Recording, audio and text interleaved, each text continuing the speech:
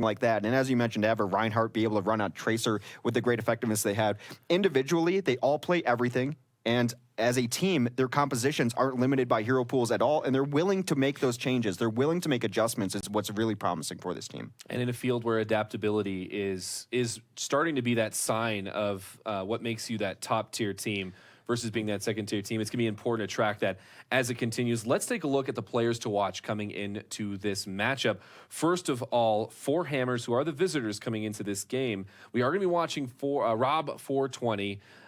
Talk us through a little bit of why we're watching Rob this game there. It's been a week for Annas. It's been the last couple of weeks, regardless of the tournament we're in. Annas have had great play individually. I like Rob a lot, not only because he hits those sleep darts, he does damage, but the fact that he's able to shoulder the burden that this team will put on him time and time again, that he has to solo heal, and he's able to do it very, very well. There were a couple plays yesterday, too, where it just seems like his Ana has become second nature, where he hits all three things he needs to do in under a second. It's almost like his keyboard is knows him so well, like he's playing a symphony on it. It's amazing to watch. It's just one of the highest level Ana plays I've seen in a long time. Well, the other thing about Rob, too, is that relative to a lot of other Anas, is that there's plenty of times where Hammers will put even more pressure on Rob by making him really the primary healer. Certainly if they come out with, say, Torb or Symmetra defense, it's going to be Rob that's out there as the key person keeping everyone alive, and he's usually able to keep someone like Super alive under those conditions, which is easier said than done, because Super is pretty well known for being in the midst of 3-4 enemy players, so his ability to solo heal on his Ana is also pretty remarkable. And it's no secret he's going to solo heal in those compositions, which means these dive comps, which have come very much back in vogue,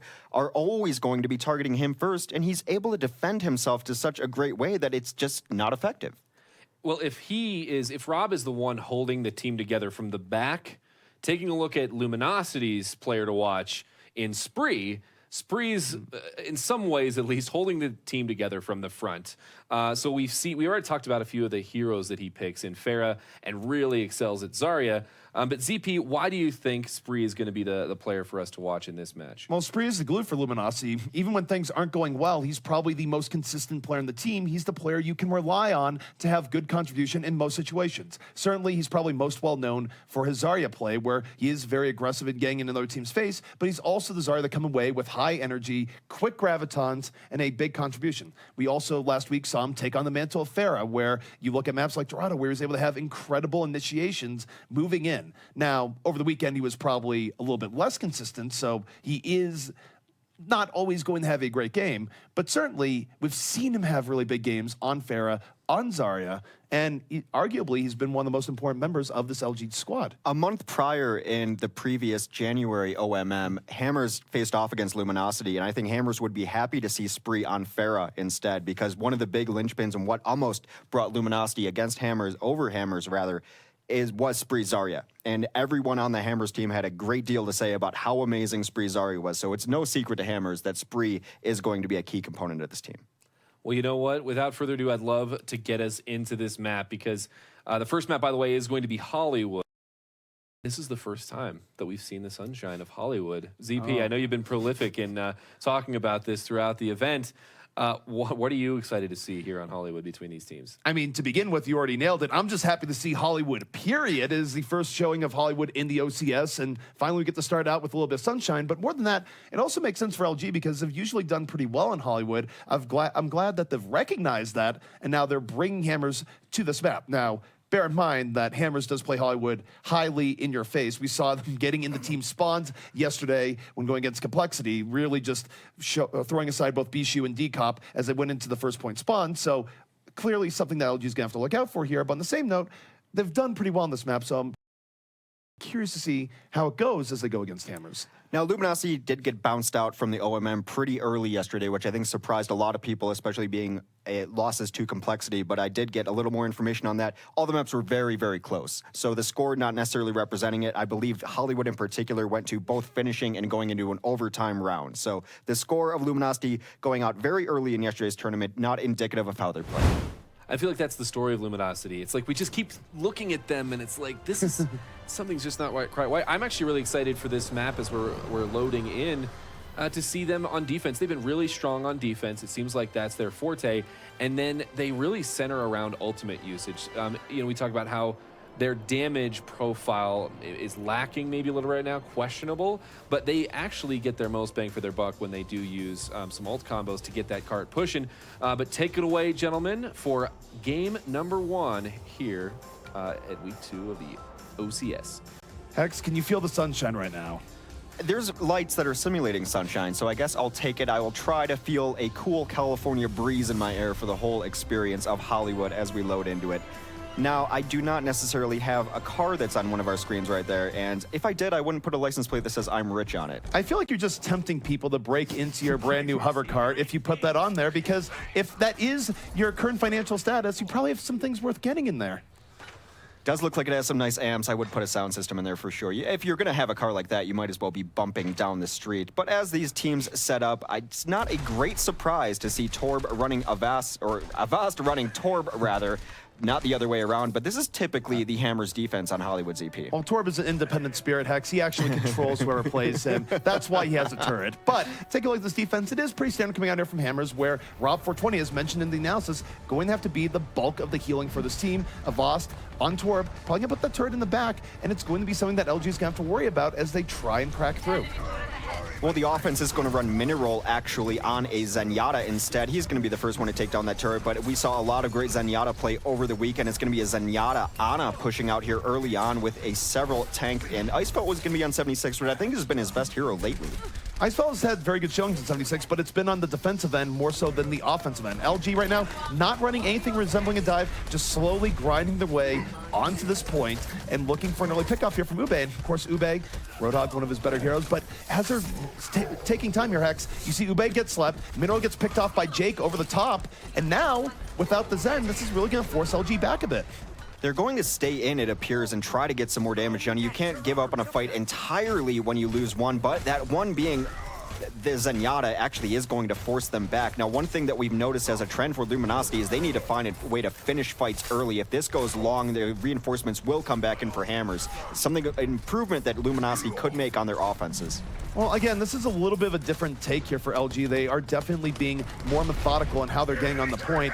And it really comes down to, can Ube get an early hook? That's the main way they're going to be able to get things going here when Spree doesn't have Graviton. And for now, Ube's been coming up dry. And Hammers has been more than willing to just sit back here, try and win the poke war, and Super Pook falls down. Early defensive Graviton out here by Hammers. They're just going to roll in and clean up the entirety of this LG squad. That is going to be a team wipe, as Avast did end up using the Molten Core as well. Probably a bit of overkill there, using 2 ultimates to clean that up. But Hammers, true to their nature, takes fights on their terms every single time. You cannot be patient setting up against Hammers. Well, and now going to the next fight, watch where Super positions here. A lot of times Super will look for a sneaky flank, Earth Shadow to set things up. Now, maybe he's not going to do this here because I think he wants to give Avast a lot of breathing room back here, wants to protect the turret, so he's not going to be as aggressive. But look at Jake. Jake coming in off the flank, Tech Visor at the ready. He's just going to hold here for a moment, wait for LG to come in, and then come in with the flanking Tech Visor. So this is the threat that is going in on LG right now. They've gone to the cafe, but they don't realize the terror that is Jake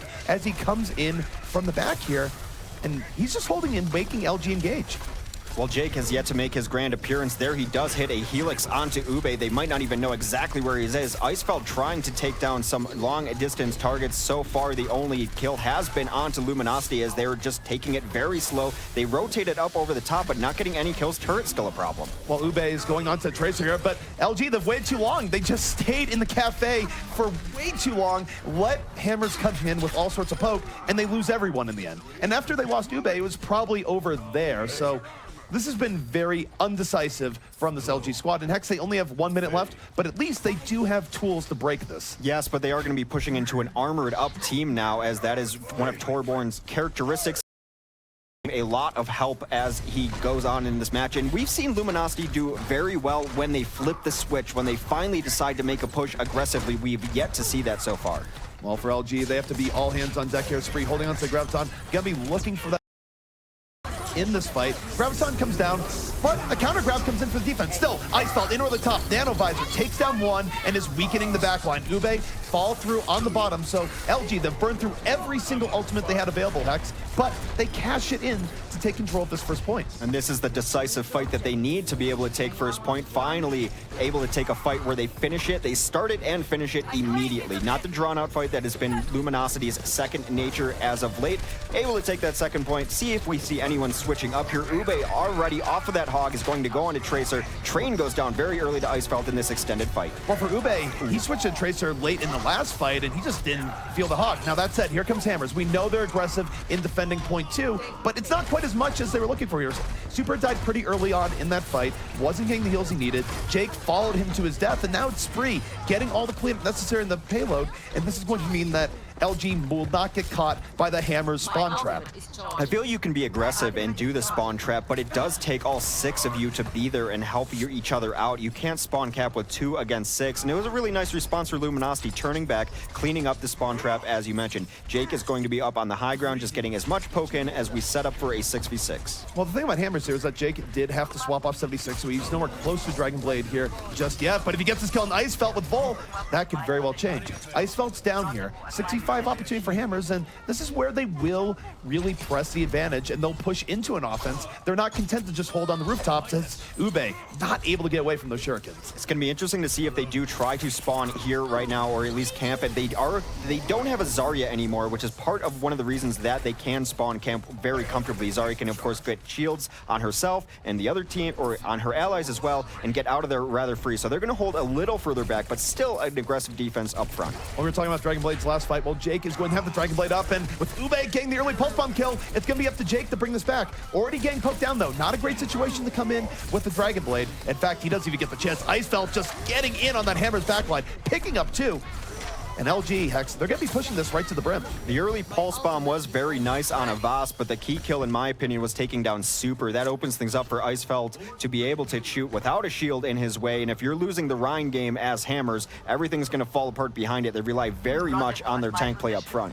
Well, Spree holding on to a Graviton here in just a moment, but he doesn't have it as they're coming out. He's at 98%, and that could be the difference. Jake, in over the top, Dragon Blade at the ready, trying to get on the Icefeld, and no, he's gunned right down. Tactical Visor just too strong. Icefeld getting all the targets he wants in over the top, and LG has brought themselves back into this game here, Hex. They're going to roll to the second point. They have not had a great answer for Icefeld on the high ground a couple different times. Generally, Hammers can ignore it and just push through on their front line, being very aggressive. The aggressive is not paying off. They're not winning these 1v1 battles that they have to, and now they're out of position. Look at this aggression being punished. A nice retreat by Luminosity to clean this up. They can roll forward if they want. Winston, not long for this world. He goes down on the cart.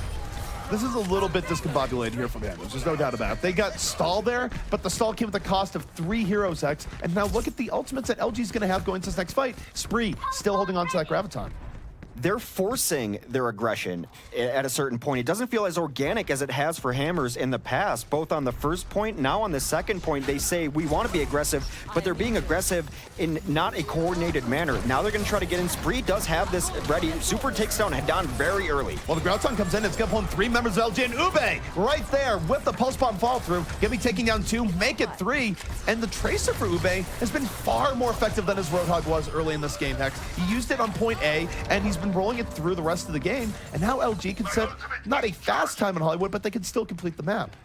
Absolutely they can, and Spree Zarya has been also very, very good for them. I think this might be one of their ideal compositions if they can simply run the maps to run it. But here come a lot of ults for Hammers trying to defend. Well, Hammers there all in. They already dropped the sound barrier. Jake, late Dragon Blade into the fight.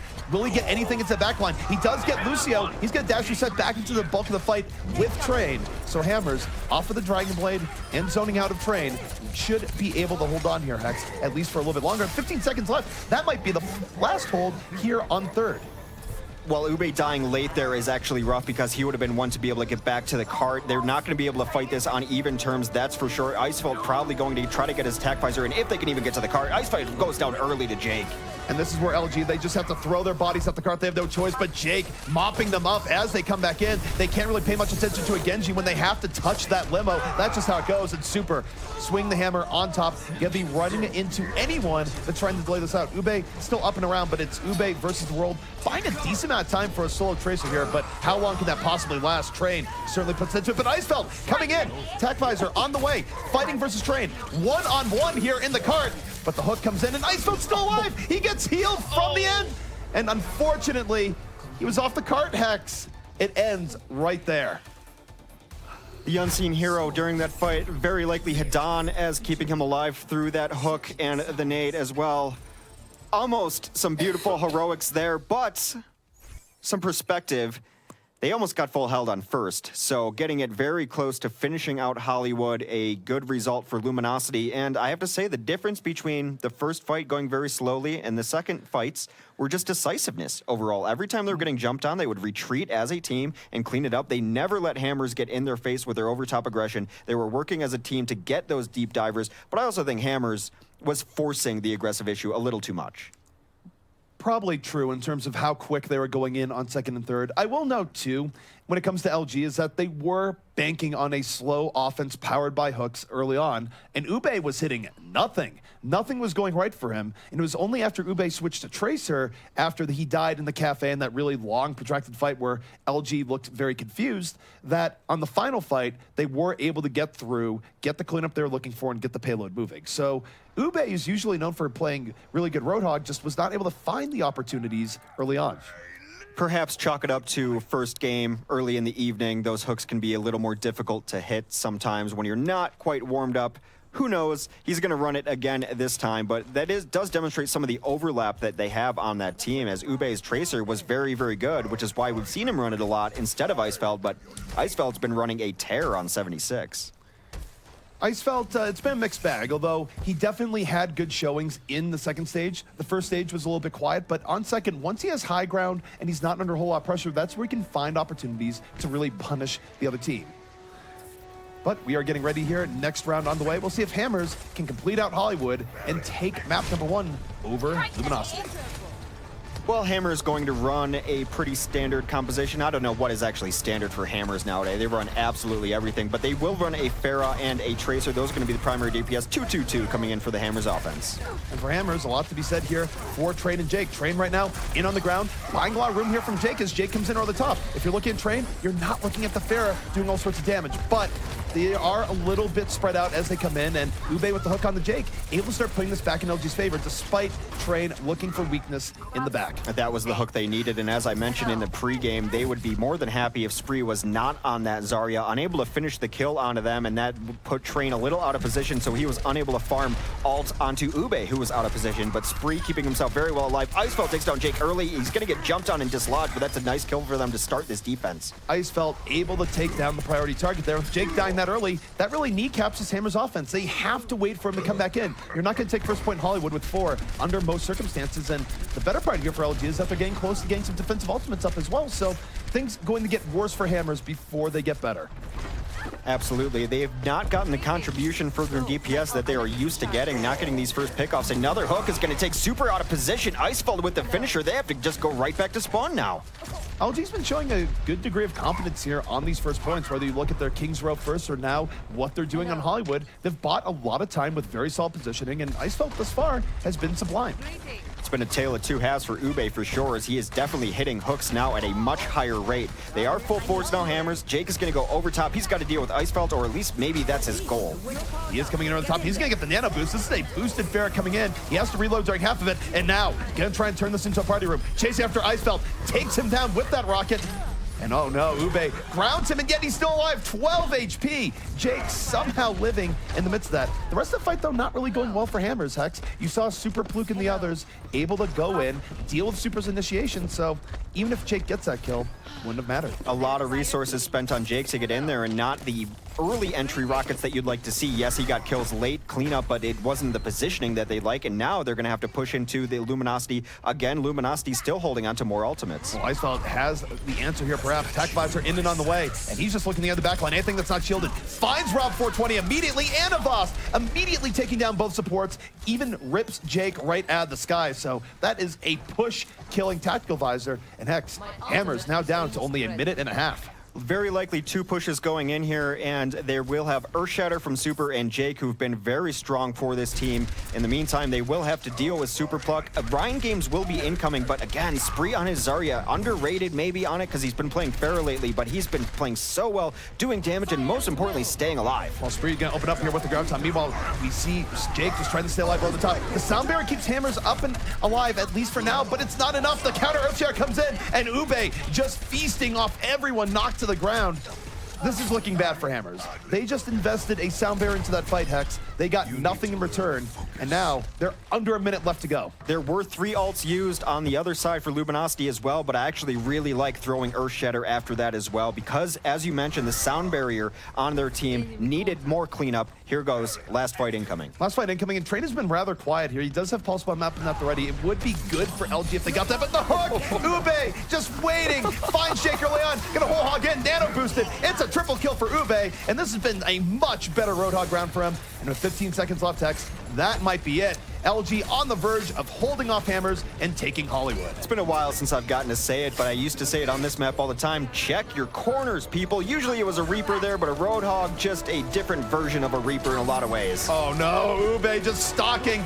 That's always the worst. You go into a corner, there's a Roadhog. Well, Train already out of this fight. He's going to get slept, though, early on, and maybe this is an opportunity here for Hammers. It's a 5v5 in on the point. Ube out of it for a little bit more, and Jake now able to get to back in the Super Fluke, and Hammers, when all hope was looking lost, they're coming in. Jake is deflected Ice Felt, his own tac visor in his face, and finally, Jake coming alive, and Hammers, they are not out of this just yet.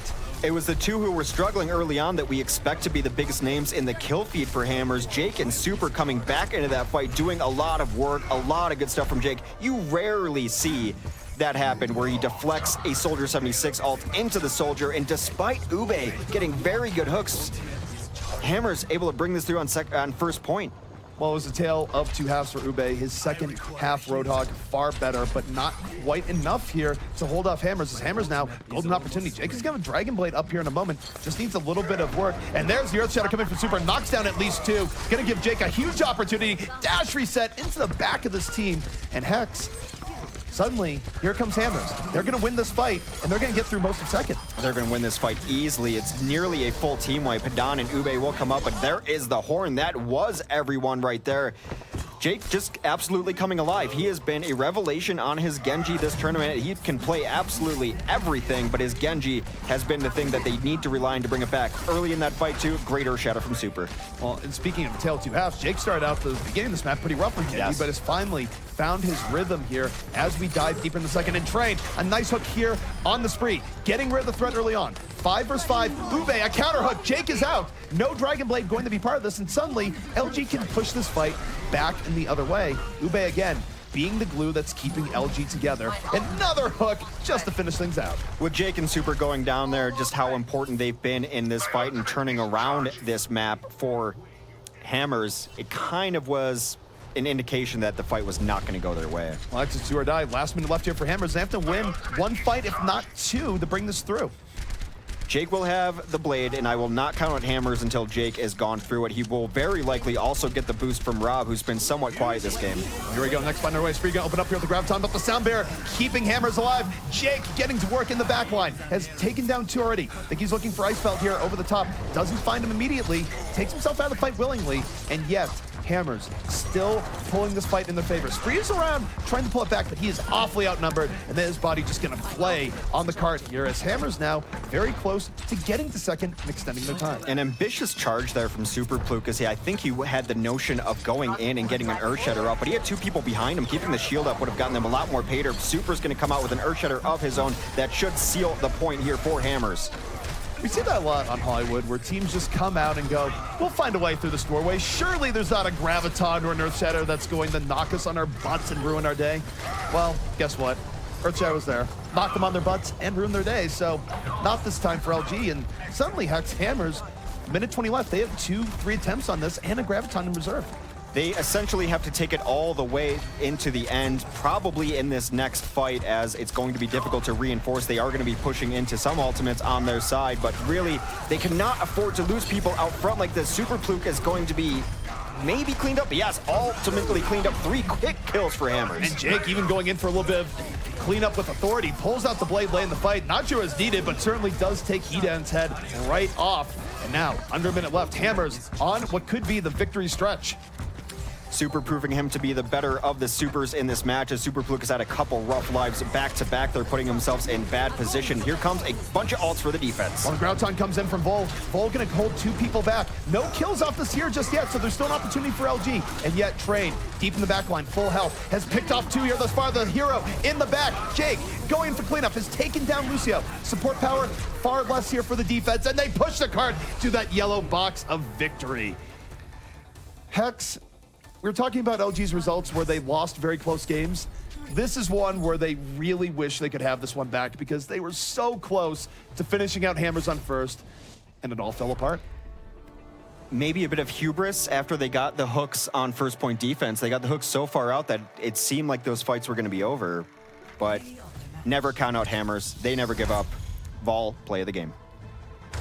Vol coming in, and they getting a lot of Zarya play of the games, actually, if you think about it. More so than you might think, and just a good high-energy kill, a ground time that collects everyone, and there's nothing Hammers like seeing more than a bunch of enemies stuck in a vortex like that, Hex. That's where they go, you know what? We're just going to get in on this, collect 5 kills, and call it a day. Very strong team wipes on both sides. More team horn kills or team kill horns than we generally hear. Well, I was going to say, going back to the beginning, LG, they looked like they had a plan coming into this one. Because they played a really slow, passive start. They built up their ultimates. They almost didn't even get it on first.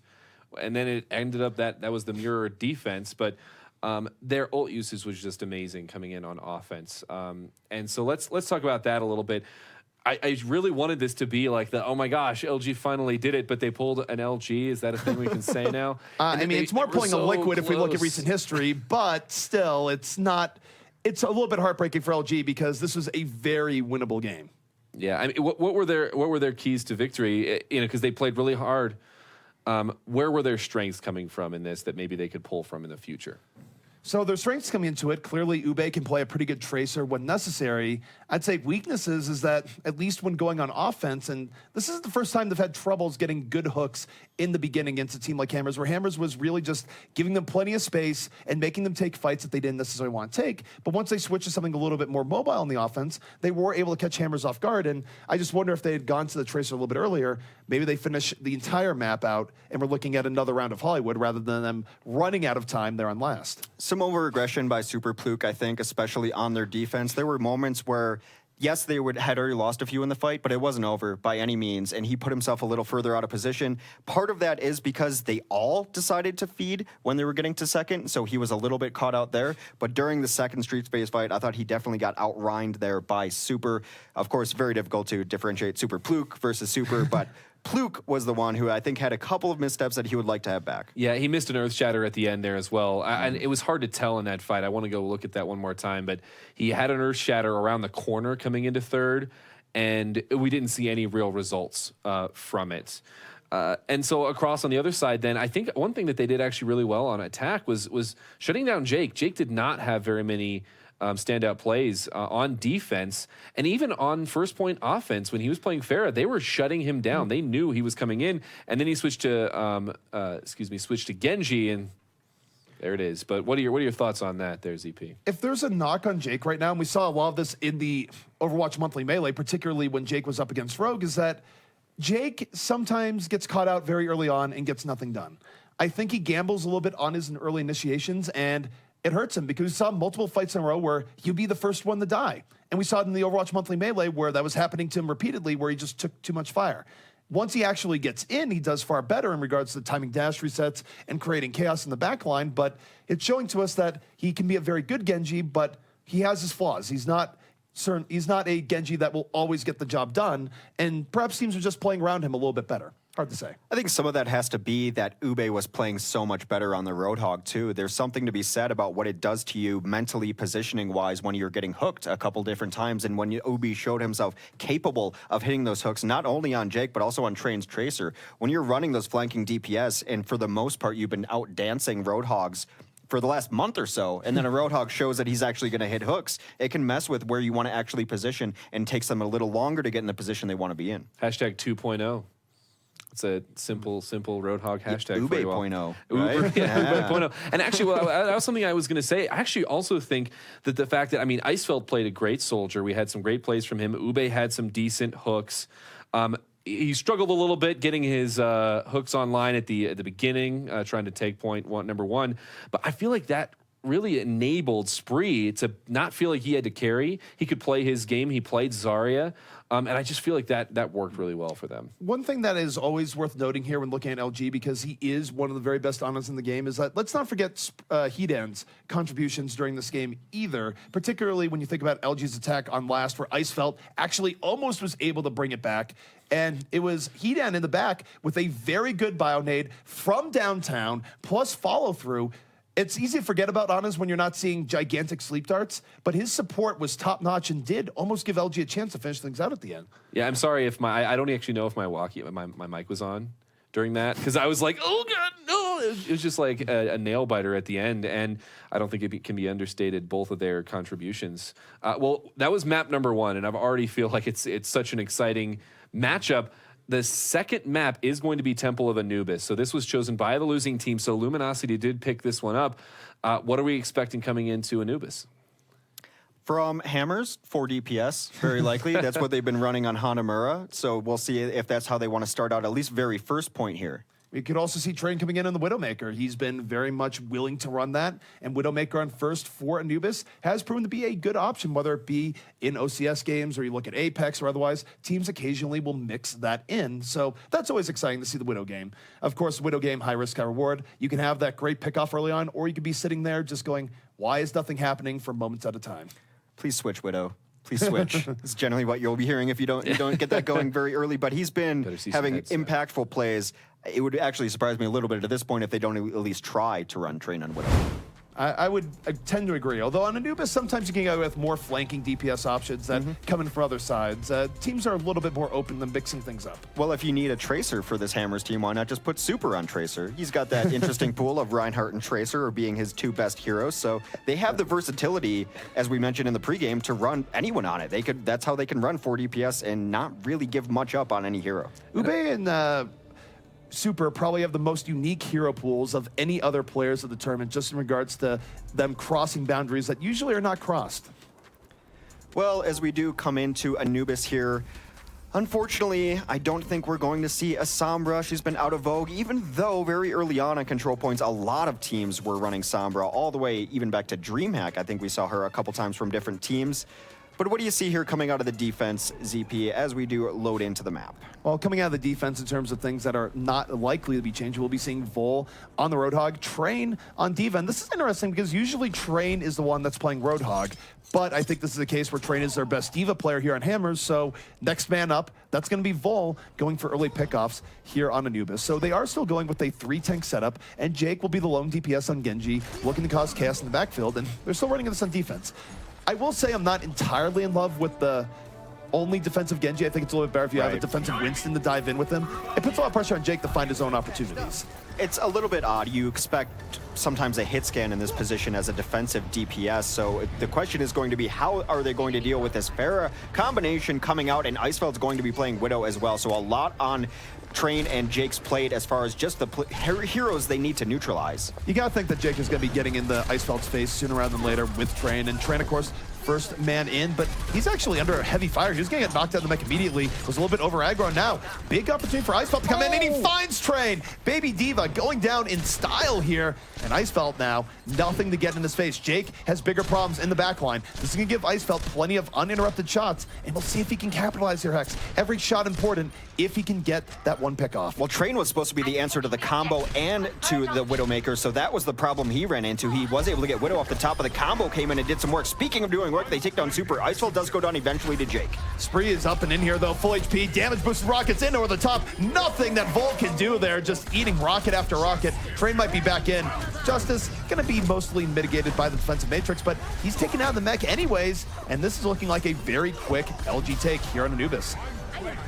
Train back into the fight, eats most of that barrage, but he was the only one in there. He's going to be the last to die, and I think it's simply too much on Train's plate to expect him to be able to deal with both Icefelt and the combination. They need to give him a little bit more help. Jake came in late to deal with Icefelt. Now there's going to be some switch-ups. We'll see if there's any switch-ups on this defense. Probably the best good push going in here for Luminosity. They're going to have res. The one thing I do like about this defense, and defensive Genji in particular, is that Dragon Blade can really kill pushes as the offense come in. And Jake, he's going to use that Dragon Blade right now. We'll see how effective it is. In the backline, finds Spree immediately, gets rid of that Pharah threat, dashes in the mineral. So even though it was only 2 kills, that might be enough. We do see Hedan come in with the Resurrection, so that'll give a little bit of extra life here, but it's very difficult positioning-wise for the offense to turn this around, especially with how the defense positioned Ube.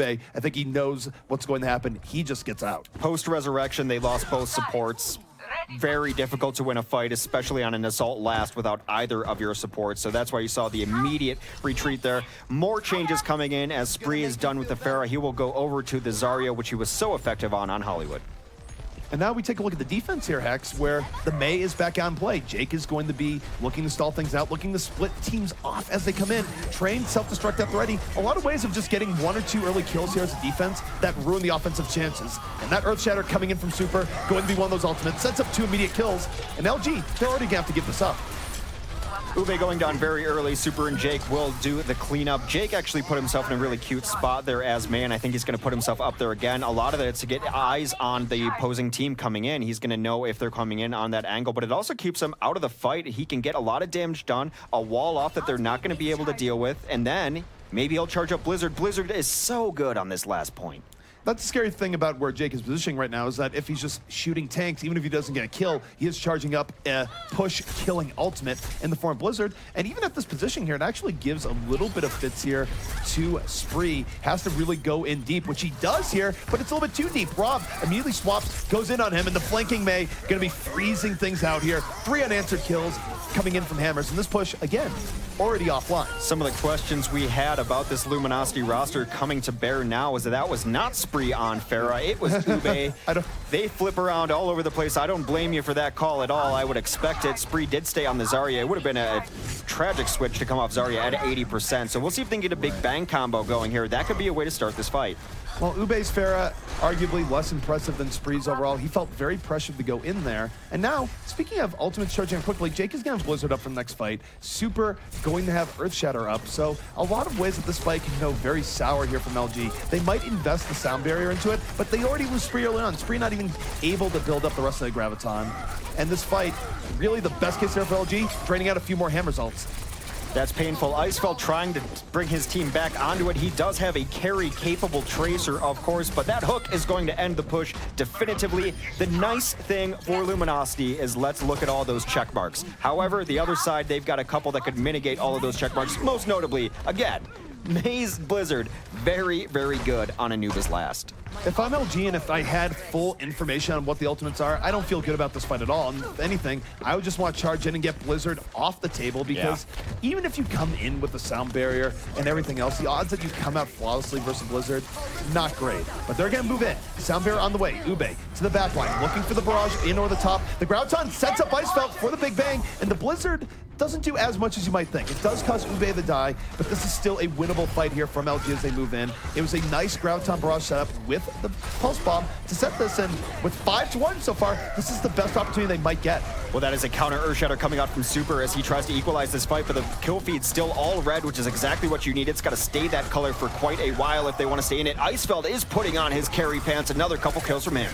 And Icefeld just starting in the round, has a Pulse Bomb up here once more. Can use that on people as they come out. Ube in over the top, just rocking both Train and Rob out of the fight. Multi-threat here from the LG offense as they swarm over the point. And now Hammers is on the back foot. They have to hope to get a pickoff out of nowhere. I would be surprised if we didn't see a Tracer come in here pretty soon. Probably coming in from Super, looking for that bit of a miracle, because we are 1 tick away. It is almost imperceptible. They just about have it here, Hex. LG just needs a little bit more, and they're going to cap this with a decent amount of time left. The kill feed, all red, and it's just Mei on here stalling. Well, May's very good at stalling. There is a sound barrier from the offense as they try to push in. It is a sliver away. That sliver is now closed as Luminosity able to finish out the map. And maybe this is where some of the frustration comes in with Luminosity. Because of what you see from Icefeld's Tracer, why is anyone else ever running Tracer for this team is the question. Sometimes you have Ube on the Tracer, and his Tracer hasn't been bad, but you're right, of the two, it does seem like Icefeld has the better Tracer. And I think at some point, it's just locking down roles and situations. It's one thing to have people swap up in very different situations and role loadouts, but there's times where LG will be running the same exact composition and then have different people in different roles. And that does take its toll over time. But for LG, they have to feel pretty good about that last attack. 2 minutes left on Nubis. Not only have they completed the map, which is hardly guaranteed, but they have enough of a buffer that pretty much guarantee that they will be able to get point A coming in if they don't horrifically mess up. The nice thing for Luminosity to see going forward is that they were able to flip that switch. They decided we're going all in on this fight, and most importantly, they got a lot of their grabs off and a lot of their damage done before that blizzard came out, which is why it wasn't as super effective as generally it is. Which is one part LG, one part Jake. I think Jake was a little bit slow in throwing out the Blizzard there and getting on the point. I think actually that once you have Blizzard as May, you could probably make the argument that staying up top isn't as beneficial. You'd rather be near the point so you can just counter, be in good position to stall, be in good position to put out the Blizzard immediately. Who knows? Either way, Hammers have quite a bit on their plate here, X, as they try and bring back this map.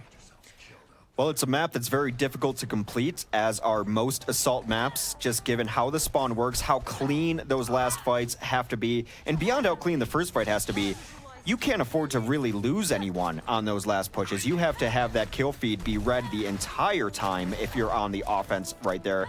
Well, when you are the red team anyway.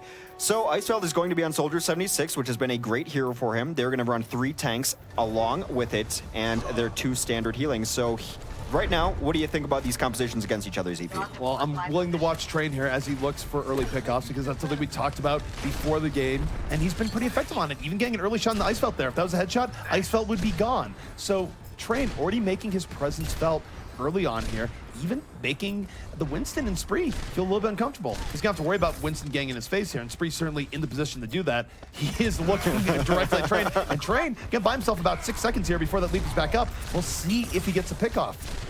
Well, he's eyeing people up. Spree does go down, actually, so no threat now to Train as he to have high ground as long as he doesn't eat a helix from Icefeld. His super takes down Ube. That is 2 quick kills against Luminosity Gaming. Icefeld able to take down Jake, though. The thing is that this Widow pressure has made Icefeld not get the best sight lines he's looking for. He has to respect it to a degree that he was not able to do that much damage early on, and that created an opportunity for Hammers to just rush in onto this point. Now Super Fluke coming in, a little bit of a counterplay here, nano boost on him, finds Vol with those hammers, and as a result, the Hammer squad going to get pushed back a bit.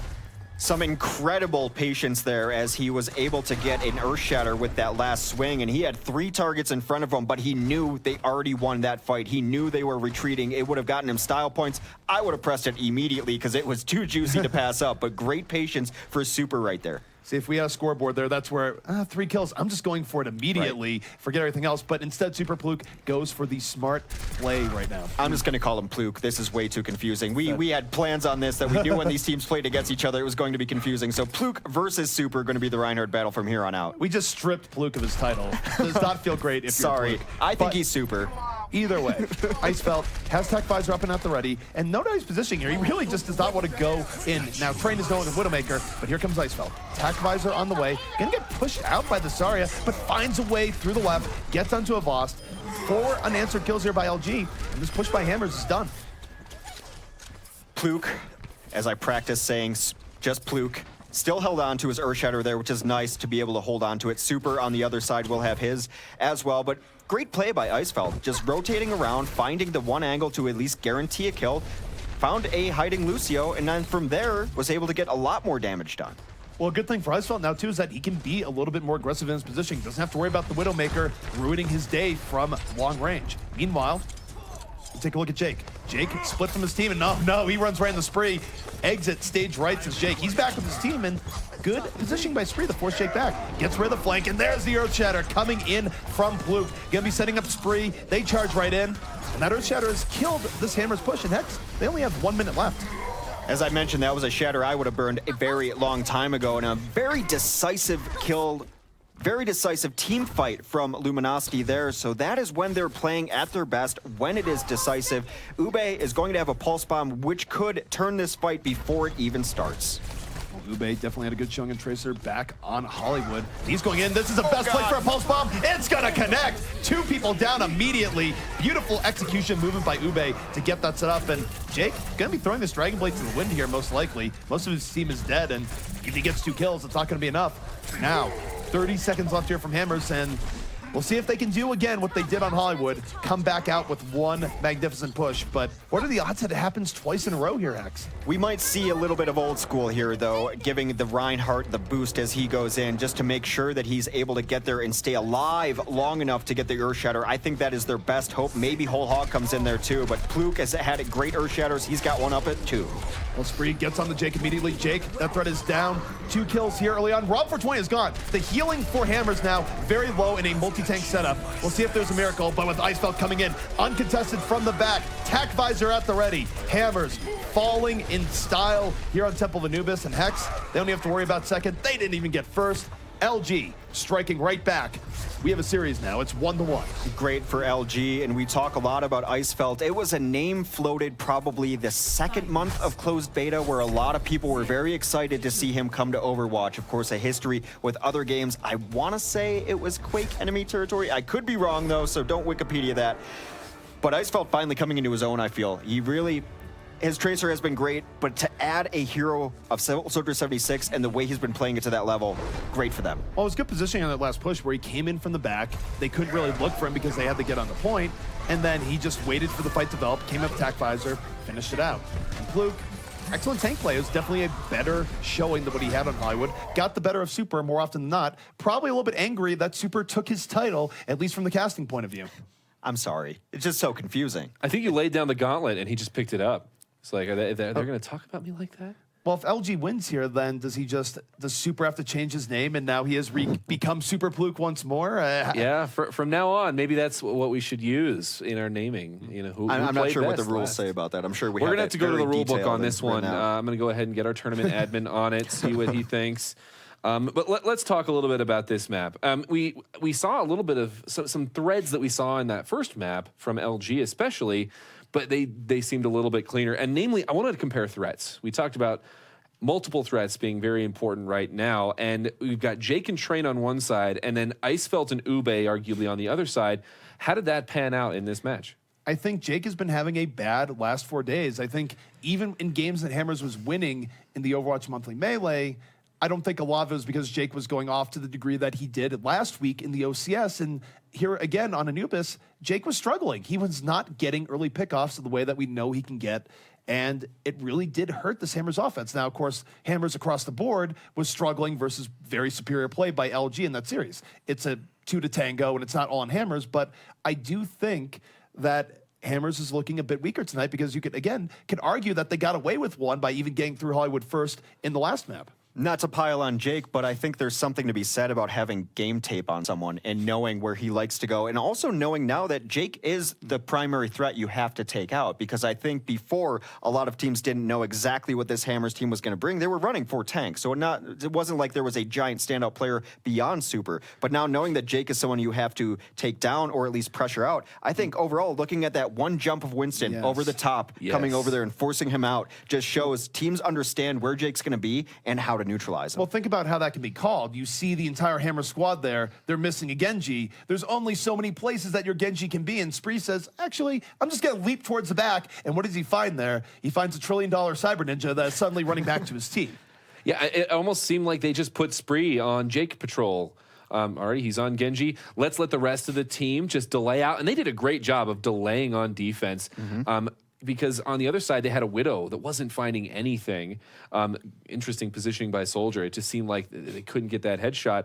And Spree is just looking out for Jake, and that completely eliminates one of your sources of DPS. Well, I think it's worth knowing for Train that he actually came very close to taking out Icefeld. If you look at where his shot was placed, Icefeld could have gotten popped immediately by Train. So you live by the Widow, you die by the Widow. That was on a hair's edge where Icefeld could have dropped immediately, and that changes the entire complexion of that very first fight. So it is a bit of a gamble when you play Widow.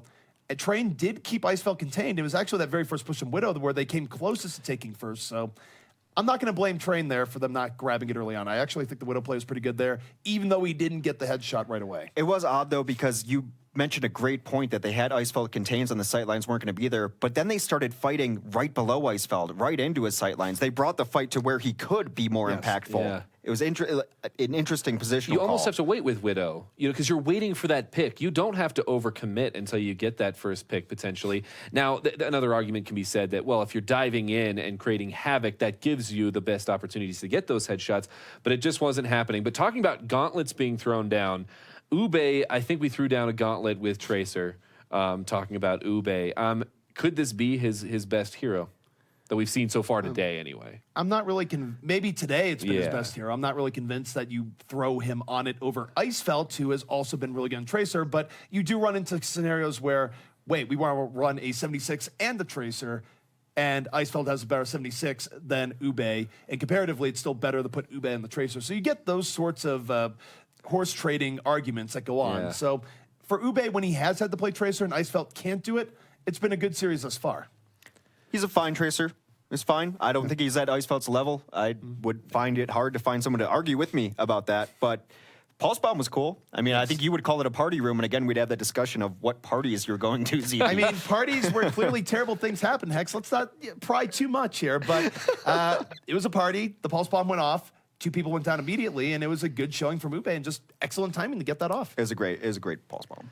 Well, you know what? There might be more Pulse Bombs yet to be had. We are going into Ilios for map number 3 in this tied-up series. What are your thoughts on these teams coming into Ilios? This map selected by Hammers, by the way. Well, coming into Ilios, it's looking like Ruin Stage will be the very first stage, and that means we very well could be looking at Widowmaker battles. It depends. Teams have a large variety of ways of trying to run the Ruin Stage. Sometimes you get Genji, sometimes you get Pharah, sometimes you get Widow. There's a lot of different ways of running it, which actually makes it pretty cool to watch from a spectator point of view. Absolutely. If we see Widow on this map, we might see some trees being MVP or some bushes being MVP, as there's a couple spots here that Widow can get behind. Very difficult to find her there, but we might see a Widow v Widow. Both teams have run it. Really, nothing that either team comes out with would surprise me here, but we might see some early matchups. They really just have to lock in heroes before I'm comfortable saying anything about either of these squads because of their versatility and what they've run across the board on control maps. All right, well, taking a look here, it does look like Icefeld is considering coming out with the early Widowmaker here. Yes. Meanwhile, on the other side, we have Train, so Hammers coming out the Widowmaker, LG coming out with the Widowmaker. We'll see which Widow reigns supreme. No Genji's in sight here, though, although I do think the team that loses the Widow battle very well could come out with Genji. Well, Train has a little bit more support as Jake is in the sky with him as well. Jake takes down Hedon very early there. That is rough for them as they will try to bomb in on Icefeld. They take Icefeld down very early.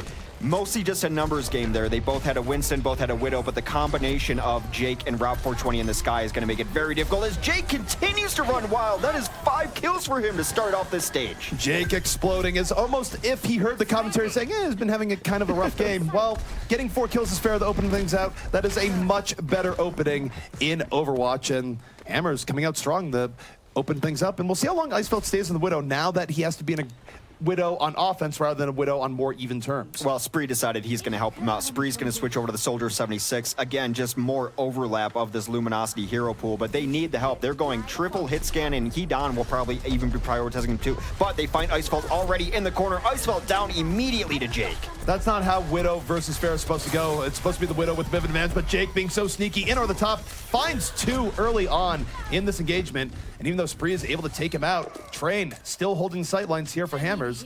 As Hammers holds on at the point, 40% to 0. Spree able to help out there, able to take out the combo. And taking out the Mercy first, of course, very important, as Jake will be the insta-res second life Pharah combination here. Still no pressure on the point for Luminosity as they're still a little afraid to push forward. Not a decisive fight win for them yet. Train right now trying to win the Widow v Widow battle. Gets a Tracer right in his face, has to seek cover. And this is actually a hard place for Tracer to harass Widowmaker, so it's safe. Meanwhile, Jake, the barrage from behind. 3 going to fall immediately. And this, thus far, has been the Jake show. Very poor responses coming in here from LG. And Icefeld has not been the anti-air cannon you would expect from a Widowmaker in this situation. The last couple times Icefeld has gotten killed by Jake, he hasn't even seen it coming. And there we go. There's a switch. Icefeld's going to go to Tracer instead. Ube will switch over to Roadhog. Spree now remaining on that Soldier 76. They are able to take down Rob early. That is Hidan saying, I've had enough of my teammates dying. I'll start off with at least part of the problem. Well, killing the enemy source of damage is a great way of getting preventative healing out there, Hex. But see Hidan onto that point. He's going to be in trouble here in a moment because sleep Winston immediately. That lets him stay alive, but look at Vol in the back line for Hammers. He's already grabbed 2 with the whole hog. He's in great position. Hidan quickly running out of teammates to heal. He's going to get juggled up into the sky. Super and Jake combining to finish out the last few remaining members here of LG, and it's 99%, so LG, they cannot back out. This is do or die, and right now they're choosing die, Hex, as Jake ushers them onto that path. Well, Hidan hit a beautiful dart onto Winston to combine for a great moment of play for him, but someone woke him up. Someone woke him up immediately, negating his hard work, and they have no answer for Jake's Pharah. Jake getting a celebratory emote there at the very end, and that was very dominant coming out from Hammers, especially after what we just saw from them on Anubis, where they looked somewhat weak moving in. Much stronger showing here early on. And I don't know if we're really going to be seeing Icefeld come out onto the Widowmaker here again. Even if they go back to Ruins, that did not work out. Not at all. Some teams have chose, actually, that the best way to defeat Pharah is with your own Pharah. And that seems like Luminosity is going to go for that answer next. It will be Spree on the Pharah. He will not have a Pocket Mercy, but neither will Jake on this point. So both running just with Ana's. The difference being Ube now on a 76, and Vol will take up the Genji mantle. All right, LG moving in here once more, and we do get to see Icefeld and the Tracer, Spree and the Pharah. This is a very good 1-2 combination. I will note the inconsistency here, though. Suddenly it's Icefeld and Tracer and Ube on 76. At some point, guys, we're going to both these heroes figure out who's playing what. They all think they can play everything at the same level. Icefeld takes down Jake very early on his Tracer. That's Icefeld's Tracer in full effect, able to give Spree Reign of the Skies for free. He's going to drop a couple of nice rockets onto Genji. Genji so far not finished up. Super Pluke will find him on the ground as Vol goes down, and looks like a different Luminosity team right now, able to take Jake from the skies. They have free reign. Spree very contained here, but also controlling space with these rockets. Finds Lucio early on. Now we have Pharah v Pharah. Jake left without a whole lot of friends here. He's going to need to get out of there. Does take down Ube, but it's going to be Mitter of all people finishing him off. So for LG, the swap up here has been effective. Spree certainly coming into vogue on this Pharah. We'll see if they can keep it up. 12% right now for the LG side. Hidan's got to be very careful. He is low right now, but it is still the Spree show as he's reigning in free damage right now. He's got himself in a pretty bad position. He's going to be able to maybe get himself out. Yes, rotating around, gets even more damage going on. They can't really keep track of him. Super Blue goes down early, though. Well, Train is up and in this fight. Pulse Bomb already getting rid of Winston early on. We might have a Tracer v Tracer battle here. Moment as both Icefeld and Train making their presence known on the ground, and Train gonna win that Tracer v Tracer battle early on, and Jake even winning the Pharah v Pharah. So Hammers, they win their mirrors and they win back control of this point. Winning mirrors and winning duels is so important on control because you will often find yourself in those situations just mechanically a little more dominant. Very close fights though from both sides. Jake now in control with a barrage up. He might stop firing poke rockets to get himself in place for a barrage, but no, Spree spots him anyway. Both rockets coming over the top, and oh, Rob for 20. A little bit of extra support gets Spree out of the sky, but here comes Ube. Tac visor on the ready. Jake gonna get slept. Rough situation for him as Ube gets all the cleanup he's looking for. Before you know it, the tac visor just mops up everything, and a little bit of good old-fashioned pulse rifle fire on top of it. That should have gone the other way. Ube was slept on the ground. They had barrage, but for whatever reason, he chose to wake him with an early rocket, then the healing there to keep Ube up on that Soldier 76. Tac visor still activated, able to take down a couple, but they had the chance to eliminate Ube on the ground with a barrage. Well, we are all evened up here. This is about as close as it gets here on Ilios. But take a look. Here comes Super diving in, but he bites off more than he can chew. Spree and Ube combine to take him out immediately, and Spree not done yet. Deep diving, barrage on the Rob 420, and this push from Hammers immediately failing. Well, 62% now for Luminosity Gaming as they try to equalize this map. Of course, series already tied at 1-1. Icefeld getting some poke in. It has been individual battles, so Icefeld, is he able to take down Train early? I want to see what he can do with his Pulse Bomb. Pulse Bomb is up, but here comes Hammer. Sound Bear up and at the ready. This is going to let them get fully into the LG side here. Volt, the Dragon Blade, not getting much of anything done. Gets rope-a-doped around. Jake, though, in the air. Finds Hidan into the backline. 65 here from Hammer. So Sound Bear is gone, but has bought them good positioning over the side of LG, and LG just scrambling to bring it back, and they do. It's Ube finding two towards the very end. His 76 not being pressured effectively, not even Train can deal with him in the end, and LG gonna be evening up Ilios here, 1-1. Good for Ube. He's had some questionable matches tonight, but this was not one of them. You could make the argument that he was the MVP of this stage. Also could conversely make the argument that Jake just didn't kill him when he had the chance, but Ube running wild on that Soldier 76. It allows Icefeld to go back onto the Tracer too. So some of the questions we had about roster switch-ups here and there do work out for them in this case. It's not that when they swap up that the players are playing it badly. It's just it doesn't make a whole lot of sense to be running compositions that have 76 and Tracer and then swap up who's playing it based on the map. It's not great. At some point, you have to decide, if we're running as Tracer and 76 at the same time, X is playing this, Y is playing that, and not just the continual swapping of roles. I'm still not certain who's the best on what right now. I would say pretty confidently that Icefeld is the best Tracer on the team, but Ube 76 looked very good there. Spree is probably their fairest, so maybe this is the composition they want to run. Anyway, it looks like a pretty mirror match, although Vol going to switch over, and I think that's a good choice. He didn't do much on the Genji. It's a very good choice. I've never really been that impressed by Vol's Genji. It's definitely one of the weaker heroes in his pool. Now he's going to a stronger hero in his pool in the Diva. Now, we have a fair battle in over the top. Jake versus Spree, and he hits him! The rocket from the bottom right through the tailpipe. And now 2 unanswered kills from Hammer as... Oh, he even gets Icefeld. Dirty stuff from Jake, and that should secure this point for the Hammers Esports squad. Oh, it took all of my energy and breath to not squeal like a schoolgirl there with the 2 mid-air shots from Jake. I love fair v fair mid-air action, and he owned the skies right there. That is going to be a first point take. This is a very difficult point to take back, just given the area on it. When you have tracers and when you have mobility characters, you have to very cleanly win a fight to be able to flip this point back over. Indeed, and Icefeld on the Tracer looking for an opening. Instead, going to be getting Tesla cannon right in his face. Has to back out. The rest of LG not getting as much done during this time. Now we have Jake coming in on the top. Half HP, looking for a way to back in. Spree just gets full in his face. Immediately down. 6v5 situation here. Icefeld struggling to find anyone here under far too much pressure, but it's Train in the back that has a little bit more room. Finds Super Fluke, and Icefeld, this has been rough for him, Hex. He hasn't found anything he can really stay on. But look, Ube comes in off the flank, Tac Visor at the ready. This is going to open things up here, and now Icefeld able to get some work done. Finds Vol towards the end, and LG off that Tac Visor should be able to recap this point.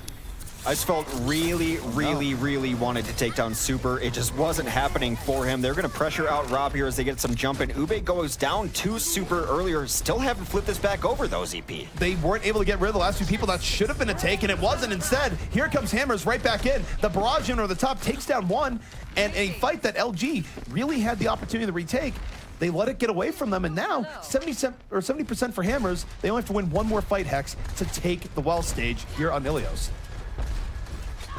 As I mentioned earlier, very difficult to flip it back over. You need a full team wipe. This is the assault last of stage on Ilios. You have to absolutely crush the other team because there's just so many areas for people to dip and dodge into and keep that point alive. Jake trying to take down the Soldier 76. It's on top. Maybe things better, but he booms him off. I don't know if he's going to land off the edge. He does! He falls into that ocean right here by Ilios. Still 5v5 in the point. Super a little bit too far in. Gets taken out. Super Fluke with Primal Rage. Making space in about Spree. Drops a barrage from the back line. Uses it for one quick kill on the Rob. And getting rid of that healing threat. This might be what LG needs to finally get on the board here in well. And yet they still have to deal with Train, who's buying a lot of time for this Hammer squad to get back onto this point. Yeah, smiting that Ana in particular. They will finally bring it back, but 99%, which means Hammers only has to win one more fight extremely decisively, as we've seen how difficult it is to pull this point back.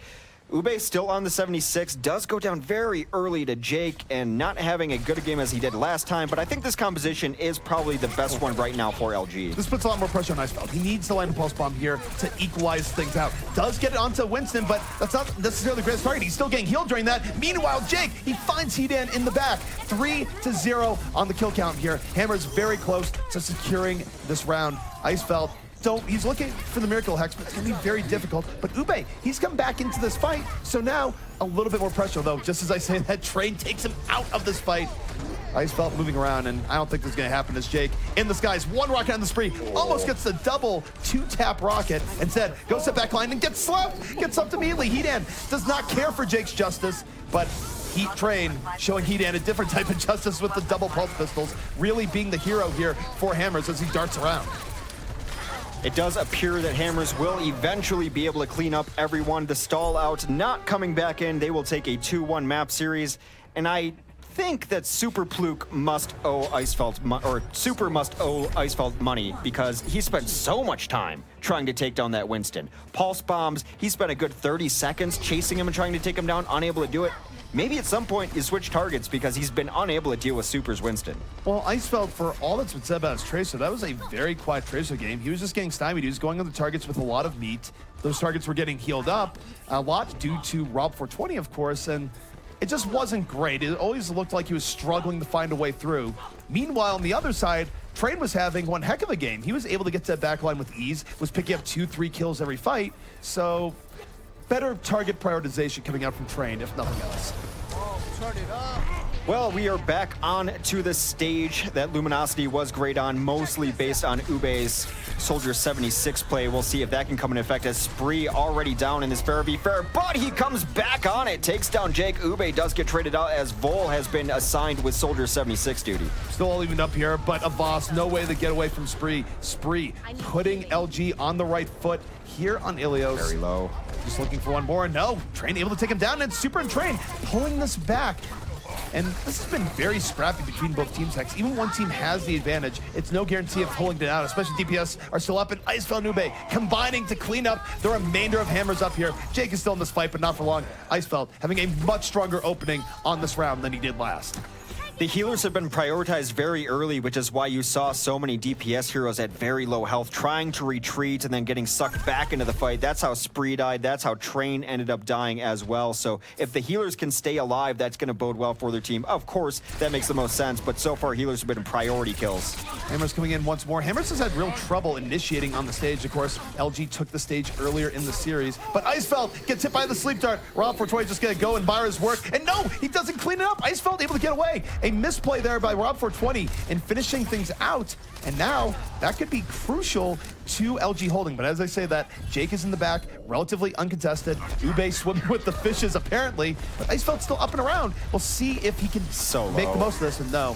Jake finds that last rocket, and as scrappy as it is, Hammer's in a good position now to retake this point. Well, the stall out is going to come in the form of Primal Rage. That will buy them about another 10%. Here comes a tack visor from Ube as he tries to rotate in. There comes the counter Primal Rage trying to get Ube out of there. He kills him with big gorilla punches. Spree also coming back in, but this has been great for Luminosity. Still, this point has not flipped over. That is some electric rage coming out there from Super, and he's not stopping here just yet. Looking to win this Winston v. Winston battle. Self-destruct even comes off from Vol, buying more space, but look at this! Spree from the back, Justice reigns from the door, finds two, and LG finding a way of keeping presence on this point. They stall it out, and then they retake it, and then they never lost it in the first place. They just stop Hammers from even getting control. Gotta give Pluke some credit there for stalling it out on the Winston. Not only was he able to get some damage in to soften them up, not necessarily the knockbacks you want, it allowed his team to come in, and that's why you saw that giant barrage from the doorway for Spree. This is 80% for Luminosity. Hammers has to find an answer. They're gonna start with Sound Barrier, but Train goes down early to a Helix.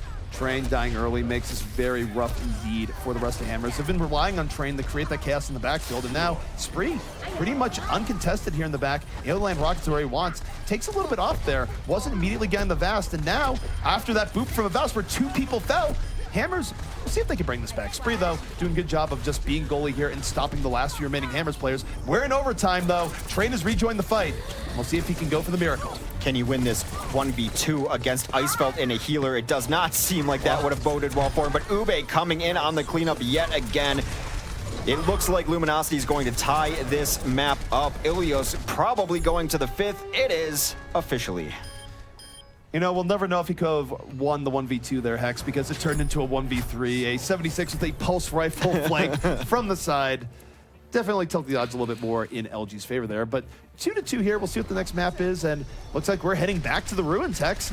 It would have been a legendary small moment. Yeah, I beat Icefeld's Tracer 1v2 while he had a healer. That's something you would keep forever in your Overwatch memory bank. But yes, we are back on Ruins, and this did not work out very well for Luminosity early, to say the least. They have to be expecting the Jake Rob 420 combination. Well, the one thing that bodes a little bit better here for Hammers is that Hammers is going with somewhat similar to the original plan. Within reason, I think we're going to see Train come out in the Widow. Yep. LG has to switch up plans. Anytime the other team's plan is better than yours and makes you swap, you have to feel a little bit less great about your chances coming in, because this is LG's plan B, not their plan A. Well, Super Pluke is on the Reinhardt, so I think they want to do a little bit of a slower push, keep themselves safe from the Widow, at least early on, see if they can get early kills. There's an early kill. Icefeld finally takes down Super. Good for you.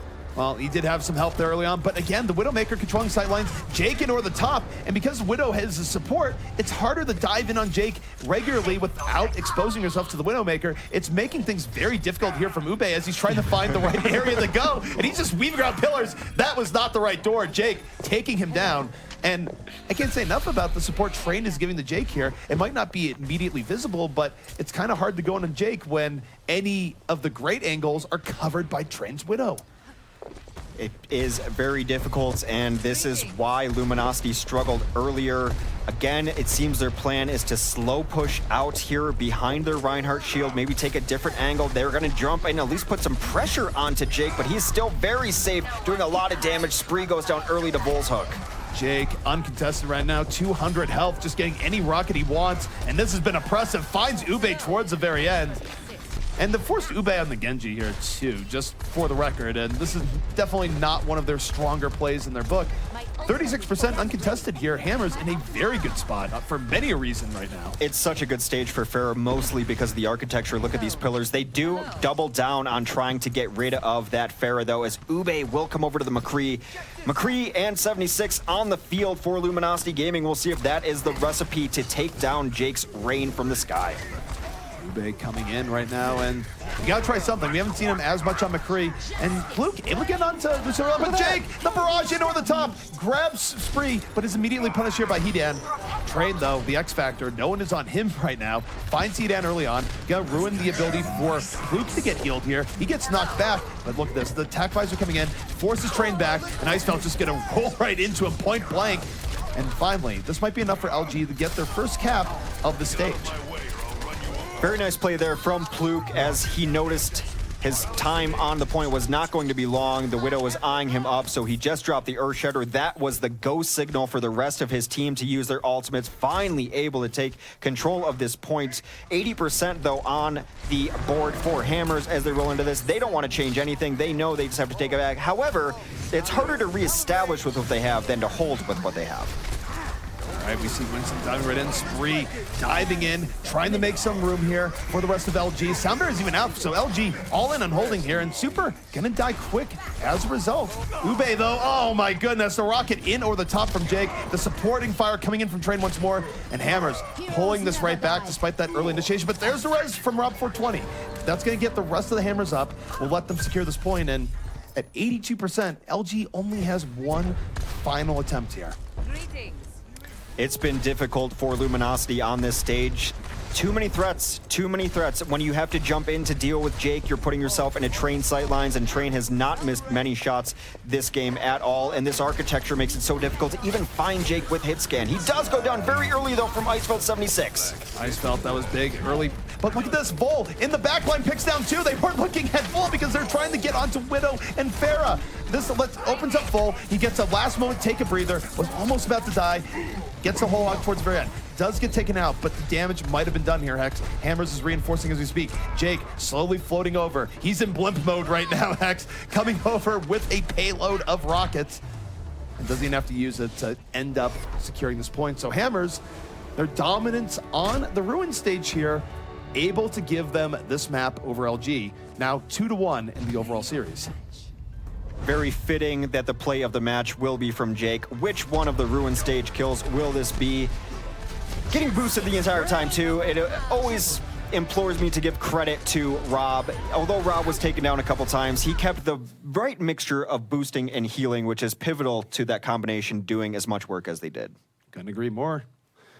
Well, taking a look at this one, there is a lot of stuff for Ilios. That was an action-packed best of 5 within a best of 5.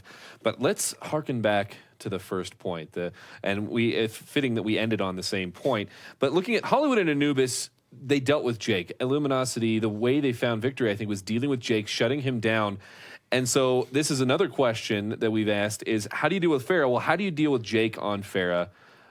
Take it away there. Well, I think there's a clear distinction why he had success on Ruins and had way more problems going into things on the attack, is that I'm not sure Jake is as good as initiating on Farah as he is in a more defensive sense when both teams are skirmishing, where he can come in from sneaky angles, catch people off guard with great rockets. I feel like he's more of a defensive Farah right now in terms of where success is, more so than getting into your face with just the best initiation of all time. At least that's what it appeared like in terms of how he was playing on Ruins and where he had success on Ruins. Maybe they have a specific reason why, but when you've noticed he's running Farah and you ran your own Farah into him and got him off of that, that was clearly an answer. I don't know why they didn't at least try that once on the Ruin stage, because what they were trying wasn't working. They seemed to go back to the old tries of McCree and 76.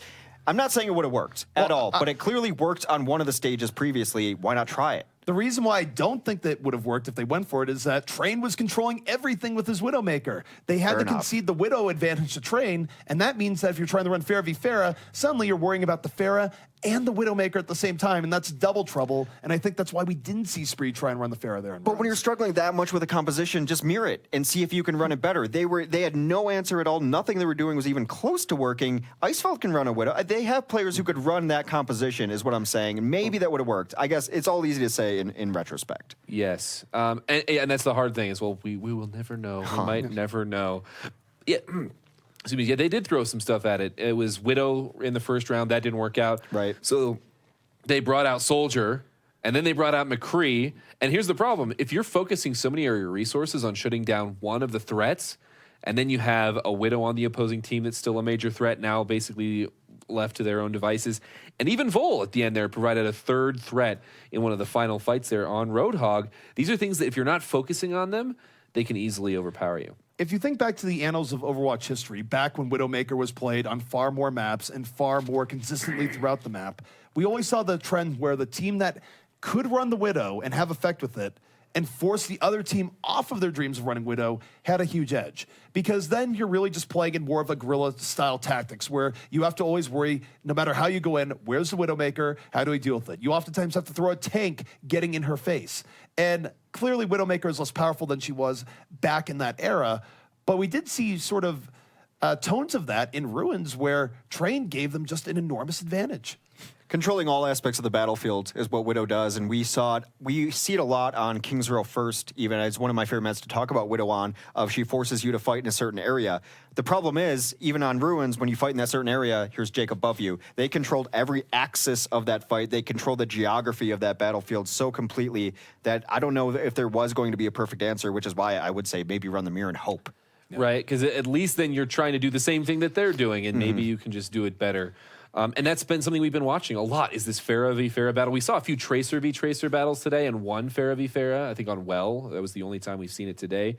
But I do want to bring up another aspect of this cast that you brought up a couple times, and that is the hero selection from Ube, and as he rolls his eyes on the end there. But my question is, hey, if these roster swaps are working, like, can you question it? And I guess maybe it didn't work there. Yes, But the answer is yes. You can absolutely question this because at some point when you think about just basic team building and all the rest, it's fine if they have players that have different pools. That's totally reasonable. What's very questionable is when you're running the same heroes in different compositions, different players are playing them based on the composition. It can work. And clearly, Ube and Icefeld have a high degree of competence on both Tracer and 76, but it is a little bit just mind-melting that you haven't decided, when we're running both heroes, one player's going to be running this, one player's going to be running that. It reminds me of some of the issues that C9 had and still has to some degree, where you have Surefour and Mendo just playing hero roulette depending on what the map is. It's not healthy compared to other teams that have had more success, that have much more solidified rosters in regards to who's playing what. I think some of the map things, maybe we don't know just exactly what they feel on it, though. So I agree with you, I tend to, but I also am still just baffled by it. I'm not certain, because sometimes I see it work very well, and sometimes it's very clearly the problem with that team. Sometimes it's like, well, maybe it's okay, maybe it's map specific, but they're a team that hero crossover is still very confusing to me. I would have to have long conversations with them and get their explanation. I was trying to figure it out. I'm like, well, yeah, is it map specific? Is it how they're feeling? Because if that's the case, it's like from point to point, they're feeling different here. Well, it's clearly player preference to some extent, right? Like, you could get the idea that Icefeld feels more comfortable on approaches on control with his Tracer than he does on payload, but at some point, you gotta grind that out and have some degree of stabilization there. The next map, by the way, to move us along is Dorado, and we're going into map number 4. This one selected by Luminosity. I want to talk a little bit more about the map selection after this one, though, because we are going in. Take it away, gents. Well, here we are on Dorado, certainly a little bit less sunny than Hollywood, but rather rustic nonetheless. This is, of course, in our 4th map here in the series. It is pure escort. The payload is out there to begin with, but Hex, we see a lot of different variations in how teams like to defend this nowadays. Some teams get in your face, and other teams go more traditional in the courtyard. Hammers is a team to lock down, hard to lock down what they want to run on the defense, but they've run a little more tanky on this defense, not necessarily running the dive composition defense as other teams, but it looks like for the moment they want to run Jake on the defensive Genji, which has been hit or miss to say the least tonight. A defensive Pharah here would be something very interesting. Jake usually the last one to switch off. What I will say though is Luminosity, I believe the reason they chose this map is that their dive composition offense has worked very well. There's no doubt about it. Their dives have been great. In particular on this map, we've seen Spree have some of his most precision fair play of all time. Now, based on what we've noted on Hammers with how Jake has his strength set in fair play, I really like that they're coming out the defensive fair. I think this is far more in Jake's game. We'll see if he can deal with Spree, though, in any time where they do have that one-on-one mirror. He's at his best place tonight on the Pharah, so definitely a comfort pick. You don't see a ton of defensive Pharah on this map, but it's a pretty decent answer to the Pharah that they know Luminosity's going to run the offense. Well, the one thing here is that Spree's wasting his time firing at Jake instead of going for that setup offensive play. So, in a sense, Jake is already buying Hammers some very significant space here. Jake is checking that flank on the left-hand side. Actually, Jake very far over on that flank, which gives Spree the room to move in. They're all bunched up in this room right now. Have to be a little bit careful. No deaths so far, though, but that is Icefeld getting charged. Super pays his life for it, though. Always rough as a Tracer when you get caught by a Reinhardt charge, of all things. 5v5 here on the point. Super, of course, as mentioned, already down. And 4v4, this is not bad here from the offense. They're training effectively, but Train grounding Spree immediately there, and this is going to give Train a little bit more freedom to go for the cleanup on the rest. But bear in mind, respawns are coming for LG. I think Hammers actually needs to concede a little bit of room here.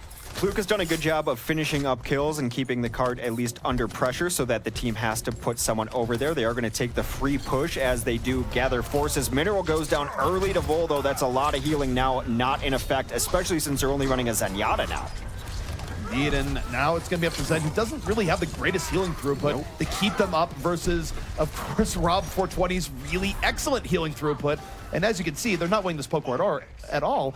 LG having them back up a bit, but at the very least, they will have a Dragon Blade up, which has been a mixed bag for Ube in recent times. As we mentioned, Hidan is not running the Ana instead on the Zenyatta. That can be pretty nice to push into. However, you have to worry about Rob 420's Bio Grenade completely shutting down your Transcendence. Well, Ube right now is setting up for this flanking Dragon Blade, and this is hit or miss here for LG. If it works out, it very well will get them to fight, but Ube, we'll see if he can get the execution down. Dragon Blade comes down the back, going in on Rob. Doesn't get slugged, gets nearly killed with the aid of Spree. It's a double Genji Pharah dive.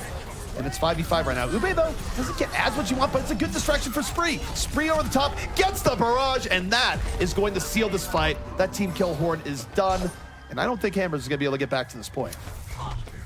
I'm going to say it was a Genji Zenyatta dive, because if you notice, they took down the biggest threat to Transcendence, and the moment that Rob was dead in that kill feed was the moment they popped Transcend, Hidan keeping them alive, and then keeping the Dragon Blade even that much healthier and that much more alive. So yes, Zenyatta being part of the dive composition, interesting, but that's exactly why they had to run it like that. Well, Spree's coming in over the top. This is great positioning, finds a Vost immediately, one rocket to the head, going to set things up. 2 unanswered kills. Jake not finding anything in the back, and LG suddenly find themselves with a whole lot of momentum here, Hex. Hammers coming up with nada. Reminds me of Hollywood, where they're forcing this very aggressive defense, and it's simply not working out the way it has been previously. It's been a great retreat from Luminosity to come back on these moments where Hammers is diving as deep as they are and cleaning them up one by one. The very aggressive Hammers defense only works if everyone is there and everyone is doing it, and so far they haven't had the numbers to make it work. Well, even right here, Jake is in a lot of trouble. Icefeld catching him off guard, gonna be forcing him back, and still in hot pursuit. He draws some healing here from Rob for 20, but here comes the rest of Hammers, engaging without Jake, onto the point. The Graviton coming out, pulling in two, and Super right there with a bit of follow through. Still, though, Ube being a threat here in the back, but no, he's just gonna fall. This is not a good situation. Has a Harmony Orb on him, but that's not gonna save you versus that level of combined fire. Genji Blades can't deflect Zarya beams. That's true enough, and he goes down to it. Well, Vol perhaps a little bit far out. Icefeld coming right back in. LG keeping up the pressure, engaging back in with this Transcendence, and it's letting Icefeld do whatever he wants to the back line. They pick up 3, and LG, their momentum continuing forward. Hammers with one last chance to defend second. We've mentioned several times the Luminosity draws out fights, this time working out in their favor as they kept that fight going for very long. Despite losing a few people here and there, they know when they can still commit. A beautiful rocket is going to eliminate Train on the high ground. And he's looking for the barrage in over the top. They roll right into it. It is coming in from above. They did not get that weather report. That's rockets with a chance of more rockets, Hex, as LG going to take this in full, getting to this point. And this has been momentum that Hammers has not been able to deal with. I hate when I tune into the Weather Channel and that's the report. It's just rockets all day. No umbrella is going to save you from that as they deep dive here, push them all the way back to spawn with a couple of late kills. Icefeld has done everything he's wanted this game, been pushing very far forward. Some really nice ground taken, and so far, Hammers has not had a great answer. No, Hammers has been on the back foot this entire time. After they got cracked on first, their second point defense just did not work. LG's been holding all the cards. The one time they did get a few kills, they were just too far out and immediately punished.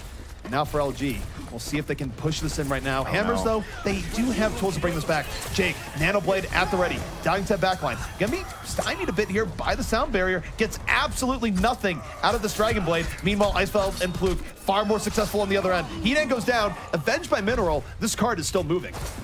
A kick to the face will set up Mineral Sound to finish him off, although they are finally maybe in position to come back out here. They need to roll out as 6. They are getting punished by feeding out onto this card. It seems like they finally understand that. They do have time to roll out here as 6, and they're going to try to initiate this fight. Although there's no one really to fight, so they will rotate up to high ground. It's exactly where you want to hold. They have to be careful to save. The hook does not connect. That is 2.0. That is fully Hook 2.0.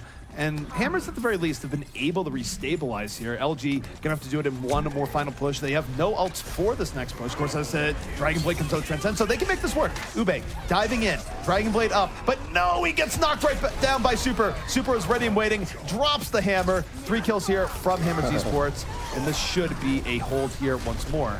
That's unfortunate there from LG. A mid-air dart took down Spree. A mid-air fire strike finishes off Spree right there, and finally some effective ultimates coming into play for this Hammers team. Finally a moment to breathe and stabilize and take the high ground back.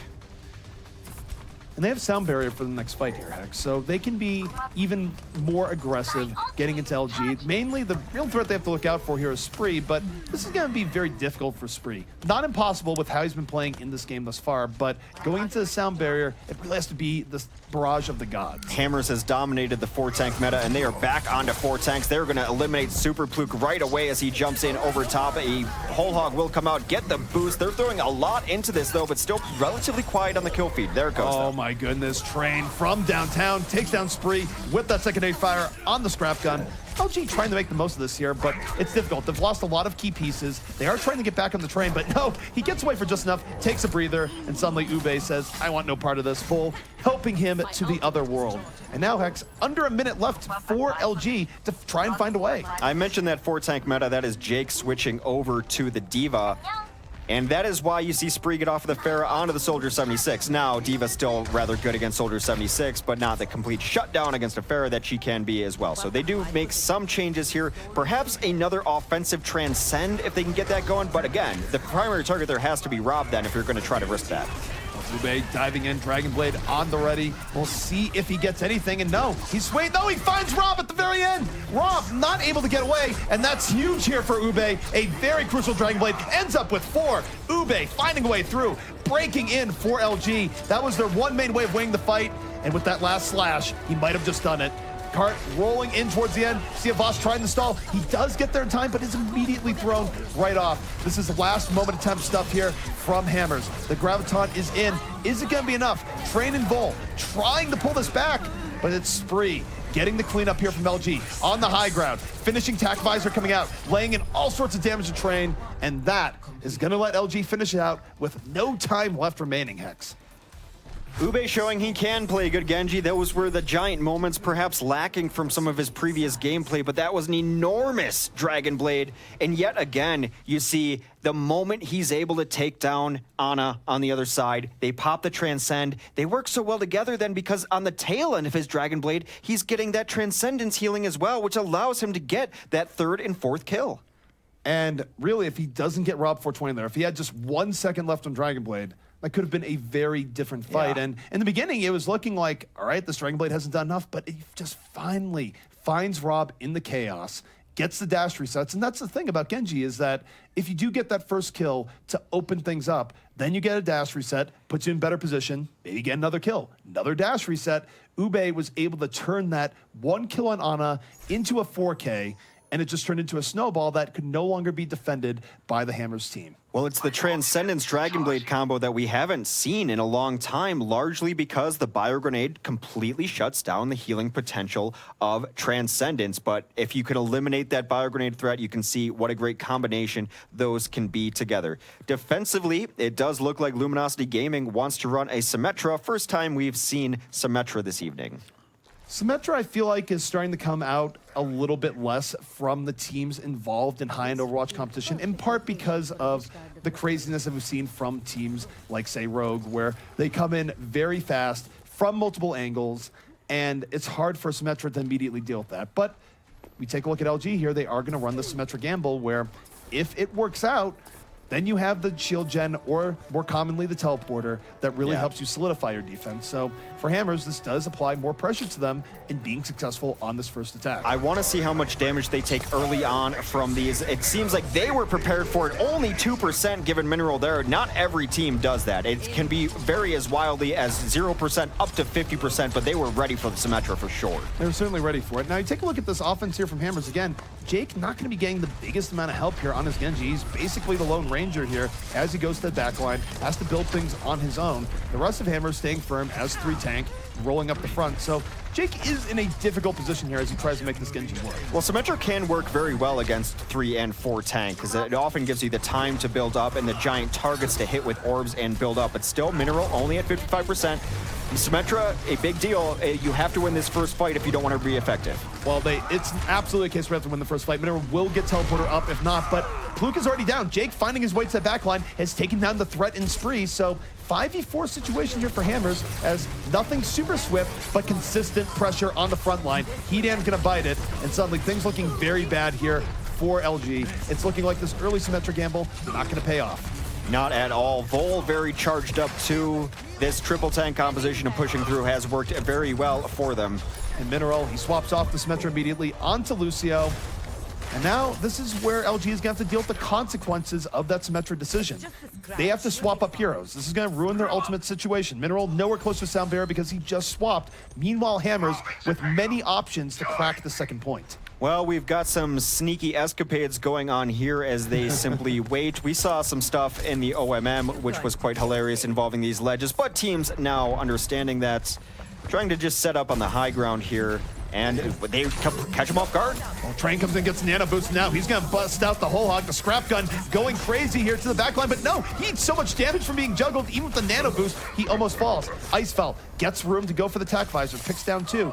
The fight, though, still very back and forth. With Train not dying, I think Hammer's in a good position to pull this back. Well, absolutely they are. I think Luminosity was completely caught off guard. They should have known something was up when they didn't see all 6 on the cart. These tank compositions generally want to roll together, but the only 3 on the cart got completely flanked by the Roadhog and Genji coming up over top, and now they're going to have a Jake up front on Genji to be able to apply some nice pressure. Jake moving in, Dragon Blade ready for him in this next fight. Vol can set him up pretty well with the Graviton Surge, so this is going to be a difficult fight for LG. They have a Graviton of their own, and maybe Hammers will be too death-balled here to avoid it. We'll see, and oh my goodness, off the top rope, out of nowhere, Fluke running in, takes down 2 with the Earth Shatter, and sets up Ube for the rest. That was brutal. Suddenly, Flying Reinhardt in your face. Very difficult to stop the Flyheart right there. Jake does get one towards the end onto Hidan, but this will allow Luminosity the space they need to set up the defense in the manner in which they want. Generally, you're going to set up some people on one high ground, some on the other, make sure that the focus needs to be spread, but they're going to push Icefeld all the way towards the edge, maybe just getting some free poke in. I'll just note, by the way, Fluke was so impactful there. He Earth Shattered in that last fight, off of a bit of a surprise, and has 56% ult charge. But here we go. Next fight underway. Jake moving in off of that Graviton, looking for the fall through. Already 2 are down from that Graviton. The counter Graviton comes out from Spree, gets very little done. And hey, it's another Earth Shatter in from Fluke, but this time there's no fall through. Hammers gonna take this one rather flawlessly. It was a nice theory from Spree to be able to stop everyone from moving forward, but he Gravitoned them and just died because there was so much in there. He wasn't going to be able to solo follow-up. They're trying to clean up some split spawns. They do. Jake with 2 kills to start this off. Jake going mining there and coming up with some gold. Both Hidan and Fluke going to fall early on because they were in that spawn point. And now, Hex, here's the real danger here for LG. If Hammers finishes this with 1 minute and 1 second remaining, no, I take that all back. It's full payload. No matter what, LG gets a minute. I am crazy. But take a look here. LG is coming back here from the back line. And they're looking for an early initiation, but Hammer seems ready. They're going to count the sound barrier, and LG might have just put themselves in their own tomb. They're stuck in this backline, and yet it's a little bit over ambitious by Hammers. They end up falling as they move in. 3 kills here from Icefeld. They do turn it around. Beautiful patience by Icefeld. They're waiting for the sound barrier to be at least halfway dissipated so that he gets the value off that tactical visor. And yes, that was a very close fight right there on the Razor's Edge because they put themselves in a rough position in that room. Generally, you don't want to fight a bunch of tanks in a small room, akin to fighting in a basement from one of my favorite movies. However, they are on the defense again, set up to exactly where they want to be on the high ground. 3 minutes left, so a lot of pushes yet to defend. A lot of time here for Hammers, but this is also one of the most difficult points to get in on in the game. It's no guarantee. And Ube, he could just drop down with the whole hog here. He'd have great positioning. He's just going to whole hog in over the top, pushing back Hammers, and actually sort of splitting them in the meantime. LG's kept positioning. Oh no! Super, the counter Earth Shatter coming in. LG might be biting off more than they can chew. Super, low HP, gets hit by the Bionade, 69 HP. Rob 420 can't save him now, but you know what can save him? The offensive counterplay here of Hammers. They move into the remnants. Vol and Jake cleaning up the scraps, and suddenly Hammers on the verge of saying a very good time here in Dorado. Vol has had an enormous amount of energy on Zarya the entire game. He's showing up in the kill feed with 2 or 3 kills. He can have quiet games, but when Vol is on, he can take over matches as Zarya, generally with 2, 3, and even 4 Ks at times. Potentially last fight here on the way. Hammers trying to seal it off, but there's Spree. Graviton pulling in 3. He sets up LG. They're going to be pulling this back. Hammers going to be thrown off this point. Super, one of the last ones up here. His team all dead around him. Train going to fall as well. And that is going to be a hold from LG. Not a whole lot of buffer room given where the payload is, and yet they only have to hold for 2 minutes, Hex. We've seen it done before. Well, one good Zarya play deserves another as Spree comes out and puts his name in the hat for best Zarya in this game. Now 3K from him to close out that fight. This is a very difficult position to be able to take over this high ground. There's a reason you see every single defense set up here. They will rotate around the bottom side.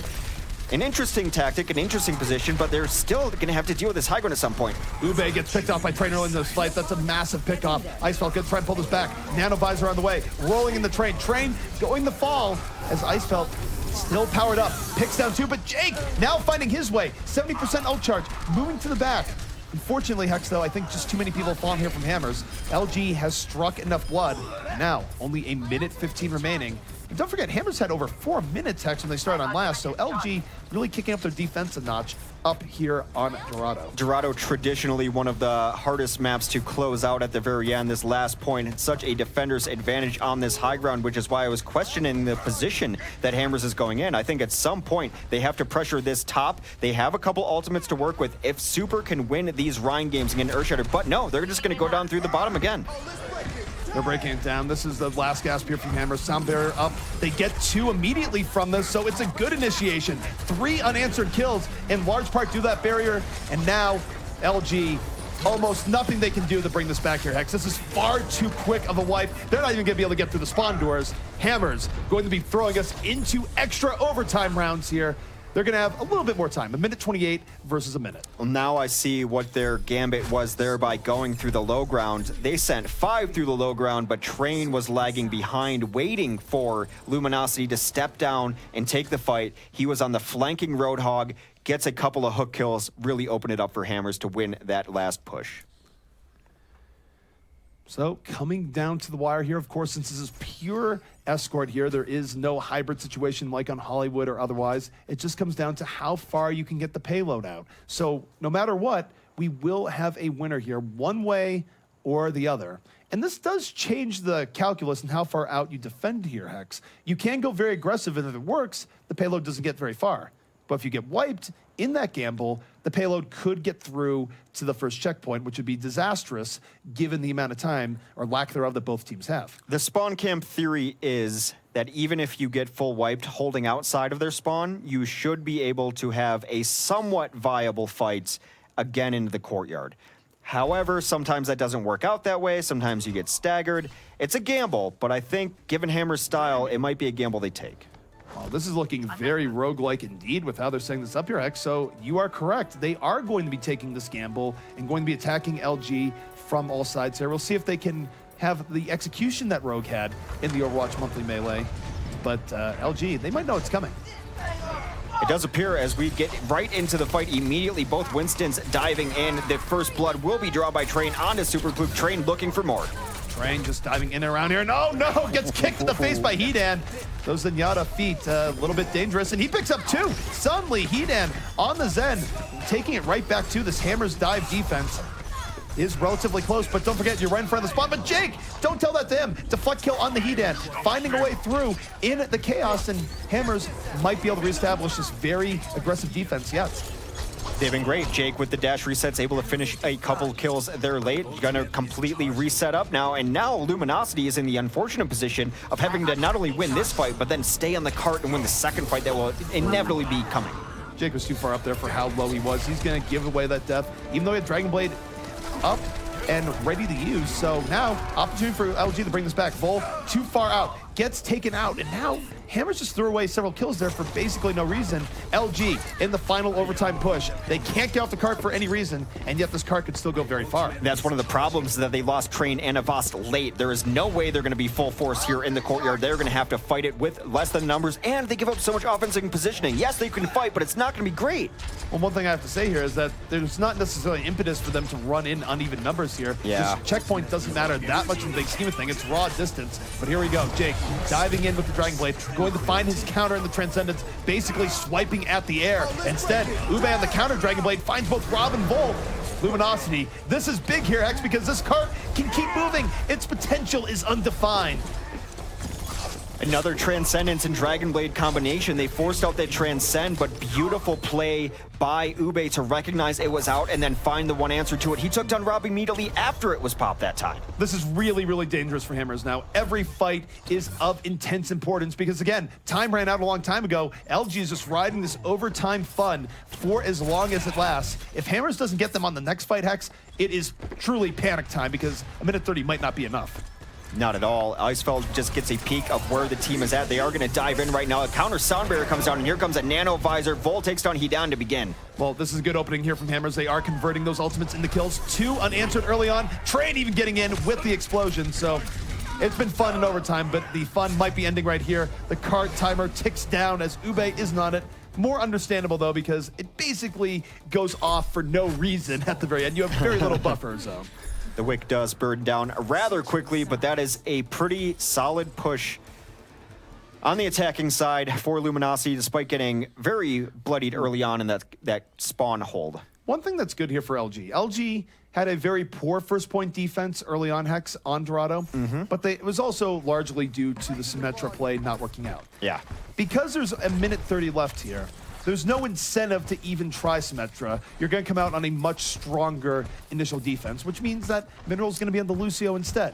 So you can't really count too much on what we saw in the very beginning for LG's defense because this is a different defense. They're not running Sim, and it might work out much better for them as all they have to do is stall out here for a minute and a half. They're going to have a little more sustain, and in conjunction with that, also want to run 3 tanks here on the defensive side of things, as Icefeld will be running the lone DPS in Soldier 76. Hidan, of course, will play Ana. On the other side of things, Train has teased this Hanzo forever, and he will not be running the Hanzo. I'm willing to be surprised, but yes, there he is. He's going to roll onto the 4th tank. Hammers had not run 4 tanks for a while until Rogue last night. It seems they got a taste for it again. Clearly, they were off their 4-tank addiction here, Hex, and now they are off the wagon. They are back into 4 tanks. And why not? They're really good at 4-tank level play. One of the only things that could actually deal with Rogue last night. So, Hammers moving in, strong front line at the ready. See if Jake can land those early hooks to put LG on the back foot. Every push, very vital here. Only a minute left. Bull continues to do pretty good work of getting his shield charged up, already at 90%, going to be using that beam to melt people down. They do get Ube very early on, already in favor of Hammers on this first push. And that hook was possible because they got Blue Cat position. Once Blue Cat position, Jake got the hook. Suddenly LG in rough shape here. They've lost 2, but really the momentum is so against them right now. Hammers just pushing into them with unrelenting resolve. They haven't dropped anyone. Another hook comes in. Hammers making this look easy. This is all sorts of bad for LG because not only are they pushed back and they have very little room to work with here, they're also going to be running into Earth Shatter here from Super, and there's no one who likes ending games more than Super with a well-placed Earth Shatter. Yellow box only meters away now, as they have not lost anyone, have not had to use ults rather either, so very difficult spot for Luminosity. However, the cart still can't move just yet. Now they're going to get on it. It still comes down to one final fight. Time is running out here. Earth Shatter in from LG, or from Hammers, knocks down 2, sets up them for this fight. Graviton up here from Vol. He drops immediately. Hasn't sucked in anyone. It's only sucked in one, but Hammers right there at the fall through. Mineral falling. This fight now very much likely to go away. Hammers, LG struggling for life as they try and hold on, but it just looks like the front line too oppressive. The sound barrier keeping everyone else alive. Is LG just looking for a miracle delay here. Ube and the Tracer gonna fall, and Hammers Esports takes it over LG 3-1 in overtime here on Dorado. It should worry other teams that Hammers believes that 4 tanks is still viable, because that is when they dominated through many other teams. They can win it other ways, but that is their bread and butter. That's how they made their name. It looked great there.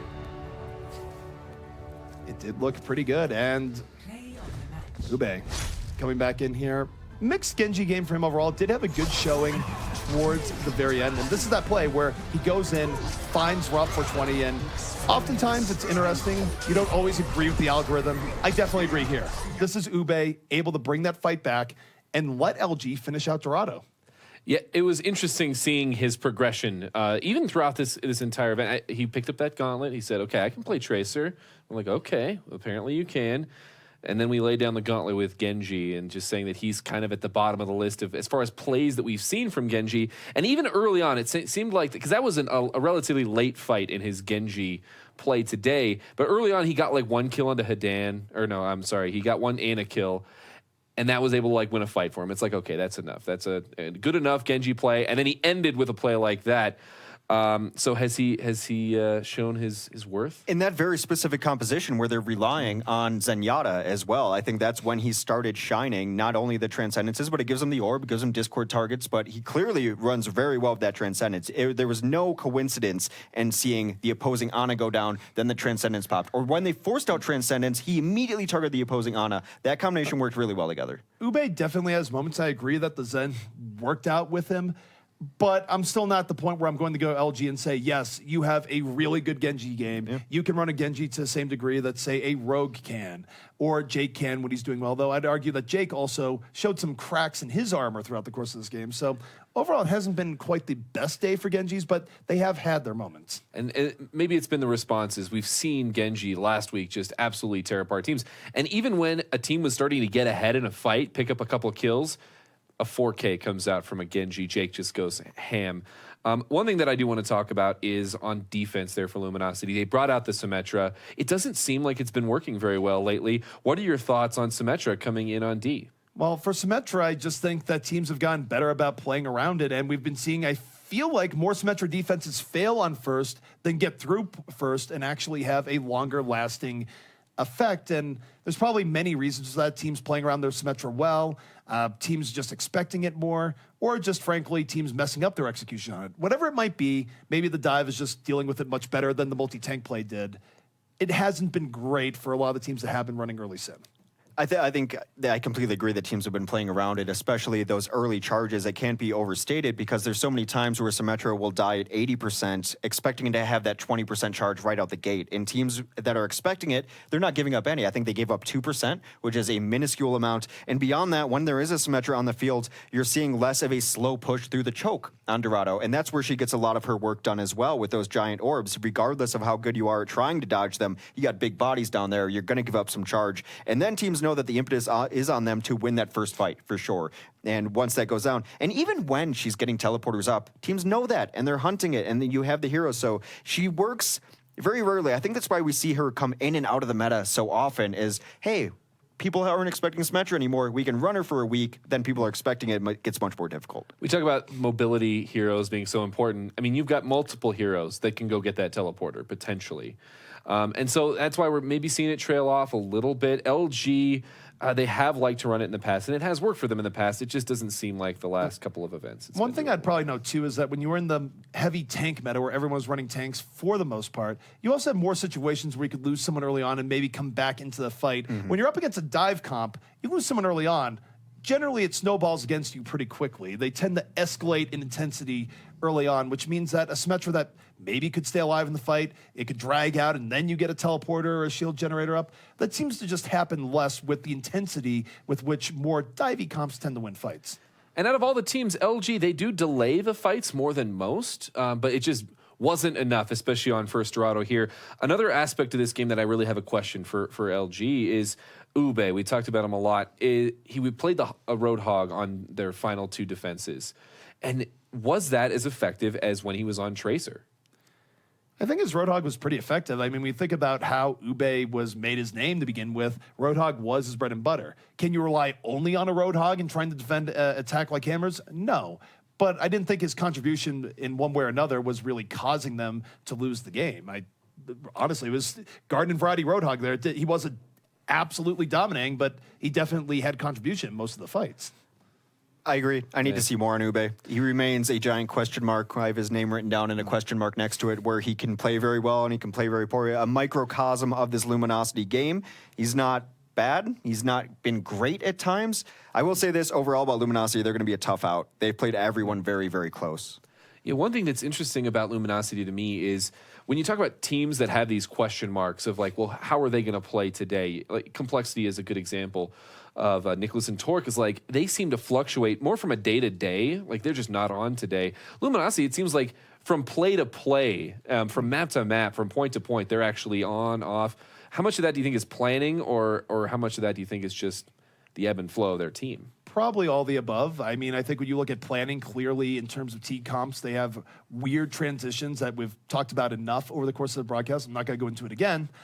But there's also just, I mean, certainly they don't even have faith in their own plans from time to time. I'm going to go back to Ruins here and kind of the Hex's point where maybe you can have a mirror set up. They were running Widow to begin with, immediately said, well, we're losing it, and swapped a composition that really had no luck at all. So I don't know. I feel like there's a lot of things that LG is very unsure of. It's funny you bring up Complexity because I think it's similar in that vein of when the plan is in action, when it's happening, they're very good. Those first plays, and especially first point Dorado, and actually the remainder of Dorado looked like it. When we're gonna dive Ana, we're gonna transcend. That's gonna happen.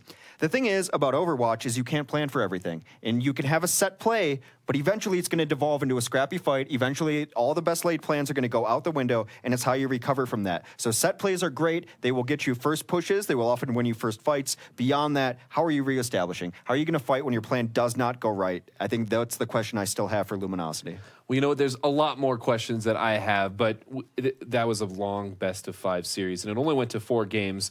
So let's go ahead and take a break. There's going to be more to unpack, and definitely more Overwatch coming up in just a bit.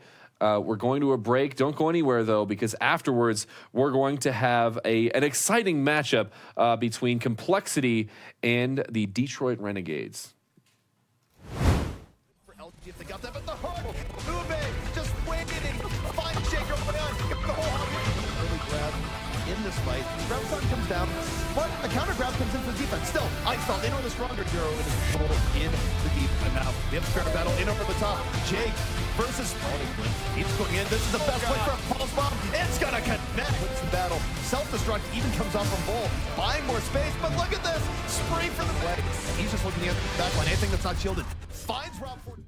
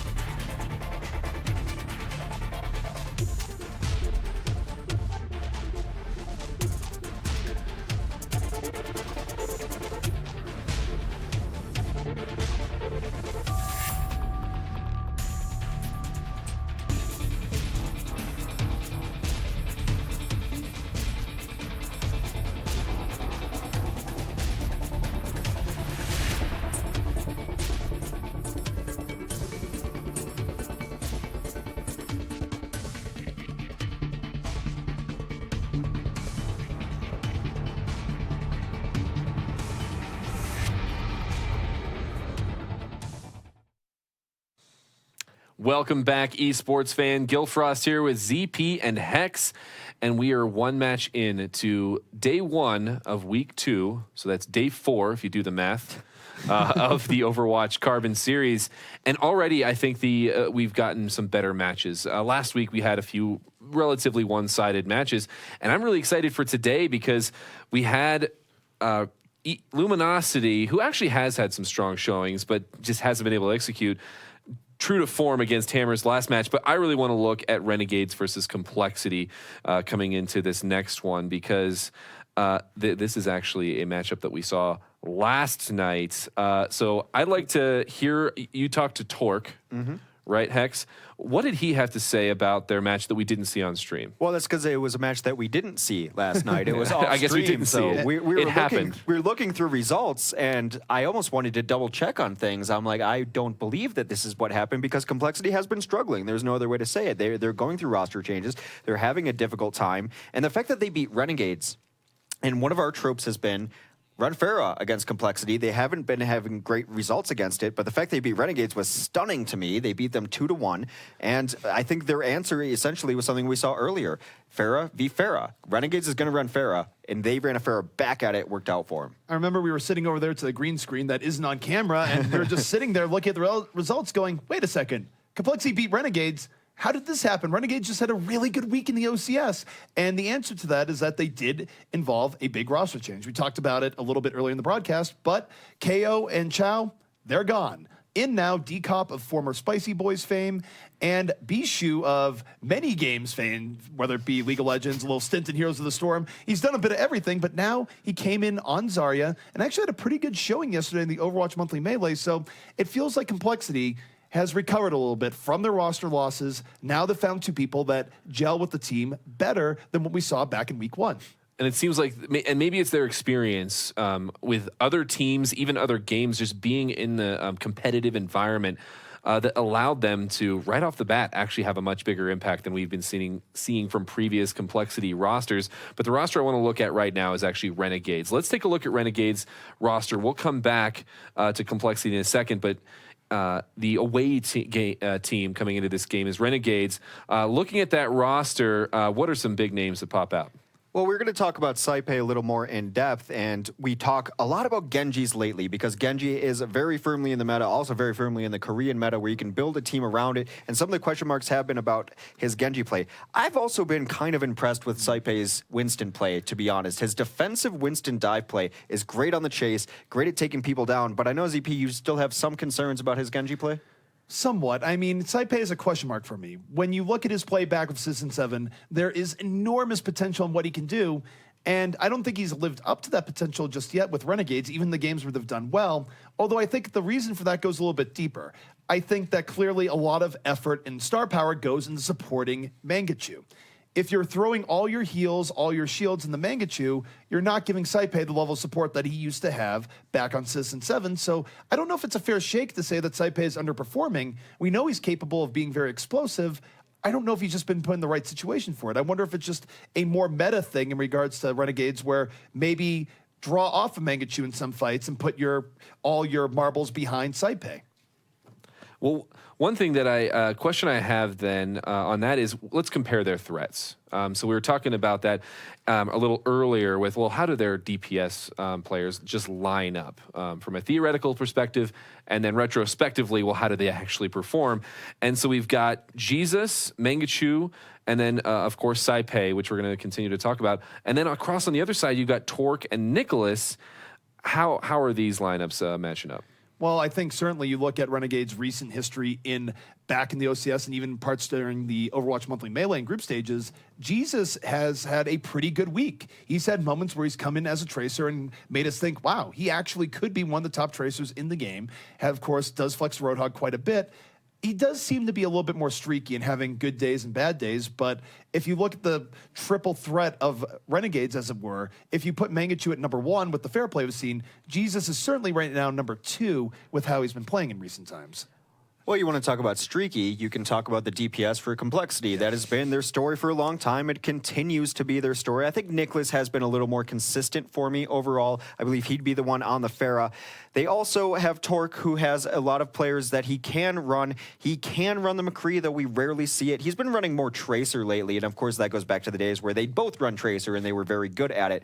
I want to see a little more consistency out of Torque. Of course, they don't run Sombra anymore, and that has been a big question. Their response to that was, look, teams adapted. Teams understood that we ran Sombra a lot, and they got better at it. And it's difficult to run Sombra, who requires a great deal of coordination. We saw that even going back to Liquid's games last week, that you can run a Sombra and get EMPs, and if no one's there to follow up, there was no point in running the EMP anyway. So that's the reason they're not running Sombra. Torque now finding his way on new characters. He'll switch off a Tracer on a 76 at times, but I do need to see more consistency from that DPS overall. But they do have days where they could beat anyone. There's no doubt about it. And I mean, Complexity, they've been in the pack for a long time. Yeah. Which is more than many teams in Overwatch can say. Reworks or no reworks, they've sort of been in this top 4 to top 6 in North America. But it's also stressful for them as a team because we have been seeing more new teams come up out of the trenches. Immortals, of course, they started out as Sody Pop, suddenly one of the top contenders in the scene. Hammers almost literally coming out of nowhere from their Bird Noises days to be a much bigger threat in the scene. So Complexity, in a sense, they're not only fighting to try and get to the top, they're also fighting this fight to keep the status quo and keep relevant as they rebuild in the middle of the OCS. Well, let's take a look at the player to watch then, as we're going to be trying to figure out our first map, which will be selected by Complexity going into this matchup. But the Renegades player to watch this game is going to be Saipei. We touched on it earlier, his Genji play. What are we expecting from Saipei, and how is that going to impact Renegades' performance? Yeah, I spoiled it. I brought him up that he was going to be our player to talk about. My fault. I do just have questions overall in his pool, and I think you bring up a very salient point of he's used to being the guy, the all-star on a team. When teams could build around one guy, and you can do it at a little lower tiers, you can have that one guy on Citizen 7, and I think it's a valid point that he might be having a hard time adjusting to playing second fiddle. I still think that there is a place for him on this team. It might not be on the Genji. Maybe he is more of a flex player. I do think that he had great moments on Winston overall, which again is a weird pool to have. I'm a Genji and a Winston player. So just to touch on that one aspect of teams focusing on one player too much, I think it's been an endemic issue in Overwatch for quite a while. Obviously, you see it more in triple DPS because you do have 3 threats. Who do you focus all the rest? But you can go all the way back to the days of NRG where you would see all the support going behind Seagull and then really good players like Enigma and Gods struggling to make their own opportunities at times because they're not getting the help from the rest of their team. I think that's sort of a science in Overwatch where you try and figure who do you throw all your faith behind? And I think the answer is you need to switch it up. Maybe don't throw it all behind Mangachu some fights. Find fights where you really power up Jesus or find fights where you really power up Saipei. Mix it up for teams. Don't make it very obvious. Well, I'll tell you, we're going to find out how these teams react to that coming up in just a bit. We're still waiting on the initial map. So let's take a look at Complexity's player to watch. And that is going to be Torque. So we talked a little bit about Nicholas and his consistent impact over the last couple of weeks especially. But let's talk about Torque because with multiple threats on the table, you've got to have that at least a second threat. So how has Torque been doing that, ZP? So Torque has been interesting watching him swap up from hero to hero. It's just interesting to see him try and branch out to other heroes now that he's not playing Sombra every game. But it's a mixed bag with him. I think it always has been. He's never been the player where you look at him and he's just annihilating everyone. I think the closest he got to that was back in the double Tracer meta, way back in the day when there wasn't one hero limit. You saw him and Nicholas make their name as the TGO brothers in the old Code 7 team. I don't know, and I can't really tell you offhand why he does have his good games and his bad games when on things other than Sombra. There's probably a more complicated reason for it, but offhand, it's just some days he's good, some days he's bad. I need to see him play McCree really well. I think that's been missing from their team for a while. A small story, they were playing a team, I believe Chorfor was in the skies as Pharah, and neither Nicholas or Torque could play an effective McCree on it. Harblue switched off when Harblue was on this roster, did one life as McCree, killed Chorfor, went back onto Roadhog, of course. But that was just a sign that when you have both of your players who main your DPS, and neither of them can run a capable McCree, that's worrisome, and I need to see some McCree there to the levels where we saw that McCree can cut down a Pharah. We saw AKM do it within 10 seconds the other day. I need to see some sort of McCree play out of Torque, I think. I was very glad to see AKM run the McCree in the Overwatch Monthly Melee yesterday because even heroes of McCree like Grim Reality have been running him way less in the last week. There's almost been a regression where people have stopped running him. Now, I think they stopped running him in part because it's hard as McCree to deal with 3 flanking DPS threats. Yeah. And yet, on the same note, you take a look at how AKM handled the McCree. He played pretty well. It's still very effective. It just teams are almost regressing in a sense to more comfort picks in the last week or so. I do hope we see a McCree, and it'd be cool if Torque could come out with a strong McCree. We'll see if that's actually the case. Yeah, because they both play hit scan champions, or heroes rather, like Soldier. And so how is that not translating over, at least on some level, to the McCree? Well, King's Row is going to be the first map. Are we going to see McCree on King's Row?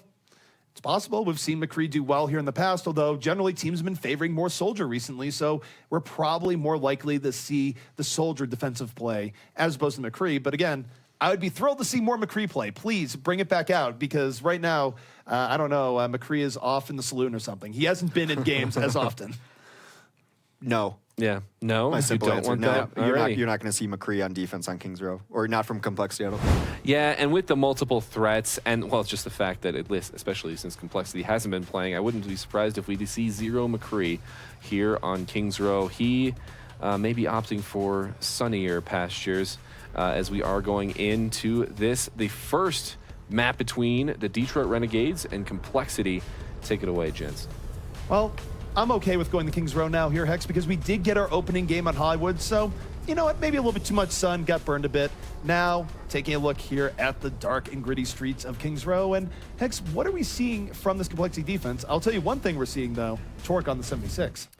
Torque and Nicholas have very similar pools. They feel comfortable switching off one or the other. The one time that you will see Torque on the 76 definitely is when Nicholas will run the Pharah in the skies, but they've always had a very interchangeable pool, which perhaps has hurt them, not really identifiable as being all-stars on either of those things, except for Tracer. I think both of them, if you put them to the fire and tested them, would both say that their Tracers are probably their best, but that's what you're seeing, a defensive Tracer, a defensive 76 from both Nicholas and Torque.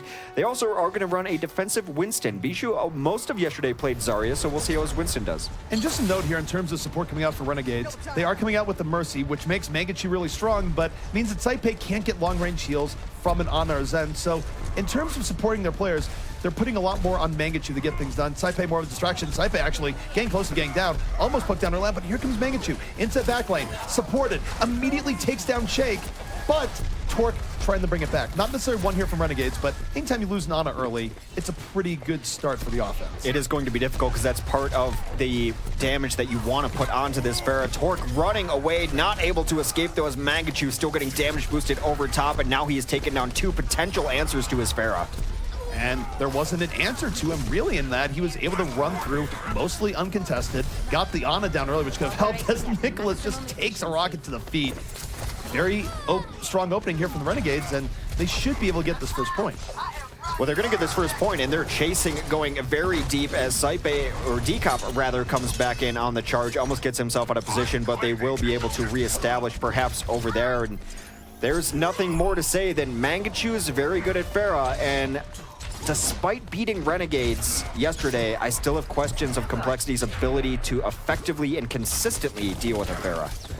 We'll see what options they have in their tool belt right now. They have had Torque as the main person dealing with it. He hasn't dealt it very well. Now, Shake helps out in that case, able to take down Mangachu, which will delay the offense a bit here.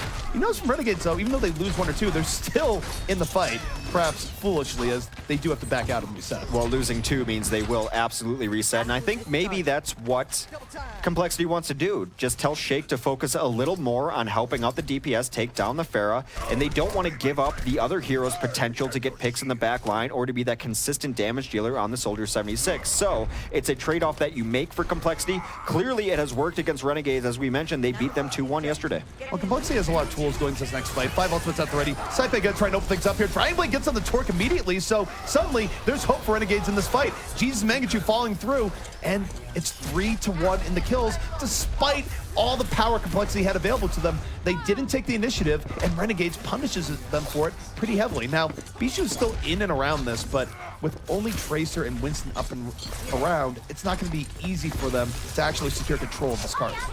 It is nice, though, for Complexity to have these two new stand-ins get 3 kills on their own when everything else breaks down. It does give them a level of trust, as Decop got a couple kills early, as did Bishu, so that buys them some time, much needed time for them to be able to reset up and contest. Second, Torque busts out the tactical visor, gets a boost on it, but here comes a sound barrier to negate most of that damage. See, he wasn't able to use his tech visor in the last fight because how early Saipei took him out, and it was still kind of rushed here. He got very little from it. Now down 3 teammates, make it 4. He can't fight here anymore. He has to back out to health pack. Maybe he catches Saipei off guard, but not enough to turn this fight back in his favor. Mangachu being relentless, and this is going to be a pretty quick second point take here from the Renegades. It's about as quick as you can take it, and despite the tanks, the new tanks for Complexity, buying enough time for them to get back in that fight, yes, I do agree with you, ZP, that they did probably rush that one going into it, so now they are stuck on last. Nicholas remaining on this tracer, has a pulse bomb, looking to turn this fight. He's behind the Rhine, there's a nice stick. Well, that's one way of getting the defense off on the right foot. Now that they got the early pickoff, they should be able to pressure this a little bit more aggressively. As come in, oh no, the counter Earth Shatter coming in. Got knocked down 2. Renegade's not done yet. Saipei making bank in the back. 2 kills off that Dragon Blade, cutting off the support to the remainder of this Complexity defense. And that's a very swift strike. And Renegade's now 1 fight away, Hex, from finishing off with a time that could be over 3 minutes. They are flying through King's Row for sure. They have faced very little resistance in the way of Complexity. Perhaps Decop can do something here. Nicholas going to switch over to a 3rd tank as Bishu is on the Zarya, just trying to put more meat on the ground, perhaps in answer to Saipei. But so far, nothing has gone right for Complexity. Jesus in the back line, a beautiful pulse bomb immediately removes Bishu from the equation, but the Earth Shatter comes in from Decop. We saw him have great Earth Shatters this weekend. This one, not an exception, knocks down 2. Saipei tries to turn it around, not going to happen. And though it's bloody, this should give Complexity some much-needed stabilization. Although Sherlocky, tell him that, taking the role of DPS Ana, he finds 2 there, Hex. Sherlocky is doing a lot of work. Shake does see that example and comes back into it, though, keeping his Zarya alive, getting very scrappy here on the point, but the numbers are there for the defense to hold. Here comes Mangachu, practicing perhaps a day early for next patch. Well, the Bastion is coming in, and sometimes it catches teams off guard. I'm not necessarily sold on the Bastion selection right here, but if nothing else, it's going to make Complexity think twice. Now, while they're on this here, this actually creates a much better distraction for Saipei. You do have to give the Bastion an undue amount of attention, which means that Saipei, once he gets healed up, now that Sherlocky is on Ana and can heal up from long range, maybe he can find room in the backfield to work with. Well, this is something that Renegades has done before, but generally they're in a much more advantageous position to get their Bastion set up over there. A grab is going to come out. Bastion trying to rotate up top, and Torque takes him out. Torque is going to bust this visor out too, just to finish off the fight. Perhaps not needed. Maybe a little overkill on these ultimates, but it's been a while since Complexity has cleanly won a fight. They're probably okay with throwing everything they have in there. Looks like we want some hero switch-ups as well. Well, for the fans of Bastion, it's sad times because Mangachu, he's off the Bastion. He went only on it for a 1-fight switch-up. They had enough time in reserve that they could try that and have room to fall back on if it failed, and they do have 4 ultimates going to this next fight, so let's see actually in rough shape. Jesus, looking for the opening pulse bomb. Gonna whiff it early on, but they throw in the nano boost onto Juvenile. He dives right in. 2 unanswered kills, and suddenly, this is bad for Shake. He's surrounded by enemies on all sides.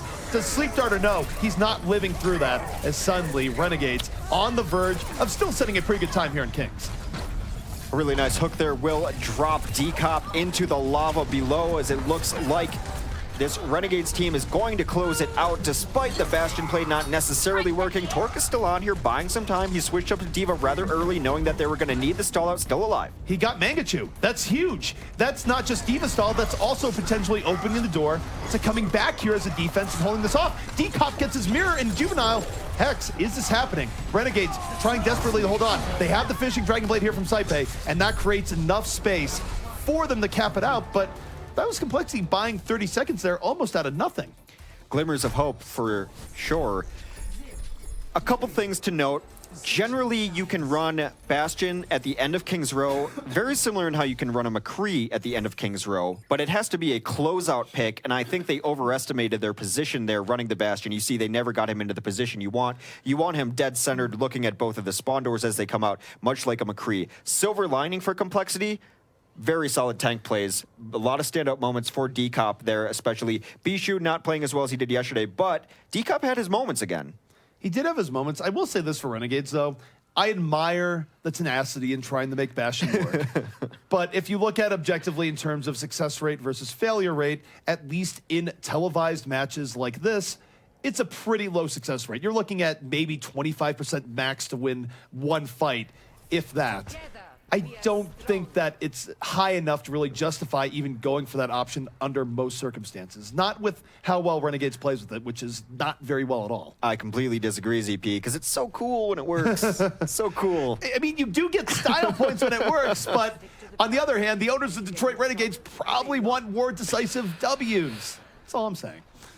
Well, I appreciate you, Mangachu. I appreciate Mangachu at least trying it. He's always tried stuff like that, though. One of the originators of the Bastion strat. Him and Surefour always come to mind when it comes to those things. Tea time with Tracer and Winston right now. It's in Kings Row. I mean, Winston has traveled there many times when he's not off in Gibraltar eating peanut butter and swinging on his tire. I was going to say, how does tea go with peanut butter? It probably doesn't. That's why he doesn't eat peanut butter in Kings Row, or at least that's my headcanon. Well, all right. Speaking of headcanons, Nicholas is on the Widowmaker. I'm not sure what that thing on her head is. It's mostly eyesights. It'd be cool if it was a cannon, perhaps in a newer patch, but Nicholas going to try to get one of these early picks from Widow early on. So just how effective that is. Nicholas, of course, did see a lot of Widow from him way back in the day, seeing a lot more from it recently in the new age of Widowmaker, and yet doesn't get what he's looking for early on, and I think he's just swapping here. He was just going for the early pickoff and nothing more. Well, it's fine. It's at very least a very quick swap. He's going to go over to Tracer instead. Mangachu running a defensive Pharah. He's going to be sitting in the window. Mangachu has a lease up there. I think he's contractually obligated to sit in that window on every hero. But they're going to be going for a pretty deep dive. Mangachu gives his life for it, though, so the trade kind of working out for offense, so they don't lose much more. Well, he tasted the Helix rocket from Torque. There was a well-placed Helix rocket, and now Torque creating an opportunity to come in. Not able to finish a kill there onto Saipe. He was so low, and yet now healed up to full thanks to the throughput of Ana. That's rough there for Complexity. That could have won them the point outright. Now they have to fight it more normally. Decop falling early on off that charge, and suddenly Saipe, who should be dead right now, coming in with the Ana boost, gonna pick up Bishu. That can show you just how often fights in Overwatch come down to just a slight amount of damage. I talked about his chasing Winston before the match started, and his chasing Winston on King's Row specifically has gotten kill after kill. Saipe's defensive Winston has just been a thing to behold. Mangachu going back up to his apartment in the window. Mangachu going for a little bit more aerial defense here, and for Renegades, look at this. Saipe comes in from the back once more. Mangachu diving it, but it's Torque. Flanking Tac Visor at the ready. Finds Juvenile early on. I'm not sure it's going to be enough. Even though he's taking down Mangachu, the offense has lost quite a bit here. It will help them going in on the next fight, but Saipe popping Primal Rage, this could still drag on for quite some time. Definitely could. There goes a sound barrier to make sure that even the Primal Rage stays alive. Decop dies there very early. I wouldn't have minded a retreat there after they got 3 kills. Just use the advantage of your closer spawn to get back in there. But as it is, defense going to be fully set up for this next push. Defense gets to recover here, and that's big for Renegades, and unfortunate for Complexity, given that they did have a few pickoffs. Gonna come down here to Bishu. We saw Bishu have some degree of patience just this weekend on his Gravitons. We'll see if he can read the lay of the land and find that important Graviton here in just a moment. He's rolling forward with the rest of his team, telegraphing things. Only picks up points at Graviton, but it is going to maybe lead to a kill. It does! Nicholas comes in from the back at the last moment. Big bang combo underway. And Renegades now down to their last few defenders. It'd be huge if they could bring this back, but pretty unlikely after suffering that degree of damage. Absolutely. They had to convert that just based on how well they were playing in that. And Bishu, a newer player under a pressure moment. The Graviton actually ended up getting 2. Sometimes people are a little slow to warp into the Graviton. It is slow acting. It is gravity after all, but they will get that point. Now looking for a little bit more. Juvenile looking for a giant Earthshatter, though. There it is. Or is it? Yeah, it was sorry. Earthshatter that was looking really good, but he just ults some stone instead. Those roads are in bad shape already, Hex. I don't think Juvenile is really helping matters. So those tax dollars have to come from somewhere. But Juvenile coming back in, no more Earthshatter, but still holding the front line. And while he's in the front, it's Mangachu coming from the back, takes down 2. And Renegades, very aggressive defense here paying off as Complexity going to be well acquainted with the spawn room. And I feel like this happens to Complexity a lot here, Hex. Teams feel that they can push Complexity and keep them in spawn. They've yet to prove that they're very good at breaking out of it. They lose players trying to come out of it, and I guess it goes back to the old adage, do it until they prove they can deal with it. I'm just saying, there's a large sample size going back months of teams finding Complexity in bad situations in their spawn door. Now, they do back off. They don't commit to it like Hammers might have, but they keep good positioning here, and Mangachu going to be coming over the top and looking for that barrage. Well, if you don't know where Mangachu is, assume he is above you. That would be a good adage to follow. They are going to try to boost Nicholas, or actually Torque in through here with his 76, but Mangachu with the counterplay right on top of him with the barrage gets 2. That's a fine barrage trade. He breaks Torque's glasses there. He was mid-tactical visor, but even though Mangachu dies, he does enough to take him out immediately, and here comes Renegades again, getting awfully close to that Complexity spawn door, pushing them back. And Hex, there's only 2 minutes left, but they are pulling back Torque. Now on McCree. He is not endangered. He is here on King's Row, and he's a big reason as to why they're able to clean up the last few kills there, and suddenly, Complexity getting this rolling. It is one of the reasons you see people hold that far forward, though, because if you notice, Bishu had to use the Graviton to let them out of that door, but they do finally crack through the door, and they will be going into the next fight with a very small ultimate advantage for the moment anyway. I really want to see what Torque's going to do. I mentioned that we need to see Torque doing some good work on this McCree. He has the option to now. Jesus going to be trying to maybe get to the back line, actually going to stay with his team. The Earthshatter does come down. Earthshatter comes down, knocks down at least one. Going to be saying Juvenile on a ride. He's getting poked down like crazy, but while they're focused on Juvenile, they're not looking at Mangachu and Saipe, who are engaging the fight off the opposite flank, but Torque comes out. The McCree play taking down 2 immediately. And this McCree swap, even though he's died, might have done enough here at Complexity. Fight still in progress. Saipe going on that long ride, but Decomp falls before he can smash Saipe against the wall. And this is going to be a hold here from Renegades. Saipe did have the boost on him, I believe, as well. Probably would have lived through that, but so far, it's a decent showing from Torque's McCree there, as he was able to take down the Pharah at the very least with a nice flashbang. He's going to remain on our Cowboy here as they roll towards it. He does have Deadeye at the ready. Not the easiest part of the map to get a good Deadeye in on. No, not on. Oh, there's a much better Earthshatter there from Juvenile. Gets players instead of Cobblestone that time. 4 people gonna fall. Mangachu right there with the follow through. And things are going from bad to worse here for Complexity. They only have 38 seconds left. The next fight needs to be flawless for them, although the fight is currently taking place in the spawn door. Very difficult situation right now for Complexity. Demoralizing, to say the least, as they are stuck back in spawn. And as you mentioned, it happens to Complexity more often than other teams. They're going to have to use ultimates to break out of here very likely. A pulse bomb comes in. Nice save, though, by Bishu, keeping his Reinhardt alive. And look, Renegades are very confident to just take this right here, but oh, the Earth Shatter comes down from Decomp. One good shatter deserves another. 2 members of Renegades going to fall immediately. And now they have to roll back very quickly to defend this. We'll see if they can make it in time. Well, they do get to the cart with only 2 seconds left. They are up there. Mangachu trying to set up for a barrage, but I gotta say, at 57 health, that'd be a greedy barrage. He's spending so much time here, Hex, that he might actually have shares in this brewery. He's just inspecting the machinery while waiting for the rest of his team to get up here. And oh no, he's gonna find Tracer. Out. Goodbye! The sneaker got out sneaked as Nicholas with that early pickoff.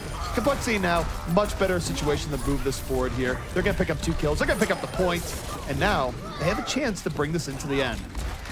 Torque remaining on that McCree, and as I mentioned on the last side of the map, very good at closing out the map. If he can get around this first bend, he's good at the second bend, because look where everyone's going to be spawning. McCree dominates when you have the space like this, so trying to get his shots in, not the perfect shots just far, but a Deadeye could change this game.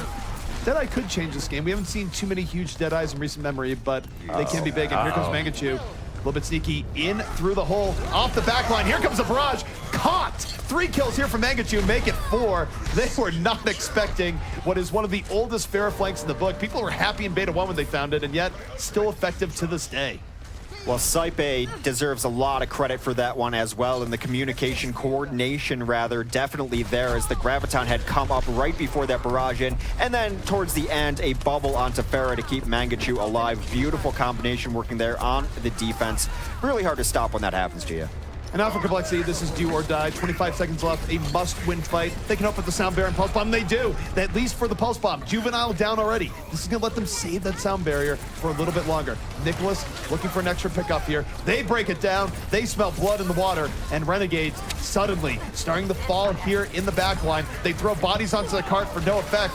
And that was perhaps a bit foolish, Hex, as now Complexity in overtime very well could bring this to the end. They've got closeout ultimates as well. Earthshatter is up. They will have a boost, and we know how good McCree can be here. Torque's still on that hero as well. Juvenile is going to come in, gets boosted, tries to get an ult out, does not, gets charged instead. That shield feeling the impact of the Earthshatter, if nothing else there, Hex, but the rest of Renegades getting more done. They roll in. 2 kills. Complexity not cleanly finishing this, and Saipe being a force to be reckoned with here on the payload. Good health, good charge, stopping this Lucio from pushing it in. He's just trying to boop him back, and oh no, he got killed. Joe Meister pushing it in and connects. There were still so many on the defense alive. Joe Meister not giving up there towards the end as Saipe getting bursted down. Now, that's the good news for Complexity. The bad news is, because they had 0 time remaining on the clock for their attack, they don't even get a crack at this. They're simply playing for the draw. Renegades gets to go on the attack again to see if they can finish this out. You couldn't let us bask in it for a second. Got to bring the bad news right away. I have to keep it real. I'm sorry. What a god, Joe Meister bringing it in for his team. But as EP said, there is bad news about, as Renegades will get a crack at first. Minute 27 on the clock for them to win Kings Row. I see you, Joe, though. What a Lucio play. Joe has to feel happy about that. That's the one thing you put in your highlight reel, even if they end up losing this game. But that's a problem for Complexity here, is that they can only walk away with a draw. They came out with 0 seconds. They don't get that extra attack. They just have to withstand the Renegades here for a minute 30. And the 27 seconds actually a very big deal on Kings Row. That amounts to an extra attack in full. Doesn't do that on every map, but certainly does it here. So Complexity's going to have to be perfect for about 3 pushes in a row. Well, thus far, Complexity, Kings Row has been a map of moral victories for them. Tanks are playing pretty well. Torque had an okay McCree game. Joe Meister has one of the best Lucio and funniest plays I've ever seen. So a draw, still a moral victory at this point. We'll see how it goes. First push coming out for Renegades. Renegades coming in, looking for an early attack here. Torque right now, safe in the window. He's going to be playing this a little bit more conservatively. If he gets picked, that might be it. And trying to take down Mangachu early on. Mangachu, though, gets healed up immediately by his Ana play, and Torque gets pulled right down.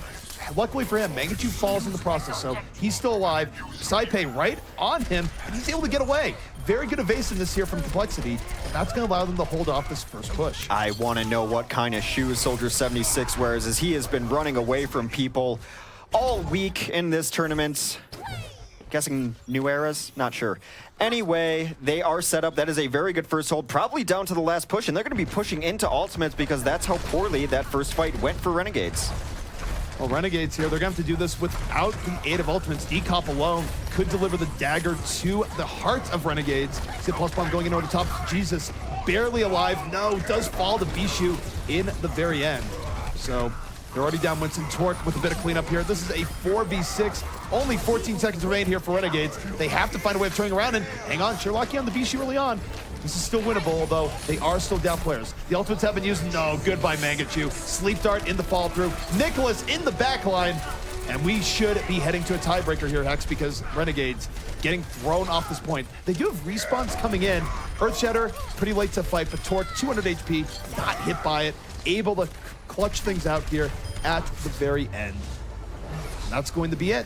Both teams drawing out here in Kings Row, 3-3. Extremely consistent damage really nullified a lot of the plays that Renegades had been making. I think back about that hook that grabbed him out of the skybox, but killing Roadhog before that hook had finished and connected.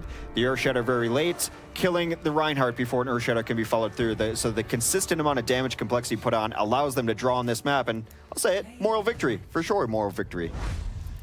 So Mangachu picking up play of the game, no surprise there. This is, again, the oldest trick in the book, but still pretty effective. Catches them completely off guard. Gotta expect the ferret coming in from the hole. It's hard. It's hard to expect where Mangachu's going to be. As I say, if you don't know where he is, he's probably above you, is how I'd play against Mangachu. Except in that time, he is below you. Until he was above you. Splitting hairs. Yeah, he had the old reach around there play, as I call it there. No, but I want to talk about Kings Row a little bit. Selected by Complexity, and as you said, a lot of moral victories coming out with a draw here, especially with how a few of these fights kind of broke down. And Decop really showing up on Reinhardt. Bishu had some great plays, especially on Zarya. Definitely his strong suit.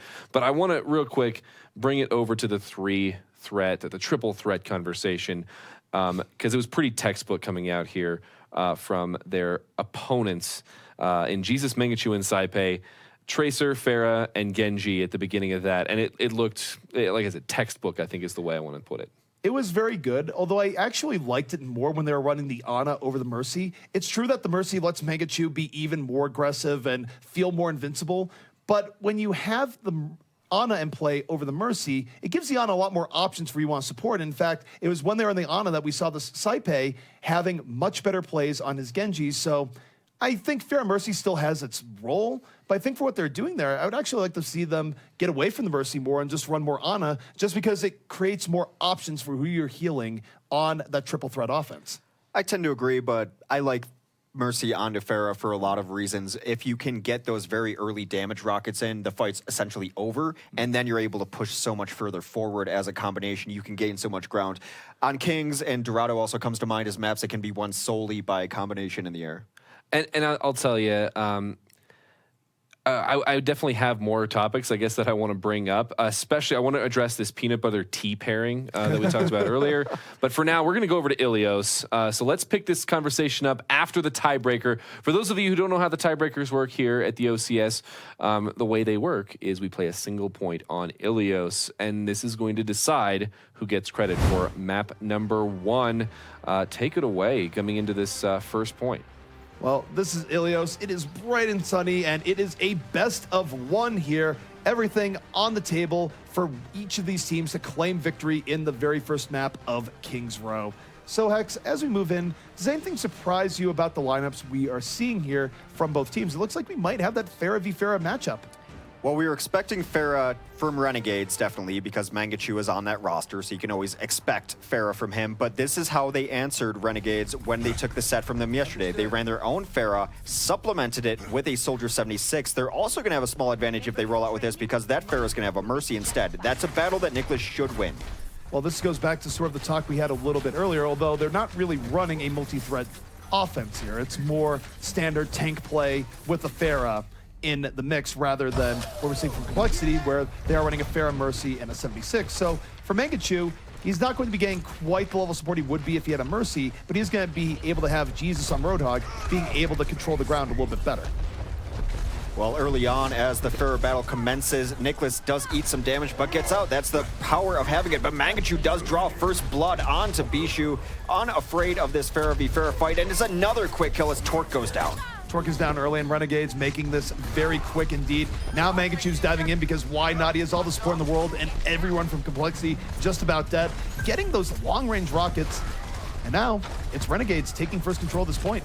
Torque switches off of the 76. He's going to be on to a Roadhog instead. I think they're just waiting for Nicholas to switch. He might stay on it. Shake has also changed. There's no more Mercy in this fight. Now both teams realizing that they need the higher throughput of Ana, specifically to keep your Roadhogs alive in this sort of situation. Bishu gets on the Juvenile early on here, and now this will create an opportunity for Nicholas to go in, and oh, Justice reigns from above, but there's a Pharah right above in Nicholas, stopping that in its tracks. Still very back and forth here. This might let Renegade stall out even if they end up on the losing end.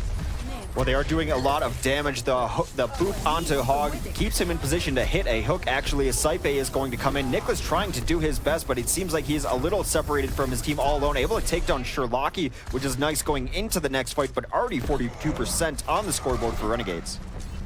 And this is the problem here for Complexity. Even though they've been fighting this relatively evenly up until Jesus going off a moment ago, it's not enough if you can't get control of the point. Renegades will take this fight all day long because in about another minute or so, they're going to have full control of this point and win the round. So Complexity has to find a way of breaking through here. They do have a window of the ultimates they have up. We'll see what they do with that window here in just a moment. They got to be careful as Saipe is looking for a sneaky grab. They're going to bait them in by Juvenile backing up, but luckily for Complexity, they look like they want to rotate to the right side instead. So Saipe is just going to press the issue. They've been fighting on their side of the map the entire game.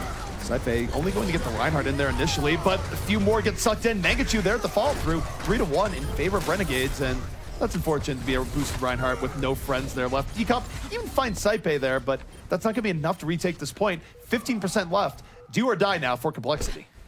Well, Decop is going to put himself off the edge so that he can reset with his team. He was out all alone, did not want to get staggered, so they are going to bring it back. They're not going to be full force right now, but Soundbarrier to initiate. Barrage should be incoming. Sherlocky's going to go down to it. Well, the Barrage comes in, gets Sherlocky, but is immediately hauled to the ground by Jesus. Torque throws another Pharah to the ground. The Roadhogs being the anti-air spot, and no, goodbye Torque. Into the well you go. This is Overwatch. And now take a look at the way this fight is breaking down. Renegades very close to finishing it out. Jesus able to use the whole hog to clear out space on the point. We're in overtime. Complexity must stand the point at all costs. Oh no, Jesus having a ball of time, throwing another into the pit, using the terrain to maximum advantage. And now Renegade just a little bit away from clearing out Ilios. They do just that, and that means they have the victory for Kings Row. A completely one-sided affair, and we will very likely be going into a control map. And you'd have to think that Complexity does not want to see Ilios. Ilios always been very favorable to Pharahs. No doubt about it. And there you go, Roadhog into the pit. One of the most effective moves you can do with Roadhog on this map, but that was pivotal. If that hook had gone the other way, maybe that's a case where we see Complexity actually pull that back to some extent. It would have been an uphill battle, but it would have kept them alive. Instead, it's Jesus landing that hook, it's Torque taking the tumble, and it's Renegades taking the map. Yeah, and we'll talk about Ilios just a little bit because we only saw that one point. I think it's an interesting point to bring up. Well, we will be seeing another control point map. Who chooses it is going to rely on the next map, which is an assault map. So this is definitely going to be very important because with that performance going into the third map, I mean, if you have an option to pick Nepal, maybe. I feel like that might be a little bit better as far as the Pharah matchup goes. But let's talk about this game. The triple threat versus the Pharah Mercy. Take it away, ZP. What do you think about that? Triple threat. I mean, they weren't really running a normal triple threat versus Not that. a normal triple threat. They were yeah. running more standard to begin with. Neither team was going triple DPS into that to begin with, so I don't think you can really call it a triple threat. I do think what's interesting, though, is that you were running Pharah Mercy versus Pharah Ana, and I think if you, as the Pharah Mercy combo, don't immediately hit pay dirt with the damage boosted rockets and the deep Pharah dive, I think that's going to catch up to you because Ana is much more able to deal with poke across the entire team spectrum than a Mercy who's really locked into making her Pharah work. They needed to deep dive that for sure, and I think Renegades saw that they were running the combination and were sitting very far back. They didn't even engage until Magnitude started hitting rockets over the top, but they had the Reinhardt shield on their own side of the map. Once they won as well, they were extremely aggressive. Most of that fighting took place on Complexity side of the map, and you can do that also because Pharah's always over the top, getting all of that damage, all that free damage over the top as they're coming out of spawn. You have to leave your spawn behind a Reinhardt shield on Ilios when that situation happens to you. Not a good feeling. Well, and the only reason I would call it a triple DPS is, well, Jesus on the Roadhog. It definitely more standard if you're considering it that. But one thing that really played into their favor is if you're playing on Complexity side of the map, you've got Whole Hog. There's a nice little corridor people are funneling through there, and they utilized it there right in the middle. And after that, it just seemed like Complexity didn't have much. But let's go back real quick because this was technically a Kings Row play. And first of all, I'd like to say the peanut butter tea pairing, maybe a chai black tea or a rooibos tea, I think would be best. But more importantly, let's talk about Saipei flanking dive defensive Winston. We saw it in the first game, actually, out of Renegades. How did that work? And was he able to get on Shake? Did that shake up this Complexity offense? I think anytime you're going to run an offensive Pharah on Kings Row, Saipei is going to be pretty happy about it because that's one less person that's going to be behind in the back lines that's going to be able to protect the supports. And he's been doing it the entire time. It goes into Hammers being a very aggressive team. And if you think about it, maybe this is a stretch, and you can correct me, but the roles of a Genji and a Winston when a fight breaks down like that can be similar of go finish the kills. Go finally get that last bit of damage. You've got the mobility similarities as you're able to dash and get on that backline and finish it up, and that's why Saipei has been cleaning up on Kings Row. You also have similarities, too, in that there's plenty of times where Genji is in the back saying, hey, look at me, as he comes out with the reflect. Even though you're not going to kill him in that case, there's plenty of times where you have three people looking at the Genji. You can't really ignore him because he was capable of, and then the Genji just exits stage left and gets out of the fight. Well, Winston does a little bit of the same from time to time where the Winston will leap in, drop his shield, be in there, and then cause people to look at him, and then he just backs out. And we saw Saipei not only having good engages, but good disengages as well, what being played on that defense. Which is, we talked about how the importance of mobility, and we definitely seeing it there. We did see the final point before we go into Hanamura is Torque was on McCree. How did that pan out coming into this this last map? Torque on McCree, that's a case where you look at it, it had its moments, but it also wasn't the level of dominance you want from a McCree. Now, that's not necessarily his fault. It's a team game and all the rest, but you think to when we've seen Grim Reality take over a game, or you look at Apex, you see players like Taimu take over a game. Torque was getting contribution. He wasn't giving dominance. It was a nice start for Torque on McCree, I will say. At least he did enough to make them think twice. Yes. Well, here we are on Hanamura. The series is 1-0 to Renegades as Complexity selected Hanamura for their map. Let's see what they can bring to the table as they will be on defense first. So we are here on Hanamura. That was a Murloc. Your eyes don't deceive you. You can shoot it, and it'll make Murloc sounds. It's really just makes me cower in fear. I was in Westfall back in the day. I know how they can swarm in on you. But take a look here at the Complexity defense as they set up. It is looking like, sorry, the Renegades defense as they set up. It's looking like they should be coming in here with the Torbjorn. So they're going with more of a builder-style defense. No Symmetra in sight, though. However, Hex. Mangachu has the funniest hero pool of anyone in Overwatch right now. He plays all sorts of different stuff, all sorts of things that are not traditionally played necessarily, but Mangachu's Torb has been wonderful. Or no, yeah, okay, sorry. Mangachu's Torb has been wonderful. They've been running it on this defense a great deal.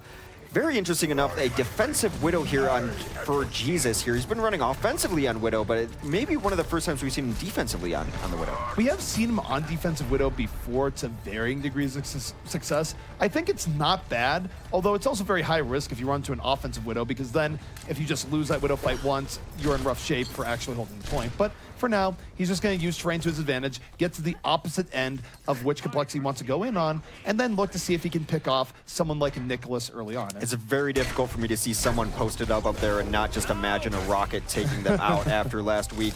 However, he's got a really nice angle. It is going to be Complexity moving in up top with the Reinhardt shield in front of him, negating a lot of what that Widow can do, and that's a nice kill from Nicholas to take down Jesus, not having to worry about the Widow now. Well, Nicholas pretty good at killing people on that point, regardless of what hero he's on, but it was with the Helix rocket, so Nicholas got the rocket there anyways, Hex. Fight now underway, and Torque getting in deep, winning the Hog v Hog battle, and with all these mirrors being won here by Complexity, they should be able to take this pretty readily. Jesus is going down there, definitely a key point of contention, and again, rockets from Nicholas onto that point, pretty deadly. Well, in very recent history, as recent as yesterday, Renegades lost to Complexity on this map, so Complexity definitely has this map figured out. First point at the very least. We'll see what it ends up being if they have to play on defense, but so far, about to roll in here, but they won that so quickly, they're not going to have ults rolling in here. You still try anyway. You definitely still try. Well, they are moving in, trying to get them on him, but Saipe, he built up the Dragon Blade in that early melee there for the set Renegades, so they're going to deal with this Complexity offense rather easily. Very difficult to deal with that when you don't have ultimates of your own, and a bit of revenge coming in here from the Renegades. Complexity, they're going to take point B. It's definitely going to take longer than under 2 minutes. As one-sided as that first fight was just about as one-sided on the other side of the fights, as now we get into the long haul of trying to take Hanamura. Last Saipe's got to be very careful, gets down to 20, gets healed up though. Nothing all that out of the ordinary on this defense. Mangachu is off of the Torb just based on the minimal success he had. No Widowmaker on this defense either, so a pretty standard defensive composition. Now all the ults in favor of Complexity. And the thing you have to look out for here if you're Complexity is Mangachu with tac visors around the side. That's always something that can kill fights early on. But we do have the engage coming in for Complexity. Sound Bearer up and on the way. They used it to find the kill in the Saipe early on. Saipe dove in, met Sound Bearer, didn't work out. There's the Graviton Surge coming in. Torque gonna break the shield and potentially pick up 2 kills. Nicholas on the fall through. This has been perfect for Complexity here so far. But as I say, that Joe Meister falls, still not the worst. Mangachu with the counter attack visor picks down 2, and it's not enough. He can't get onto the point, and Complexity in a quick strike gets point B. This is awful for Renegades. I think it's a combination of Complexity being very good at those set plays, at those point takes. As we mentioned in the past, they're very good at hybrid maps on taking first points. And what is Assaults if not 2-point take maps? No doubt about it. But the thing I really want to highlight there is that was an excellent Sound Bearer by Joe Meister. Yep. Saipe saw an opportunity to go in, get a kill. Sound Bearer comes up. He can't do anything. He dies early on, and that gives Complexity the 6v5 opportunity to really take that fight into their own hands. And then to follow it through, they're clumped up a little bit on the side of Renegades. They get caught by the Graviton, cleaved through by the Whole Hog, and even though Mangachu's not part of it, it's just not enough for him to try and kill all 6 people, and the point gets capped very quickly.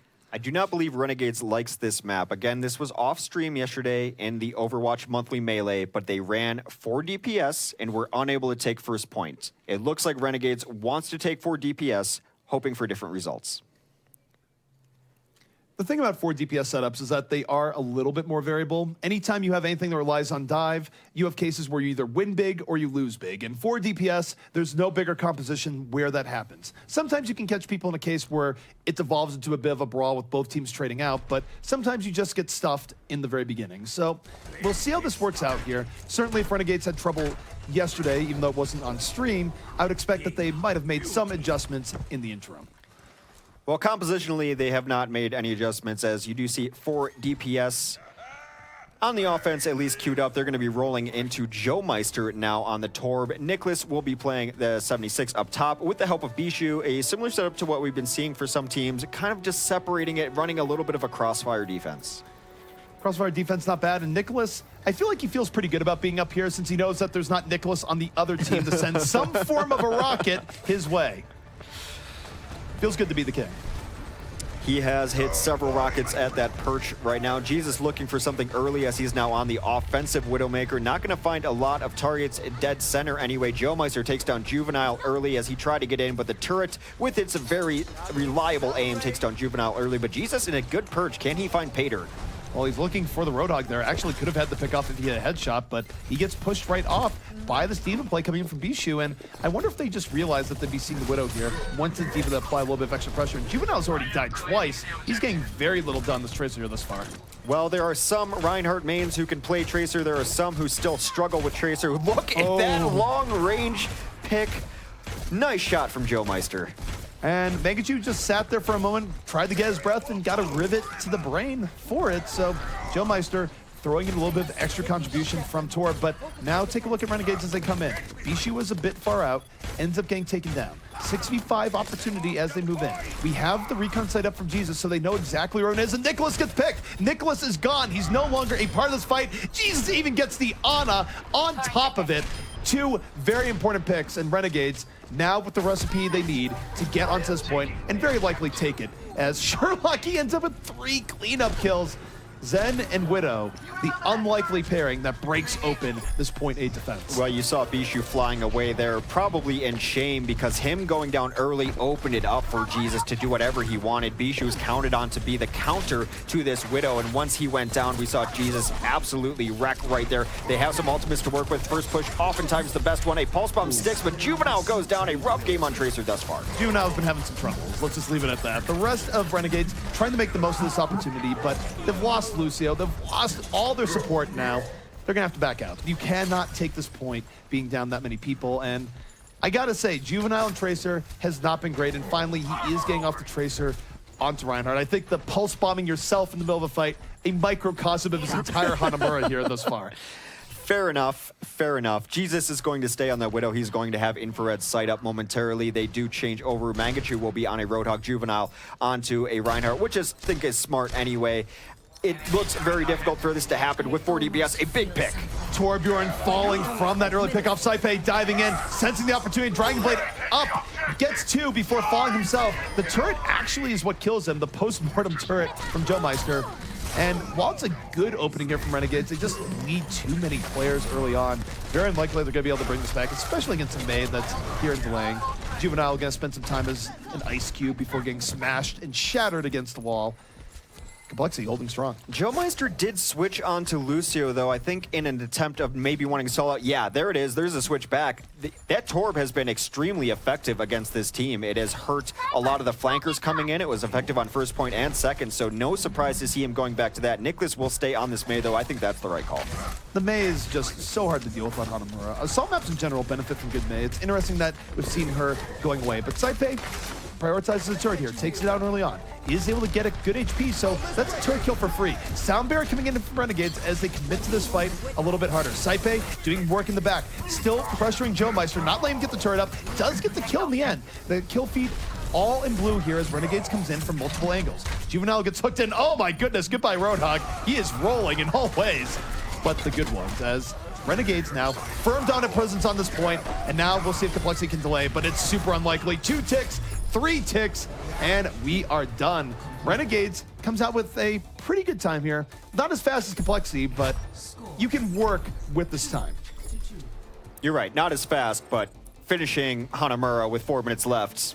comparatively against a lot of other results we've seen, a very good time. Only took them 3 pushes towards the end to get in there. And Saipe went off towards the end. He was so close to dying. He got whole hogged and was able to get up to the top and then killed Joe Meister once he got up there. He had himself a good last push. Well, most of it was done outside of the camera there. It was in the hallway where he was just pressuring Joe Meister the entire time. He didn't know if Joe Meister had a molten core or something up there. He got the turret down immediately. Joe Meister tried to escape, get another turret up.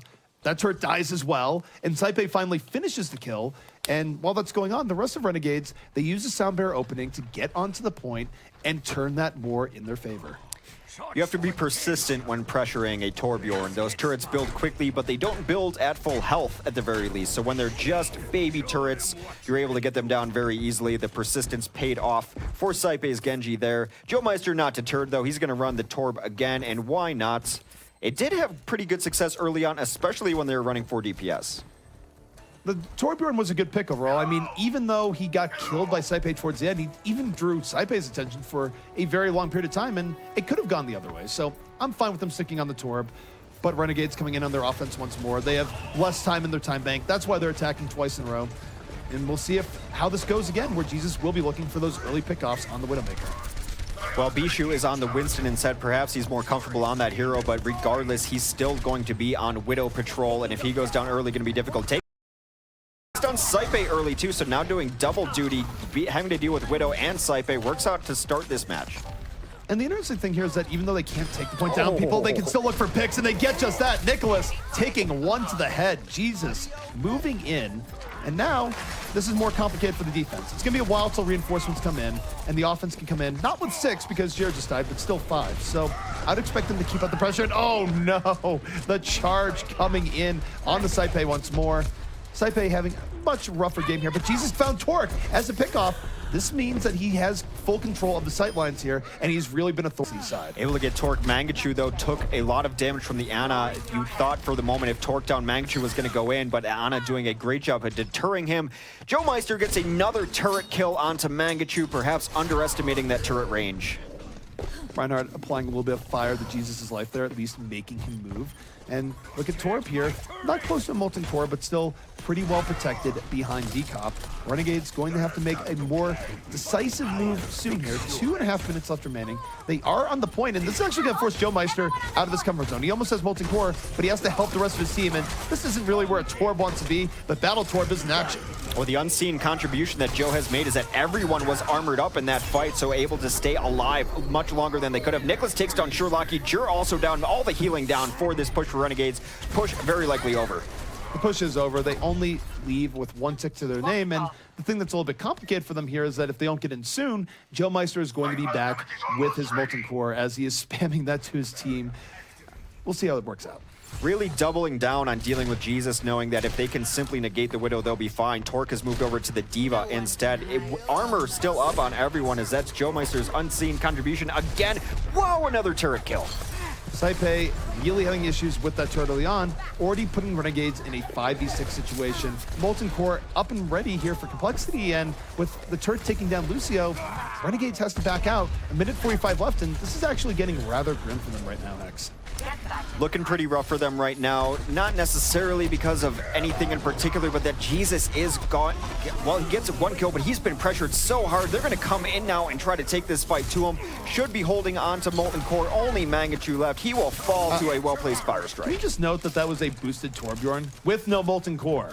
He just ran in there at the Rivet Gun, and hey, it worked out. Why not? Maybe it wasn't intentional. I think he was right by Decop, but sometimes you gotta boost your Torbjorn. He's got 275 armor, and he's got a gun that's very similar to Reaper's if you right-click. I'm for it. Totally for it. All right, Renegades now down to their final minute, getting a whole lot of trouble actually going in. The multi-core is going to be used, but Shake falls immediately. Saipe finally finding way through, makes it a triple kill, and turret or no turret, Saipe getting over the hump here, doing terrible damage to the Complexity backline. Complexity might have to give up this point yet. I think we found how to make people better Genji, ZP. We simply have to question their Genji ability early on in the evening. It's Saipe and Ube now proving us wrong constantly. Nice boost in. Jesus going to be on the cleanup. Pivotable,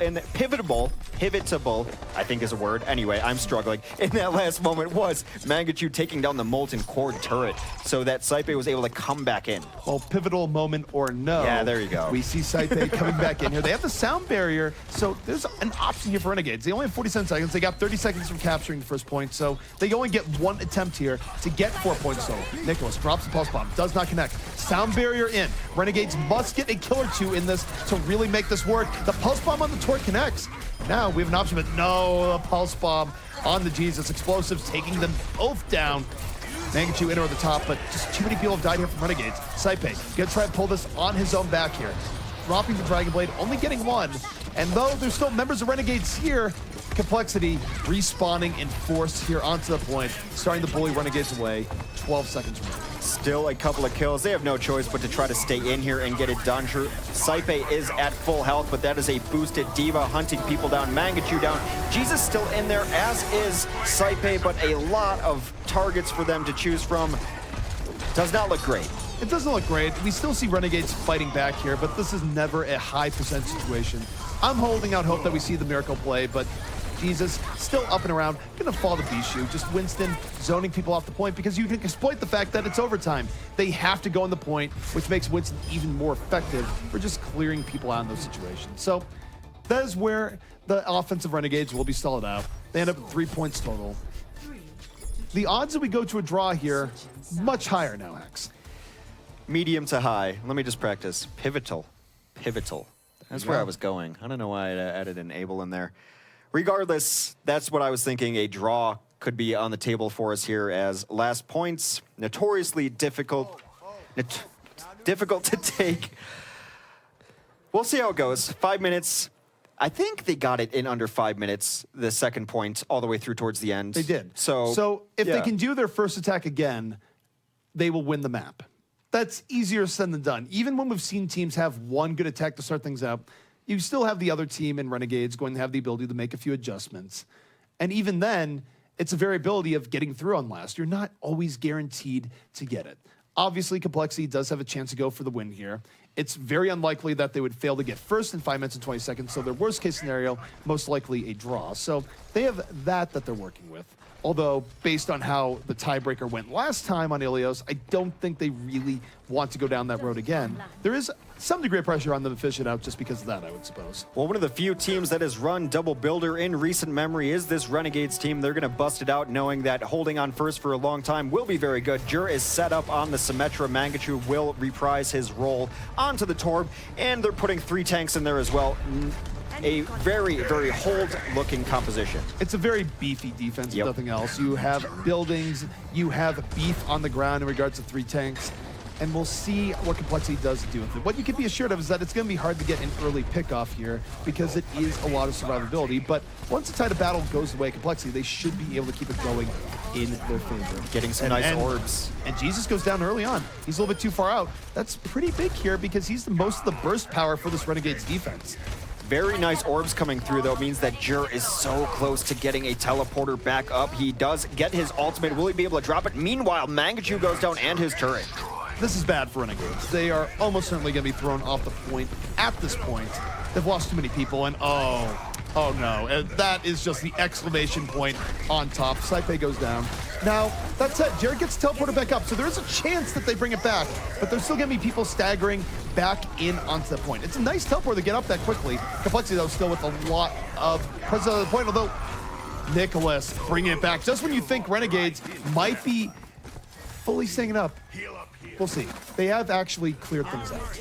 They've completely cleared it out, and he's going to raid all of those eliminations and give everyone armor. Mangachu's almost got Molten Core back up. He's just got to get his sentry up. It might actually be up over top. They've exhausted the teleporter for sure, but that teleporter was point saving. The teleporter was big. It was a case where normally Complexity should have been able to take that even with the teleporter, but they found a way through despite the sudden power of Nicholas. So very close fight. Goes the way of Complexity in the end, and they get an extra chance at life here. 3 minutes left, though, for them to hold on first if they want the outright win. Mangachu's been very good about rotating his turret. We've seen that on previous maps as well. That turret is going to be up top. They're going to prioritize taking that down, knowing that Molten Core is very likely to be up. Molten Core popped. Molten Core has popped in. For now, Complexity giving it some breathing room. They do lose Bishu early on here, though. And Complexity, they seize a moment with the tac visor. I don't know if it's going to be enough. They're already down 2. Mangachu has done some serious damage to this backline, and Renegades, they're going to hold on here.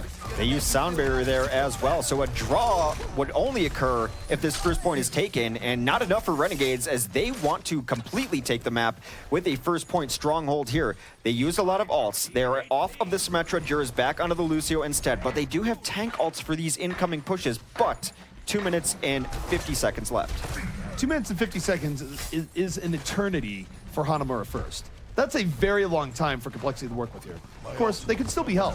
Let's not discount that possibility. But there's a lot of options for them as they come in. The thing I don't like, though, is the fact that they're taking so long to even attempt this fight. This isn't what they need to be doing with the amount of time they have. Either way, the first fight is underway here. Jesus popping the whole lot, going to be keeping them back, and Complexity still not able to get through it.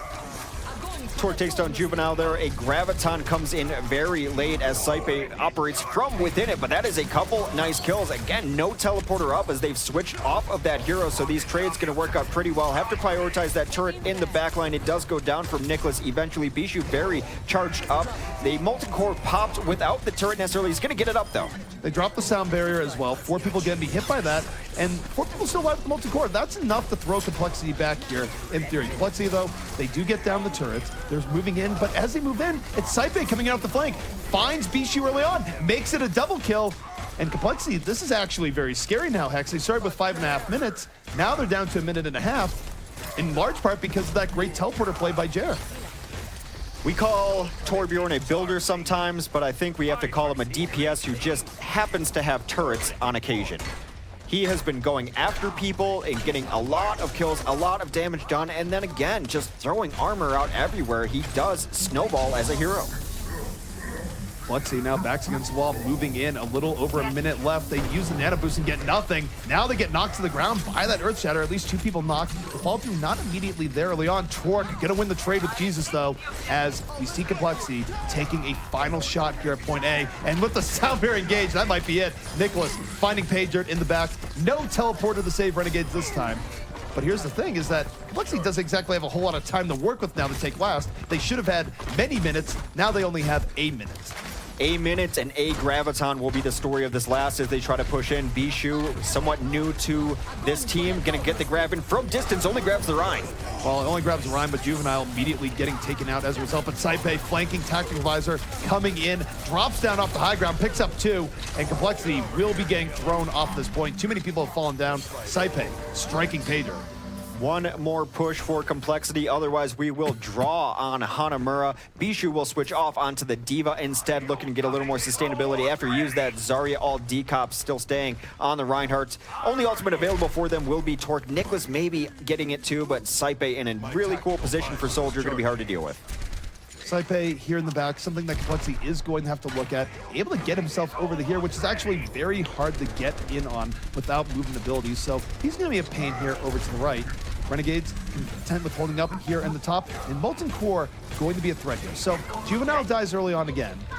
65 out of 2 for Complexity, but they do have to worry about the Molten Core, and Mangachu pops early, doesn't want to waste any time. 10 seconds left. This is where Complexity must get on the point. Nicholas finds Saipe early on.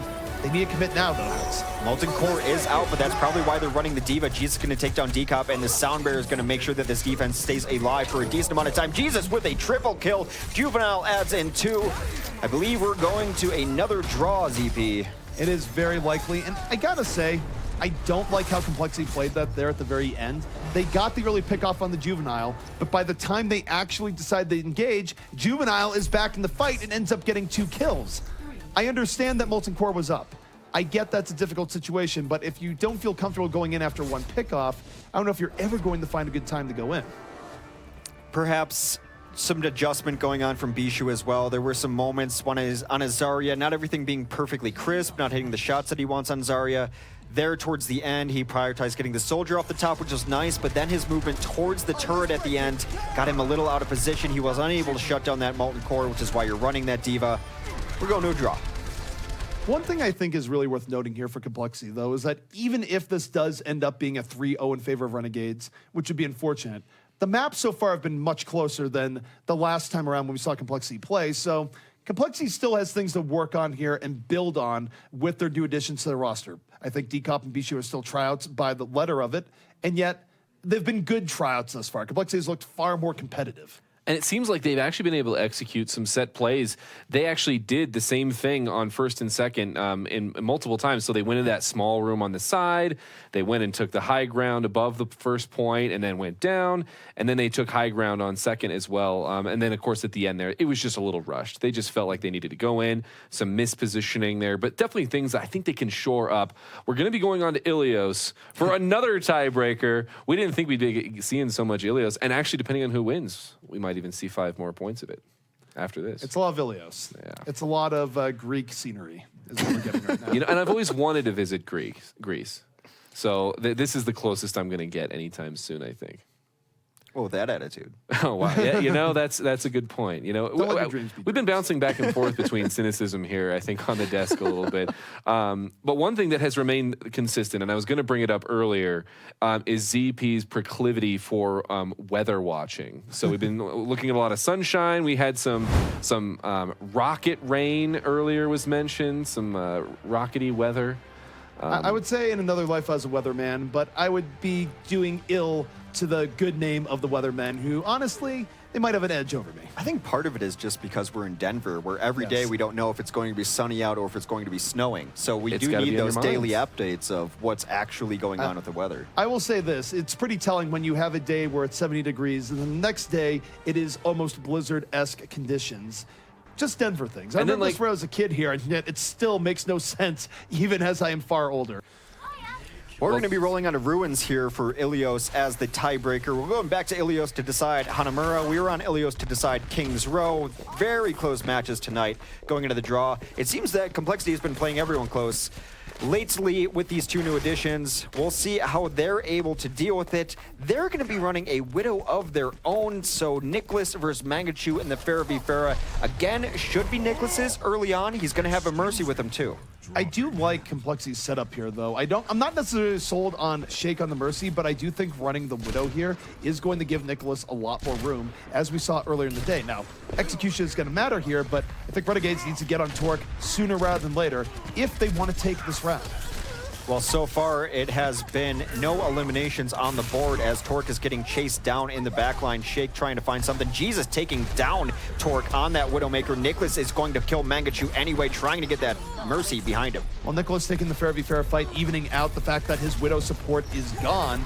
And it's going to be Renegades who take first control of the point, despite Complexity leading in the kill feed right now. So Complexity somewhat eyes off the prize. Arguably, we'll see if they can retake this, but now Renegades can just stall out for a long time, Hex, and make Complexity pay for not prioritizing the objective the way that they probably should have. They will get back in here. That is a giant rocket onto Nicholas, but unable to finish it as Torque comes back in. They are getting more of the kills right now, but it is time to finish off these kills and get on the point. Winston's going to be on there trying to stall out, but that is going to be a headshot onto Juvenile, taking him out. And now that they're set up, ZP, this is a good position for Complexity. It's a good position to be in on one hand, and yet on the other hand, they were winning that fight the entire time, and they are behind in progress to show for it. You can't make errors like that and expect to win games effectively. That said, if you get in onto a Widow like that in Jesus early on, it's pretty effective. The Widow switch, of course, coming up from Renegades, immediately stuffed here by Nicholas. And Nicholas having a run of things here is getting supported by Shake, but making the most of that support as he picks up 3 kills. It was the Widow switch and the McCree switch, and Nicholas bodied both of them in rather short order, so holding on to this position.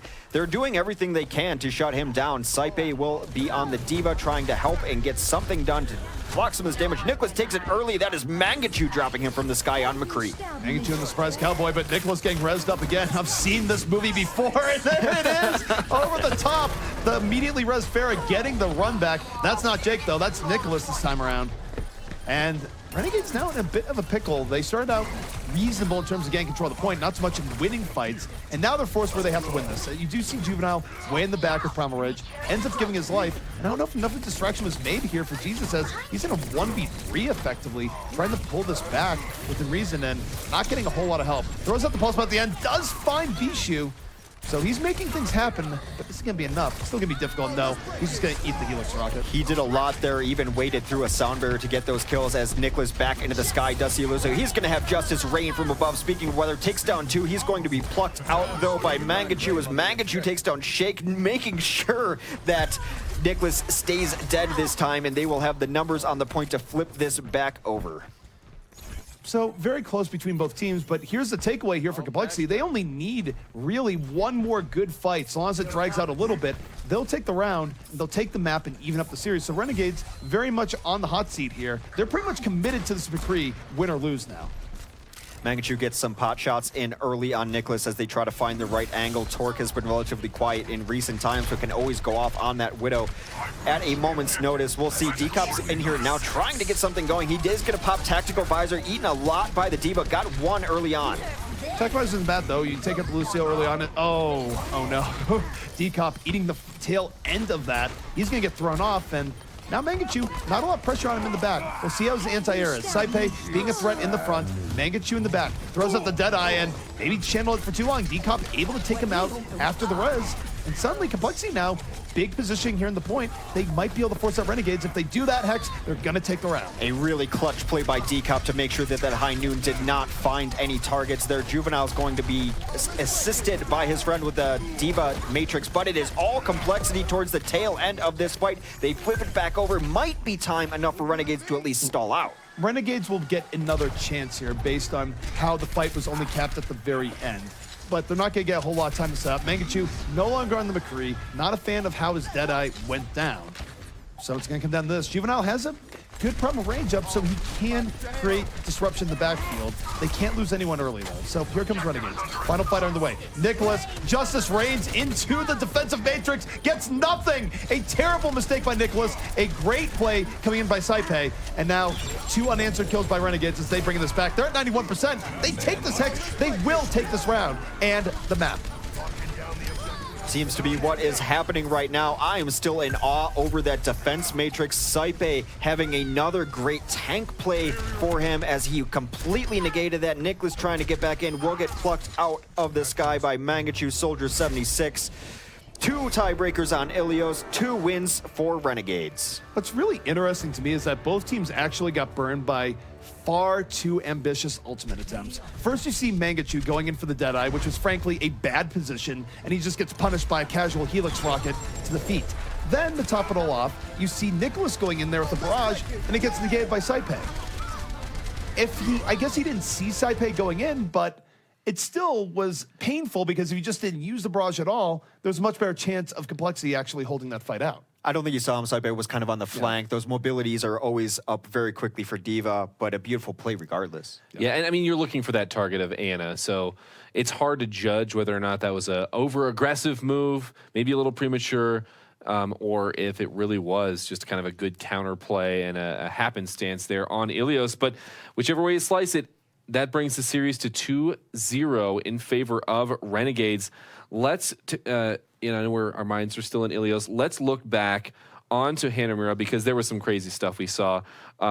Namely, we saw a lot of Torbjorn. So let's talk a little bit about the Torbjorn play that we saw coming into this one, CP. Well, the Torb play that you see, part of its benefit is that you do create a big distraction for people that are running flanking DPS heroes. We saw Saipe run into the wrong end of a turret many a time. And sure, that's maybe part on Saipe, but it's also part of the fact that the turret is an obstacle that must be overcome. You have to deal with it before you can really have freedom to reign in the backfield. So it creates enough of a distraction that your defense has time to react to, say, your Genjis and Tracers coming in. And that's why you've been seeing Torb have pretty good effect from time to time, especially as we've been seeing more Genjis and Tracers in play recently. I think the armor could not be overlooked, that if you do get a full team wipe, everyone's going to have armor, making it that much more difficult next time, much in the same way why we lump him in with Symmetra is because it is that same style of hero. It also is very good against a Pharah, and even though Pharah is a soft counter to it because she can outrange it and hit it from distance. That's sometimes half your clip if he's healing it, 3 to 4 rockets it takes. And then meanwhile, if you get just a little too close to that turret, it has a very long range. And you can underestimate it a little bit as a Pharah saying, I only need this one more rocket in there. You stay in there a second too long and it knocks you out of the sky. We saw Mangachu drop to a Torb turret a couple of times. Maybe once, but yeah, no, I think I think a couple of times I wasn't keeping track, but Joe definitely was on anti-Pharah duty and to some extent anti-Tracer duty. Actually had a few kills on to Tracers trying to get in and flank. But I want to talk about the final push there from RNG. They got a couple picks. I think it was actually the final on first when they were in the round 3. Jesus and Mangachu both got picks early on in a fight, and they just weren't able to execute. Is that something that Widow compositions suffer from? Is actually executing on picks after you get them, or was that just maybe a little bit of a misplay by RNG? I mean, Widow plays one of those things where you have to say it's a little bit of a misplay there. It's not that one composition is more prone. I mean, I guess Widow in general is more high risk, high reward, but sometimes you get picks and you're not able to immediately follow through. One thing I want to point out before we get too far moved, though, is that Complexity lost Ilios in a tiebreaker by a very small margin. You know what that margin was? If they had just simply taken first control of the point, not only would Renegades have not won when they did, Complexity, if they held the level of control that they did throughout the map, would have taken it. So if they go back and analyze what happened there, they will have to go back and figure out, how do we win the first fight, not cap early on, instead give up a free cap to Renegades, because that entire interchange is probably what cost them that tiebreaker.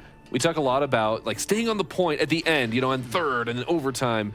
We don't often talk about staying on the point at the very beginning of the map, and in this case, definitely something that came to bear in the end. Well, we're going back onto control. This time it is going to be Nepal. Renegades up 2-0. Complexity, they have been fighting so hard. Can they pick up at least a map on Renegades, or is Renegades going to do the 3-0 sweep? This is Complexity's map pick, and it's obvious because if it was Renegade's map pick, we'd be on Oasis by now. Oasis is a map that Renegade's very good at. They beat Complexity on Oasis in our previous match that happened yesterday. Renegades lost on Lijiang Tower, so Complexity's pick, they want to take something that's definitely not Oasis. We can't go to Ilios. Oddly didn't take the Lijiang, but still going to Nepal I think is interesting. They're going to be able to run their 76 play, which has been strong for them. It's a good compromise, but very obviously, if it was Renegade's pick, we'd be on Ilios. That is a map, or not Ilios rather, Oasis, that's a map they dominate. I'm actually very sad here because we're on Sanctum, it's Renegades, and we're seeing a 76 instead of a Junkrat. Clearly, teams have started to adapt to the Junkrat picks and all the rest, so maybe it's not as effective. But end of an era, it lasted for 2 Sanctums. Either way, Mangachu gets taken down immediately by Shake, ends up being a bit of poke, and it's the Ana that pushes him over the edge. So Complexity now with a good opportunity, but with Jesus winning the Roadhog fight, it's all evened up here. Oh no, that was a boop off the edge. Juvenile taking the long fall, courtesy of Nicholas. And that really could be the turning point here. They no longer have a shield to shield them from poke. They have to back out. Now Complexity, we'll see if they can get first control of the point.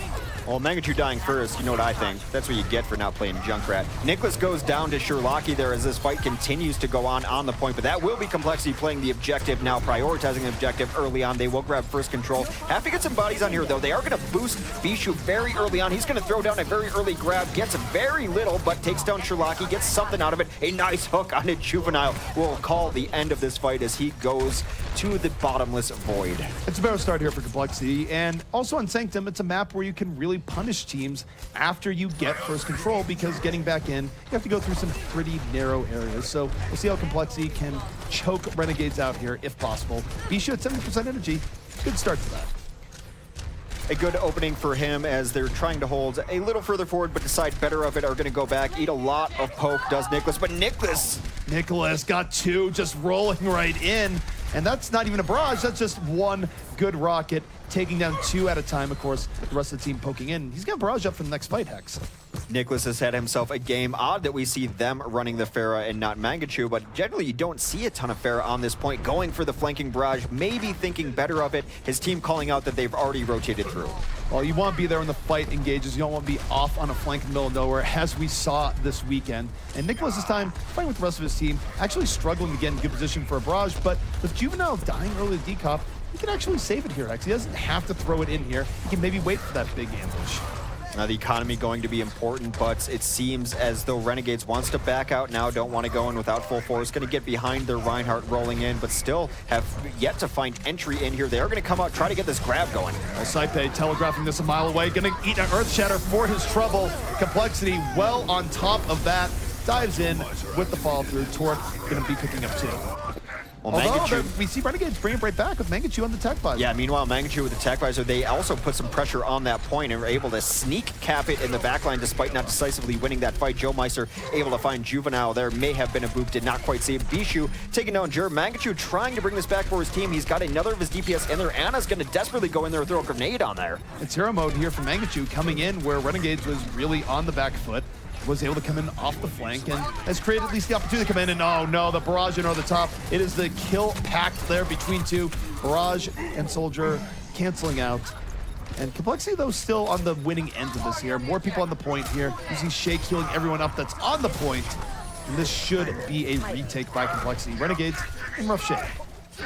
Well, a very good Zarya map, and that clearly is Bishu's most comfortable character as he adds in a third kill for that fight. He's had himself a nice stage here to open up. Nepal is going to hold on to the door here, try to block them from even coming onto the point. He gets a nap for his troubles, a nice hook, a nice Earth Shatter.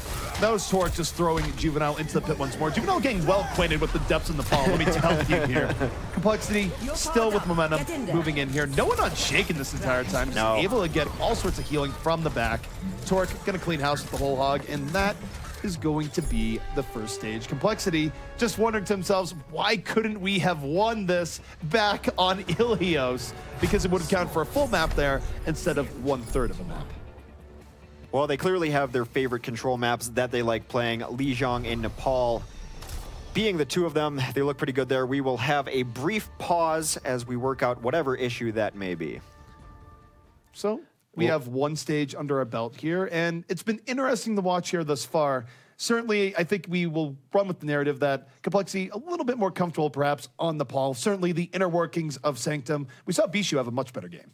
Yeah, no, I mean, we saw in this one especially, but even in previous maps, we've seen a lot of Decop, Bishu, and so actually Shake quite a bit in that kill feed. And in that map, that's the Ana that I want to play. It's just being able to sit back, you know, heal everyone up, throw some nades in there. He had free reign in the back of those fights there, and it led to them getting victory on the first point. Well, we talked about Complexity when we knew that they were going to be running with new tanks or trying out new tanks, and we said that the person it was going to affect most was Shake, because Shake's job is to keep those tanks alive, but he has to be able to do that by second nature, and he has to know where those tanks are going to be, and those tanks have to be alive for him to keep them alive.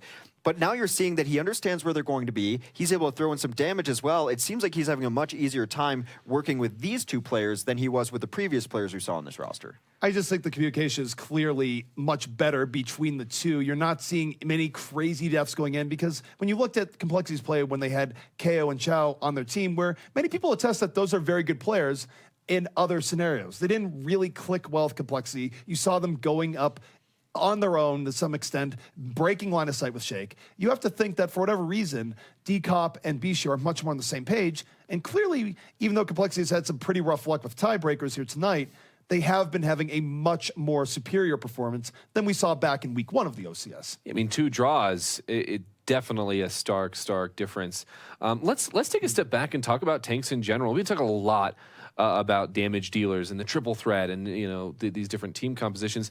But how do some of these changes really affect how the tanks have to interact with the rest of their team, and how have we been seeing that come to fruition? A lot of it that can be overlooked sometimes is simply staying alive, simply being another body that the other team has to worry about. When you have tanks that are so aggressive and they don't get the kills in there, not only is it getting shields down and getting the utility of Zarya out of the way, but oftentimes you just want someone else to take some bullets for you. That is the essence of tanking. Just be another target so they can't simply focus me, and these tanks have much greater sustainability. Well, we're going to see these new tanks of Complexity face off against the old tanks of, well, Juvenile, I guess, in this case, as we're back into Nepal. We are back in here. It is going to be the Village stage that we roll into. Of course, Complexity winning the Sanctum just a moment ago. And on Village, this is where we tend to see a little bit more fair play. And we will see a disparity early on here, Hex, where one fair combo going to be running with an Ana Shake, more all-purpose. Sherlocky all in on making Mangachu the very best he can be. Well, after losing a stage, I think you just let Mangachu run as much as he wants. Jesus takes some very early damage, has to rewind. Already, Nicholas takes him down with the help of that Ana grenade. Oh my goodness, Jesus running into all sorts of explosives early on here. And now, Mangachu, hot pursuit, aerial battle underway. Who's going to be Top Gun here? That's going to be the question. Rockets coming out. Nicholas able to stay alive in this despite Mangachu's support. He's fighting this back and, oh, takes one right to the gut, send things out. But did distract Mangachu for quite a while there as the rest of Complexity is trying to secure first cap, and they do. Regardless of how that worked out, I loved how Nicholas played that. Just make sure Mangachu and the Mercy are busy the entire time, retreating, trying to just stay alive as much as possible. Now Mangachu, very low, has to get out of there. You don't have to win every fight to be impactful in fights. That's what we saw Nicholas do right there. Nicholas was able to pull two people out because you saw Sherlocky there being the support. It's really tough not to make a bad Top Gun pun right now. I'm just going to restrain myself and not mention wingmen of any sort, but next fight here is underway. Mangachu coming in, barrage at the right, gets one rocket on the Nicholas, and Nicholas right now just rope-a-doping him, pulling him back out of the fight, and Mangachu diving in, but this is nowhere near the point as Complexity is still holding on to control. I kind of feel like he's getting baited here. He might get the kill, but what has he really gained? Nicholas has activated Taunt very clearly. Mangachu cannot attack any other heroes until he goes through Nicholas first, and Mangachu still, target priority has to be an issue that gets brought up right now. Nicholas doing a great job by dying to Mangachu.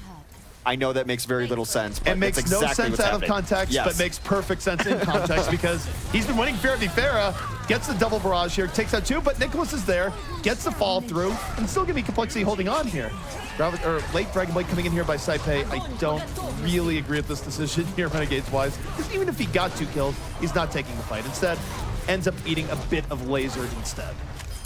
Bishu also playing really well again, fully charged. That was an interesting Graviton, but it might not come back to bite him. I think it was supposed to catch the Genji flanking around trying to get in, but regardless, they're still in really good position. 85% here. I kind of feel like if this is a competitive play right now, Mangachu be saying, I've killed that Farah every time, guys. It's like, well, yes. It's not about the kills, it's when you get them and how quickly you get them. A barrage over top from Nicholas, going to crack that shield. Juvenile already down, and now they're going to send in Zarya for the cleanup as well. Bishu looks very comfortable. Nicholas, okay. he's winning the Farah battle. Simply winning the Farah battle. Megachu's body Yes, just it flying was. into the horizon. That is. Some say it's still orbiting the Earth to this day, but Complexity, very strong showing here, and they neutralized Mangachu by feeding him Nicholas's body at predetermined intervals, but much better showing here for Complexity. 2-0. Renegades stuck trying to make the reverse sweep if they want to close out the series here in Nepal. The most apt visual description of the Farah v Farah battle. Mangachu going off into orbit, being of very little effect. Very well done from Nicholas. You know, the questions were when we saw Complexity beat Renegades is how are they dealing with Mangachu on Farah? Because it's been a constant question for this Complexity team. They've had multiple answers for it. None quite as cool as Nicholas simply making Mangachu chase him around the entire map. Mangachu now off of the Farah is going to on 76, perhaps trying to exact revenge on Nicholas. Well, at the very least, this is going to force Mangachu to stay somewhat near his team and not dive Nicholas into a point that is far away from the actual battle that matters. So we'll see if this works out a little bit better here for Renegades. Both teams charging in into that point. See what comes of it. Now Saipei going in early, trying to get some damage done. Going to deflect on his way out. You see a lot more aggressive Genjis now trying to just be the role of the tank when you're only running a single Winston. Jesus takes down Nicholas right away. Nicholas now seeing that Mangachu is not on the Farah, might switch early on. We'll see if he wants to roll with this Farah, but early on it does appear that Renegades, with positioning at least on the point. Well, you are right. Nicholas is going to swap after seeing that Mangachu is no longer on the Farah. He can't bait him quite as effectively when he's on a 76. So Renegades, better opening here. They get the first take. Now we'll see how they hold it here as Complexity trying to come in here to the left side, but it's Nicholas off the right flank. So Nicholas trying to draw some attention here, maybe let the rest of his team come in through the front, but it's been a very slow opening here, Complexity. But with that hook from Torque, now they have an opportunity to go in. 65 is open to Jesus. Special delivery from the back. Fine shake, explodes him, and suddenly Complexity's not going to have much in the way of healing as Joe Meister's almost out of this fight as well. Oh, very nice. Nicholas does finally get Sherlocky. He's been on him for a while now. Torque does grab a kill as well, but they are going to need a little bit more. from the side of Complexity to bring it back, and they will not get it. Jesus running wild. Well, they're losing this fight in the end because they lost their source of healing. Everyone wasn't able to actually heal towards the end. And sure, they're still in and around the point, and maybe they take it back in a bit of a brawl, but it's that pulse bomb that made that far less effective there for Complexity. And oh no, Bishu moving in. Charged up Zarya. That's how you get Graviton up quickly, and that's also how you melt down a lot of people. Finally, Complexity will take control of this point. Well, Shake had come back in and exacted revenge onto Jesus, who had given him that pulse bomb gift, returning the gift with a nade onto him. So that was the first kill that they got. Then Shake able to get healing onto his team, but that was a pivotal kill, as you mentioned early on. Bishu had been playing great, got the boost early, and that's going to lead him to the Zarya ultimate. Again, Torque on McCree. Let's see some game tape Torque. So, this is, of course, a bit of a question. His McCree wasn't bad earlier, wasn't dominant. If you get it more towards the dominant side of the scale, it could be a different look, but he's going to have Winston in his face early on. Has to back out. Gets a sound bear, which lets him be more confident in where he goes. He finds side pay early on. So, with Complexity, they back out, get the counter engage done pretty well. Graviton comes in for Bishu here to finish things out. Don't really think you need the Graviton there in the least. So, they're going to be down an ultimate here, even as they hold it. Well, yet again, Torque has done enough to at least make those flankers think twice. He got Jesus, he killed Saipe with a flashbang of all things, allows Nicholas to come in here too. So far, Torque, it hasn't been the amazing 4 kills that we see on some McCrees, but effective in playing with his team. Well, the thing is, he got out when he got dove on, and McCree is a pretty juicy target for Winston's as they dive in, so even if Torque doesn't get a whole ton of kills, if he's drawing attention, that can be effective, as we very much saw in the last round with Nicholas and Mangachu. Still, though, 70% for Complexity, they only need 2 more fights here, Hex. Absolutely correct, and they will have some ults to work with. Deadeye, of course, very difficult to hit on pro-level teams, but Decup's Earthshatter could end this fight before it starts. He does get Lucio, who's still trying to drop the beat at the moment, and there's the High Noon combination with it, 2 kills. Deadeye really likes working well with Earthshatter. It's kind of hard to get out of his line of sight when you're on the ground. So now Renegades, they lose that one relatively quickly. They end up getting staggered because Jesus was just looking for a place to hide. Now at 95%.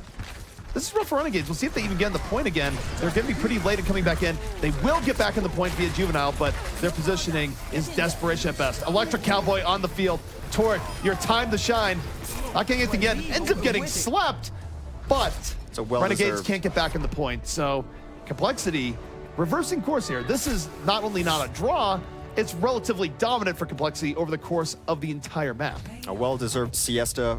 I don't think this is going to be Nicholas simply flying away from everyone, but it should be. It really should be. That'd be fun if you could put in your own play of the game and just go, show Nicholas running away. Show Mangachu flying away from the fight. That would be great. That was actually the real story on the previous round. But just follow us on Twitter at Game Carbon. We're going to have a highlight video of Nicholas just flying away from fights as the rest of his team dominates on the other side. It's fitting for Nepal. You win the fight without any violent action. You just go away. It's something that Zenyatta would approve of if he wasn't throwing orbs at people and kicking them in the face. There's actually a weird conundrum there. But aside, Complexity played that very intelligently, and Renegades felt a little bit lost. Yeah, we're not going to get too philosophical, especially with Jesus on the field. You know, it's just hard not to. But anyway, well, yeah. So let's pick that apart and let's talk about Pharah Mercy versus Pharah running away. Because if you do the math, well, so the first fight actually, Nicholas even got a pick. He got a first kill on a Tracer. And then the rest of the fight, he was just flying around. So talk us through that one more time here. Well, I've talked about the combination in as far as being resources. And I think resources are really a thing that can be overlooked at times. But when you're running a combo, that's 2 people. And I've always said, well, if you want to defeat a combo, you have to put in 2 people to be able to defeat it, whether it's a Zen, McCree. There's a multitude of ways to do it. But if you can make that 2 people try to trade out for your 1, you're already winning the resource battle, and then the ground fight gets so much easier for your team. Well, Nicholas just made Mangachu look silly there because, really, once Nicholas removed himself from the fight, the better move would have been to just kill the other people in the fight. It's going to take Nicholas a while to get back. He's not going to be able to boost back in and over.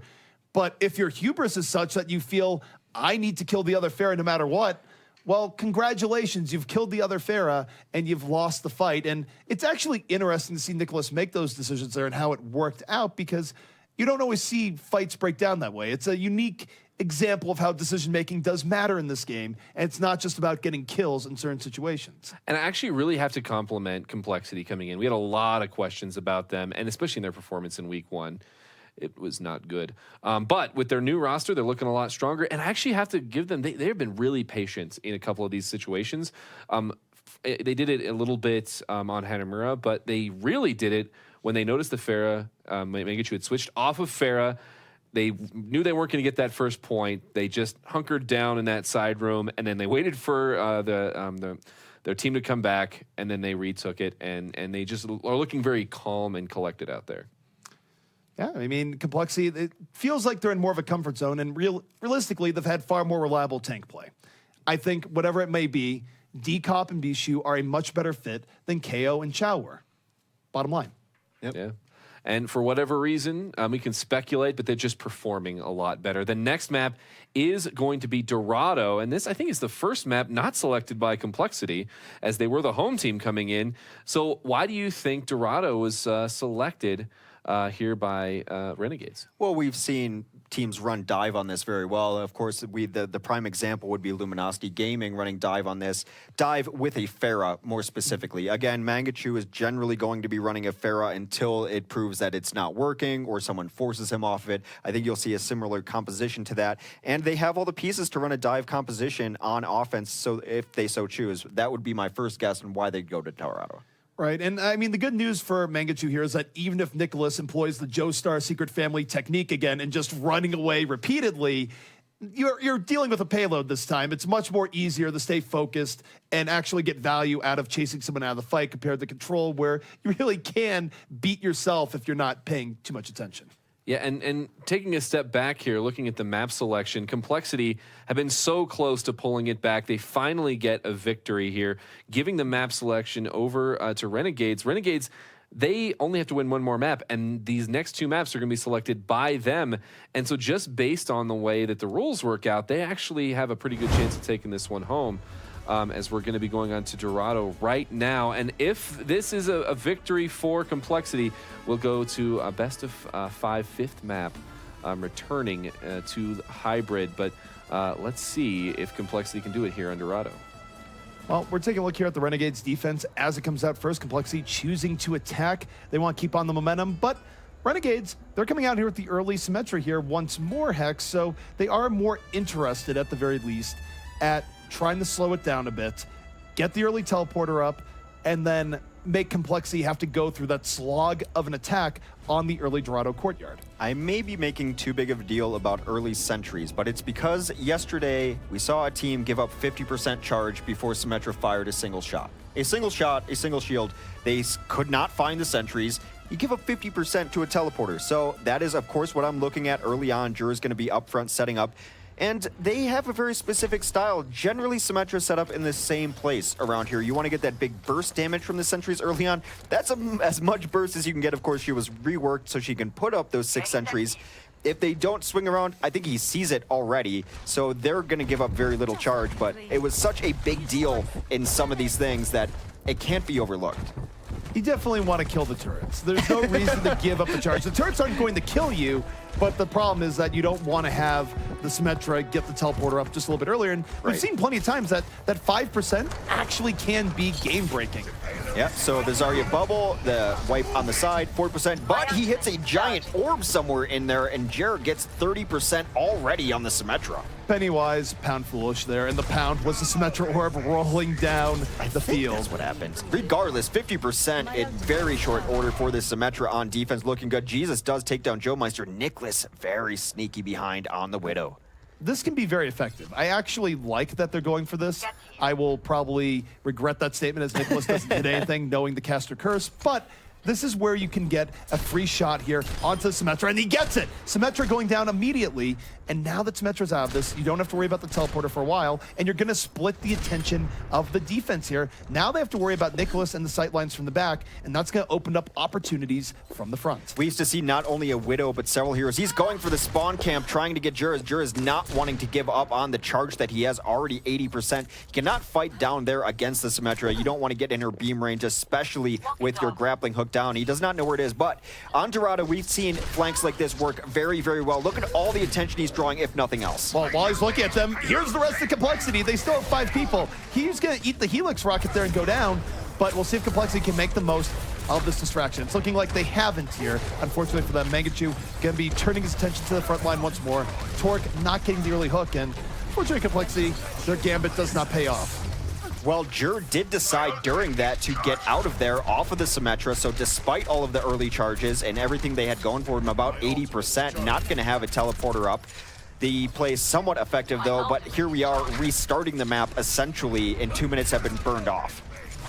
It's not a bad opening here for Renegades. I think Complexity actually had a smart way of dealing with it. The execution, just a little bit lacking. I don't fault them for trying, but now 2 minutes are effectively gone without a lot to show for it as Decomp gets taken on the long ride by Juvenile. So they're getting caught out completely here, X. This will be another defensive hold. Rotating onto stairs, always a risky gambit. More times than not, we've seen that area turned into an abattoir as they will be continuing their aggressive defense here. Saipe nearly having a Graviton, and we're only have 1 minute and 30 seconds left, ZP. This is do or die now for Complexity, because if they get held here, the odds that they actually hold on to their own defense, while not impossible, pretty low. And they're going to be running to a beat grinder here. Saipe holding on to that Graviton, and he's going to get hooked in. Will get healed up here by the Ana. Grenade is on him, able to shield himself out, so it's a hook from Torque that doesn't have payoff. Would have been good, but now they still have to worry about the Graviton. And there it is. The Graviton comes in, pulls in 3. Soundbear going to try mitigate as Torque comes in with a flanking whole hog, and the counter Graviton is successful. It's a nice counter punch by Complexity here, Hex. It gives them 3 kills, and this looks like they will be able to cut through this early defense of Renegades. A beautiful counter push as Torque was able to stay out of that Graviton. They ended up soundbearing as well. He comes around on the flank, pushes them all out of position. They used all their ults that they had, but as you mentioned, coming into that fight, do or die, it looks like they will at least get this first point and extend the map. Juvenile looking for something. He's going to get an Earthshatter down, but doesn't get much. I mean, he really intimidates the shield of the opposing Reinhardt. That's about it. It was just shattering from that, except still totally fine. Either way, Complexity going to clean up this last gasp here from Renegades. Renegades actually threw some useful resources like Earthshatter into that for no reason, which means that Complexity has time here to open things up and start getting control of seconds. So Renegades put themselves in somewhat of a bad situation now. And a couple of times tonight, both with Hammers and with Renegades, both known for their very aggressive defenses, you have to wonder if their calls are not to go in would be a little better off. They will be going up on this ledge here, trying to take high ground. Going to check behind them, which is smart. We've seen hooks and everything come along, and they were rotating around behind. So Renegades are going to be dropping in from above. Not a whole lot to go with it. And Nicholas setting up on what could be a very impactful flank here with attack visors. Comes in on the back. Sherlocky misses the sleep dart. Jesus with the fall through, so limits it to at least just 1. So 5v5, a better trade for the defense, in fact. Both Roadhogs getting work done here, however. We have seen some brutal hooks come down on both sides, and it has been the Roadhog show, especially from Torque, as he had that saving play early on. He's going to have a sleep dart to clean up Saipe right here. They're going to stagger him, and wow, that is not how you want to wake up in the morning. No, I would not want a gigantic German man smashing me into a wall to wake up. I'm a pretty deep sleeper, but even that seems a little bit excessive. Not doing phrasing. They continue to roll down on the front as they've got all the momentum in their favor. Decomp will have his Earthshatter up for this side. Torque has been getting so much work done, and we had questions about Torque. He's shown a lot today. Well, he does pull down Mangachu early on here. Mangachu ends up getting caught in the Graviton because of that hook, and yet he doesn't matter. He gets enough support that his Tac Visor takes down 2 and just punishes the Complexity side. And is turnabout fair play here for Sleeping Zarya? It does appear to be so, as they have their goes own Reinhardt alarm clock. Well, a complete reset here. A minute left, so very likely one more push. It's a hard point to get back to in a quick manner anyways. It might be time to go for the right side flank, but they do have eyes over there watching it. Mangachu is watching that left side flank. They will have all the information they need. Gonna have to be a gutsy play. Bishu is over onto D.Va. They have no ults to work with, but none on either side. Just vanilla Overwatch incoming for this next fight to see what they can get done on this Dorado offense. You say that, and yet Mangachu here about to have the Tac Visor up. He's already built it up between fights. Even Juvenile is going to have an Earthshatter, so Complexity going to have to find a way to do this despite some overwhelming odds. If they can pick off Mangachu with, say, a hook early on, it'd be great. But speaking of hooks, it's actually going to be Jesus getting onto Nicholas. That's a Roadhog on Soldier action that's going to happen. And now Mangachu looking for a big cleanup. Has a D.Va in his face, and no, D.Va gets slapped That's huge, except for the part where he gets woken up immediately, so doesn't quite free Mangachu the way he was looking for. In fact, Mangachu going to fall as a result of that broken sleep.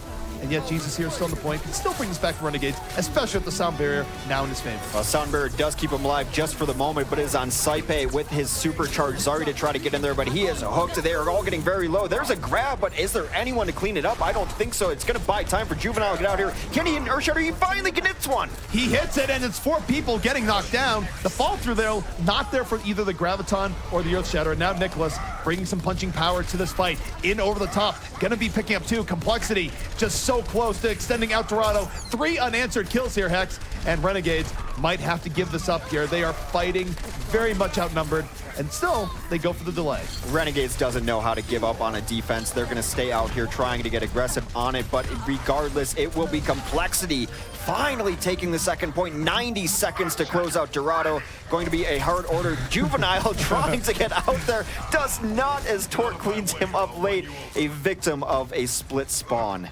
Juvenile just going, okay, guys, I know I'm late. Just let me get back here in time. And no, he gets gunned down mercilessly. So that's a little bit rough for Renegades. It's certainly going to delay them and trying to reset up their defense. And they'll be giving up a lot of free payload pushes. Complexity looking to push the advantage. They still have a bit of momentum on their side. 3 ultimates in the next fight, and who knows how explosive Bishu can make things. They're going to have a difficult time getting back to top, and in fact, they are not able to get to top, so going for an enormous flank instead. The rocket does not hit right away. Here comes Magachu's visor. Is it going to get enough? He gets Earthshattered. Earthshatter comes in, and Complexity still making the most of this fight. Earthshatter, no. 5 unanswered kills, so my goodness, they are able to push this forward. And now for Renegades, the question is, can they even get out and contest this effectively? The payload almost near that final point of victory. Renegades must come out here and stall. This is always a rough situation. Juvenile gets hooked in immediately, has to back out, not able to be healed up. But yet, Jesus on the flank was able to get to the cart. Why? You had 2 kills. Someone, please, stop emulating Cloud9 and Apex. It clearly didn't work out for them. It's not going to work out for you. Get on the point in these key situations. So what you're saying is don't pretendo to be Mendo? No. You're not saying that? I'm saying that. I've always wanted to say that. I say it a lot, actually. It's not the first time I've heard that. No, I do say it. I find myself intensely clever and funny, but I'm the only one. Well, regardless, that is not the way you want to lose that map. Not at all. That is frustrating because they still had plenty of people alive, just didn't have anyone alive on the cart because Juvenile fell early, got hooked in.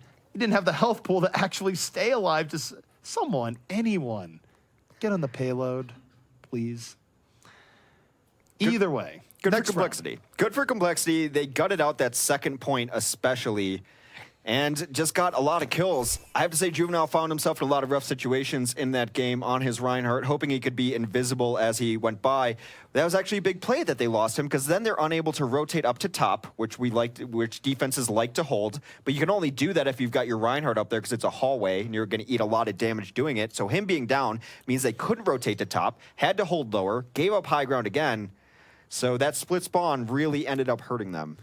It definitely played a big role in Complexity, able to keep up the momentum there, but credit where credit is due. Complexity kept the foot on the throat there. They didn't back off. They didn't really give Renegades time to settle. So Complexity knew when they had an advantage, and they pushed it to maximum ability. Now, taking a look here at the defense, as it sets up here for Complexity, there's no Symmetra in sight. They just want to play this about as traditionally as you can. It is going to be a 3-tank defense with Nicholas being the DPS in charge in the back. But this is what we assumed why Renegades picked Dorado. They will be running the dive composition very similar to Luminosity Gaming, so just look to see what Mangachu can get done. He's going to hit rockets and call out who he's hit. They find out Bishu right there. Might be some inexperience coming into play as he gets himself caught up, but the bait comes in as Torque takes down Mangachu. Torque has had himself a game and a half.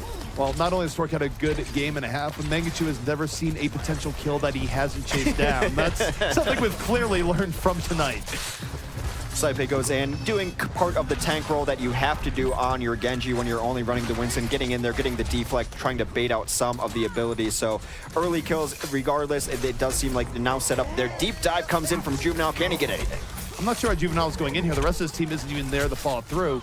He's lucky he doesn't get punched by the hook, and maybe it works out, but that was risky.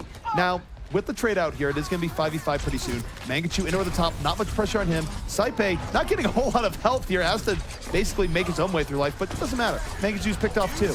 He's going to put up the Dragon Blade late into the fight, and I don't really agree with this late Dragon Blade. He does pick up 2, but everyone else from Complexity was already off the point. Now he's just not going to have it for second. Well, it's hard to identify the point in some situations, as has been clear, but he does finish out a couple of the kills there, I guess guaranteeing that they're going to win the fight, not going to fall to any shenanigans, which might be an Earth Shatter or a Graviton, which were his 2 targets. Getting very aggressive here, that is going to be Complexity having to fall back. Dorado's at one map that you have to know what ground you have to give up, and look at this, they're going to 2v1 Nicholas up top. They keep rolling through. This is the power of the dive composition momentum. I'm just impressed with how teams find new and innovative ways to fight Complexity in their spawn doors. This is really, that is the running story for me right now. Oh my goodness. Valid point. Very valid point. But Dorado is his story as old as time. We've seen teams just not understand what ground they have to give up and fighting and losing fights, and they didn't have to be out there to begin with. Oh, Mangachu coming in over the top, was looking for the barrage over the doorway. Gonna use it now. Doesn't get much there in that barrage. In fact, just takes it on a dart to the head. So Complexity going to be dealing with this high aggression coming in from Renegades, but Renegades was pushing the payload this entire time, and even though Torque is coming off with some great McCree cleanup, has 2, looking for the triple. Lucio darting away. Will he escape? No. The answer is no. Torque picks up 3 before the end. The payload, though, goes very far for Renegades. He had to switch onto McCree and probably to deal with Mangachu, but McCree's still very good at the cleanup. Probably one of the best heroes at the cleanup who has 0 mobility anyway, because he lets his bullets do the running. Next fight here on the way. Bishu holding on to the Graviton. Could it be a dagger here in just keeping Renegades back? You see Juvenile leading the way very deep in here. Definitely going to be biting it soon. Juvenile's leap ins, very aggressive, and yet it's opened up the way for Jesus. He finds Torque early on, and yet Bishu, 2 kills here. Late Graviton here for cleanup. Bishu, right place, right time, not only for the backline kills, but also for the finishing Graviton. Decop does add in his own right there. Complexity. The only way to win this and send us to a 5 outright is to stop Renegades from completing the map. Bishu experimenting with some jumps right there, as they will set up both teams at full strength now as they look to get in. Saipe trying to get some chip damage in. Has to be a little bit careful. We'll put that deflect up. Well, we're still in an era where the Mercy is mainly focused on Mangachu, so even though Saipe is going to have Dragon Blade here, doesn't have a Zarya to support him, not going to have Ana Dart, so he's really just doing this all on his own. It's not the most well-supported Genji, so it is very hard for Saipe to find his moments. It can be even harder when he's knocked on the ground by a Reinhardt. He's immediately taken out, and this push stops right here. It's forced him to hang out with his Lucio much more than a Genji would like to. Not that they're not best of friends, but here comes a res. So they're going to burn the res on that, which is interesting. It wasn't a close fight to begin with, but maybe they just like the positioning, and hey, it's working out. Saipe coming to backline, picks up 2 with the Dragon Blade, and the res actually catching Complexity a bit off guard here. It's a little bit unconventional to use it when you've had no pickoffs and it's not super close, but they get the surprise initiation. Complexity gives up second, and now they're in a bit of trouble here as Renegades starts rolling towards last. Well, I think Sherlocky was done playing Mercy anyway, as he does switch over to the Ana. Saipe does get torqued very early on with a reflect right there. But Sherlocky using the res because 1, res is a ability which charges pretty quickly, and 2, he wanted to switch to Ana anyway. Now he swapped to Ana here. Saipe can expect to get a little bit more support. Mangachu perhaps a little bit less. But he's holding on to that barrage, so if he can catch Complexity a bit off guard, especially if they're clumped together here in the high ground, that could be big. Saipe diving right in. Where is Mangachu right now? Doesn't matter. The bomb connects, takes down 2. The barrage for a little bit of finishing power here. 3 unanswered kills here by Renegades as Mangachu gets away with 30 HP. Elevation is his friend when avoiding the laser of doom.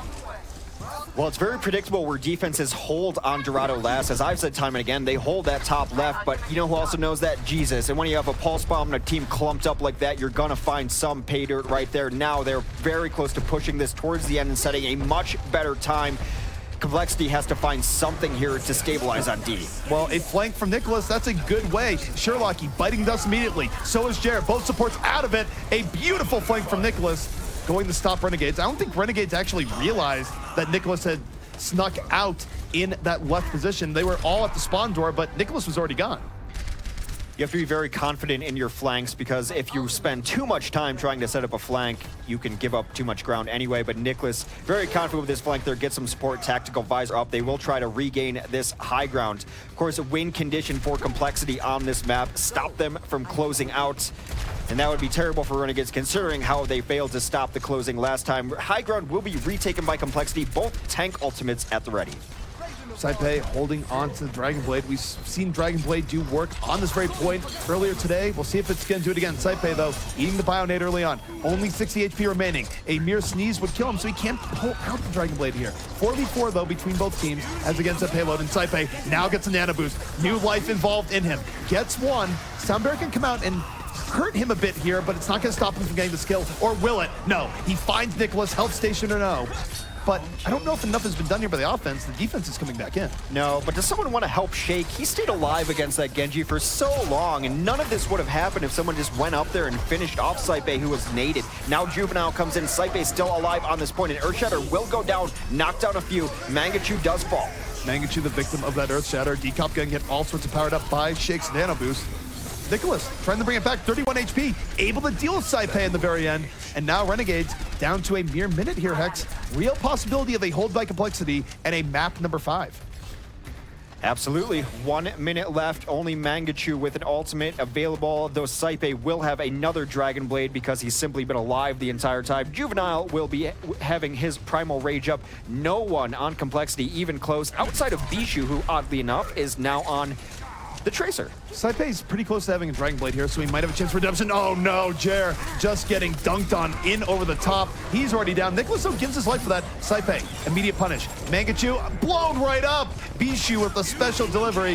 Saipei, though, all in. Dying to backline, supports in his sights. They're going to split, so only one will fall, and in fact, none will fall as Shake finishes off Saipei, and that might have just finished off Renegade's hopes of winning Dorado. Jesus going to try to perform a miracle here as he gets the boost onto the cart. He is going to do his best. He's trying to get on this Reinhardt, unable to find the angle as he's eating a lot of damage. That boost will wear off, but he will rewind. Still holding on, not for long though, as he is stopped. Is anyone able to get to this cart to stall it out? Mangachu maybe.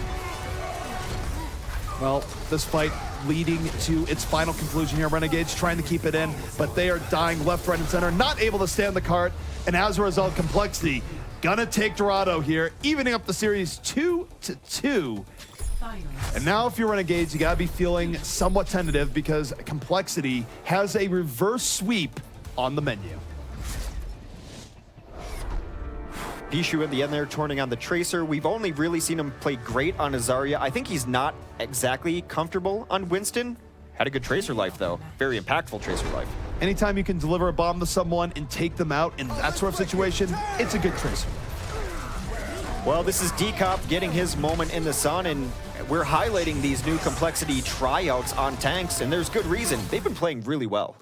There's no doubt about it. I mean, we've seen Decop with far more impactful Earthshatters than we saw anyone really impact play at all from KO or Chow. So, yes, these tryouts have been emerging much better with Complexity. Even to that extent, it's kind of funny because Chow also tried out Tracer to very minimal effect, which is putting it nicely. All the minimal effect would imply that he did something well for Complexity while on Tracer, which did not happen. All due respect. Minimal, we're flexing the term minimal here a little bit with that, but to that point, let's look at Juvenile across the way as the opponent Reinhardt, because Decop did a lot of great stuff there. I think 3 or 4 good Earth Shatters, and he tends to know when to swing his hammer too, as you were talking about, like the aggression and then just taking some damage, that balance there. But how do they stack up against Juvenile, and how are his Earth Shatters in this one? He got one. Yeah, he got one. Juvenile, I feel like if there is a weak point on Renegades, I think he's probably the player, if there was a report card, would say needs improvement. He definitely has his moments, but I do feel like there's too many times where, whether it be on Winston, where he leaps in a little bit too far, and more so than you need to, because you can leap in and leap back out. He just kind of leaps in and dies many a time. And then he also has issues with Earth Shatters where he's trying to mind game the other Reinhardt too much and go, you're going to drop your shield here. I'm going to predict it. He hits shields more often than he gets the Reinhardt at a bad point. So I think there's points that he definitely could stand to improve on play-wise. Not that he hasn't had his good moments, but it's been hit or miss, I would say. That said, I would give some credit to Decop, who, as early as last night, shut down Super in a lot of different moments too. So Decop has been winning Ryan games against top Ryans. Yeah, no, and honestly, he just seems to be gelling, if that's a term I can use, with this roster in ways that, well, we're seeing some results here. And yeah, the possible reverse sweep coming out from Complexity as we're going to be going on to our final map. And I don't know if we have it yet. I don't think I've seen it. It very well could be Eichenwald. Now, let me just say one thing here. If you're Renegades, you're actually not feeling very good at all coming to this last matchup, because the 2 maps they did won, they won it off of draws. It was very close play by Complexity. And the maps that Complexity won, of course, Nepal in a very dominant fashion, and their Dorado looks stronger, period. So you can make the argument that despite the fact that we're 2-2 here so far, Complexity has actually proven themselves to be the better team in actual play, which means that the onus on Renegades here, pretty heavy. We did a good job of highlighting Torque, I think, before the night, because not only has his McCree play taken that step up, he's actually been playing McCree, which is a step in the right direction, in my opinion. But he's been playing a good McCree. There was nice cleanup there, and he had a great Roadhog game. So Torque finally getting that level of consistency we need out of the DPS for them. You're going to need, at the very least, 2 consistent DPS threats to go far in this series. They may have to find a third here and there, but maybe that'll end up being one of their tank players. Who knows? But they've both been looking good. Torque has taken a big step up in my eyes tonight. No, definitely. And now, honestly, looking at this squad, I'm now actually asking more questions about Immortals, not to like really steer us in another direction, because we've seen some shaky play from them. Let's leave that, though, for another day. I want to bring up one final point. And that is, I really got to give it to Joe. I think it was pretty fast-paced there, but staying on the cart is something he did on Kings Row earlier as well. These sneaky cart pushes, and yeah, he's actually been making some stuff happen. For Lucio, there's 2 things that you really want. One is not to be in the kill feed early as a first kill. That is probably the last thing you want. And then the number 2 thing you want is to have good sound barriers at well times that save your team. Joe Meister's been doing both of those pretty effectively. We haven't been seeing him in the situation where we go, Joe Meister died again first. That's not happening. And he's had very good sound barriers to save Complexity at key moments. So he's been having a pretty good game by Lucio standards, I would say. Well, he's going to have another good one as it's all tied up. Complexity looking for the reverse sweep. Renegades, they are looking to dominate this one well, actually, they haven't dominated yet today, but we're on Eichenwald. This one was selected by Renegades. It was this or, the Sunshine of Hollywood. Yeah. And so we're going to be on the Sunshine of Germany, I guess, in this case. We couldn't be lucky enough to have Hollywood twice in one night. That's clearly not going to happen, at least not in the OCS. We had a lot of Hollywood over the weekend. Well, doing some of the research on Complexity before this tournament started, they're very good at hybrid maps. So either one, I think, would have given the advantage to Complexity early on. We are going to be on Eichenwald here. Do you see anything interesting on the defense for Complexity, ZP? Defense-wise, it's not quite a standard defense. They are running a Reinhardt here, but they're leaving open the option to punish bad engages here by Renegades. They're running the Winston with the Tracer. So Torque is going to be in the back line for the most part, but you got to think that Bishu and Nicholas are going to be working more as a pair, where if they see, say, for example, Sherlocky a little bit out, they can both dive in at the same time and take him out. I think Bishu is on the Winston precisely because they know the dive offense is incoming. I think he would rather play the Zarya, but Winston's going to be very good against Saipe and against those flankers coming in. And the dive offense is exactly what we see. Mangachu is going to be looking to come up over the top, probably hanging around this here, trying to pressure out the high ground, which you know the Soldier 76 is going to be on. Mangachu coming in, and Renegades not wasting any time, diving deep into the thick of things here, and it succeeds. Decop goes down early on, and already Complexity struggling to find a way back into this. Mangachu looking for the pickoffs here in the back, almost gets a Soldier, but ends up getting slept, not able to finish his plate, and very well might get taken out, and he is. So, taking a look here, Nicholas trying to pull this back here for the defense, and this is just a room of death here for Complexity. They lose 3 people trying to take that room fight. Reinforcements are coming in, and though Torque is still up and alive and Decop has rejoined the fight, Renegades is enjoying the chaos. They're trying to bring it back. If Jesus falls here, they might be in trouble on the offense as the spawns have been coming back in, although Decop falling is going to hurt them. Torque trying to even it up, takes down Saipe. Still a big brawl on the point as ultimates do start coming online. Nicholas takes out Sherlocky with his pulse bomb. Jesus still holding his. Complexity doing a decent job of fighting this back. Decomp might have died early, but he got back to the fight. Now you have Nicholas being the X factor in and around. 3 deaths in not a saying, but the special delivery comes in. Shake blowing right up. Not gonna be a whole lot of sustain here for Complexity, but you have Bishu who's built up the Primal Rage already. That's going to be knocking Renegades back and giving Complexity more time to get back on the point. It's not quite as decisive as Renegades would have liked, even if they do end up taking this point, which isn't guaranteed, though 2 extra picks looking more likely. It does seem more likely at this point in time, although there still are players from Complexity showing up in this kill feed. Decop got one, and now they're making them at least burn all their ults all the way through this, so giving them all they could handle on the defense. It will be Renegades finally bringing it back, but they had to use a barrage there late, some stuff they would have rather had going into this next push. Saipei's got to be very careful. Saipei not careful enough. Bishu takes him down. There was no respect there for Bishu, and Bishu says, yeah, you probably should respect this a little bit more. Still, 4v4 on the point. Renegades trying to get immediate revenge there and just getting more control over the high ground. Now, they have to back out. Complexity's coming over the top, and here comes Attack Visor from the highest position in the game. Torque falling right down, gets on the Sherlocky, gonna pick up 2, make it 3. A well-executed Nano Visor there that Renegades didn't have an answer to. They might be able to get Saipei. They're actually still going in on this. Jesus has switched off onto the Widow, unbeknownst to us, takes out Shake. I don't think Shake saw it coming either. Suddenly, there's a Wild Widowmaker that appears, and Widow isn't too bad here on this point if you can get good sight lines. It can be pretty hard if you don't have the top, but once you get the top, you can really secure the point. Saipei, Dragon Blade out, dashes in the Joe Meister, 3 seconds left, looking for 76, finds Torque on the side. That is crucial.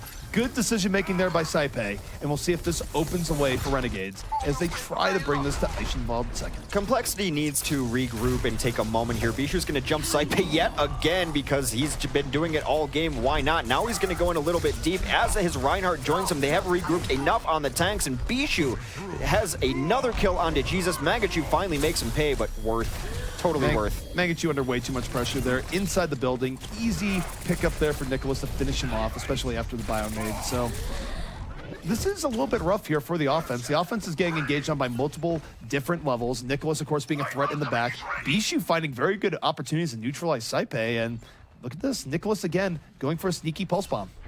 They've been unable to take the high ground. Nicholas needs to get one of these supports. He's got Ana in his sights. There it is. That's a stick. Not going to be able to duel her way out of that one as Magachu also goes down. Despite the composition that Renegades is running, they have had not even a sniff of controlling the high ground. Not in the least, and in general, Renegades just looking tired here. I mean, I don't know if it's a part where they are potentially going to get reverse swept, but you got to think that the momentum of the last few maps going the way of Complexity, they're fired up at the chance of winning this, and Renegades, they're just making common errors in early pickoffs. Saipei, of course, dying twice for no reason. Good positioning by Bishu or not. And I don't know. We'll see if they can find a way through. Mangachu has a barrage up. Maybe he'll find a way in. I retract everything I've ever said about Bishu's Winston. I don't know him well enough, but wow, he's had a good Winston game so far. Mangachu in trouble. He's going to find his way to the low ground, get this big pack. A Tac Visor will come off and take down a few. Torque moving in from the back. Nothing sneaky here. Just good backline soldiering. Forces Renegades back again and gives Nicholas a chance to chase down the remnants. Now, Jesus does get the pulse bomb on the Bishu, but it's so late in the fight that I don't know if it's actually done anything.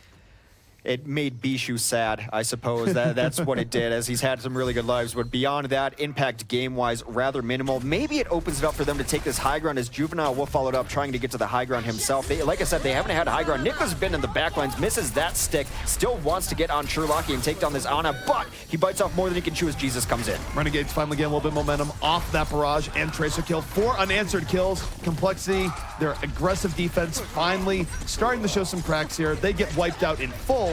And now, this is whether or not they take the risk. Do they come out of these 2 tiny double doors to try and hold second? Because if they fail, they might give up third in one push. I think so. I think with these tank ultimates that you can absolutely do it, but they're being pressed in the castle already. Now you don't. Now you definitely do not. This fight is over. Saipei. Saipei finds a way through, quite literally, in over the top. The Dragon Blade finds 3, and now it's going to be Renegades taking full control of the second point, and they're going to have great momentum going in. Saipei just quickly like, gotta get back up here. Almost took a swim in the drink, and I don't know about this at all. Complexity's throwing good money after bad. They're charging up Saipei. They're charging up the ultimates of everyone on the Renegades team. That's a bad play call if there ever was one. If you were able to keep one of your tanks alive out there, which seemed like what they were trying to do as Bishu popped his Primal Rage, then maybe you can go in there and hope to clean up on an Earth Shatter or something along those lines. Mangachu on the Bastion, the map is appropriate. He's on the cart will do the movement for him. Mangachu looking to catch Complexity off guard here.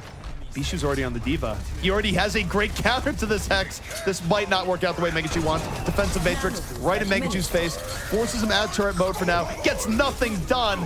Bishu with an immediate counter to this play.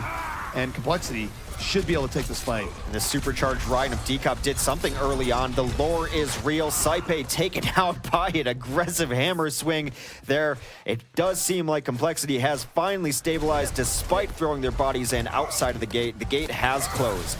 The gate is closed. Decop's going for a ride. And he gets up getting killed by Mangachu. Mangachu picking up 2 here towards the end. So Renegade's still applying pressure here, not letting Complexity set up in front of those 2 doors. We'll see where this ends. Now, they've lost Shiwaki. They're not going to have much of a healing, and Torque, with what could be a very much finishing tech visor here, takes down Jair, and is just looking for anything in the back. Not able to get the second kill on the Saipe, but gets a little bit of aid from Bishu for that. Complexity will be able to re-solidify.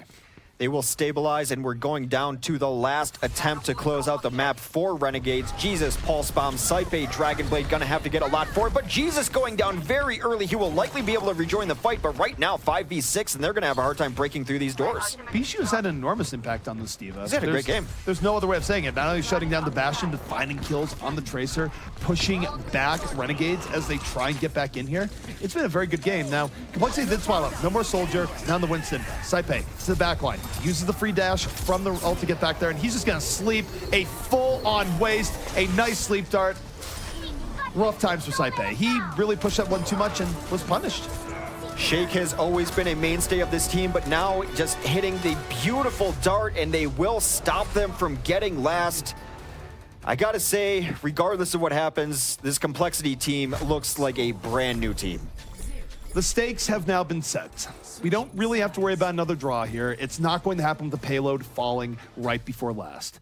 One way or another, we are going to have our victor after this attack coming out here from the side Complexity. And if they are able to bring that payload to its final resting point by that old suit of armor, they will win the series and complete the reverse sweep.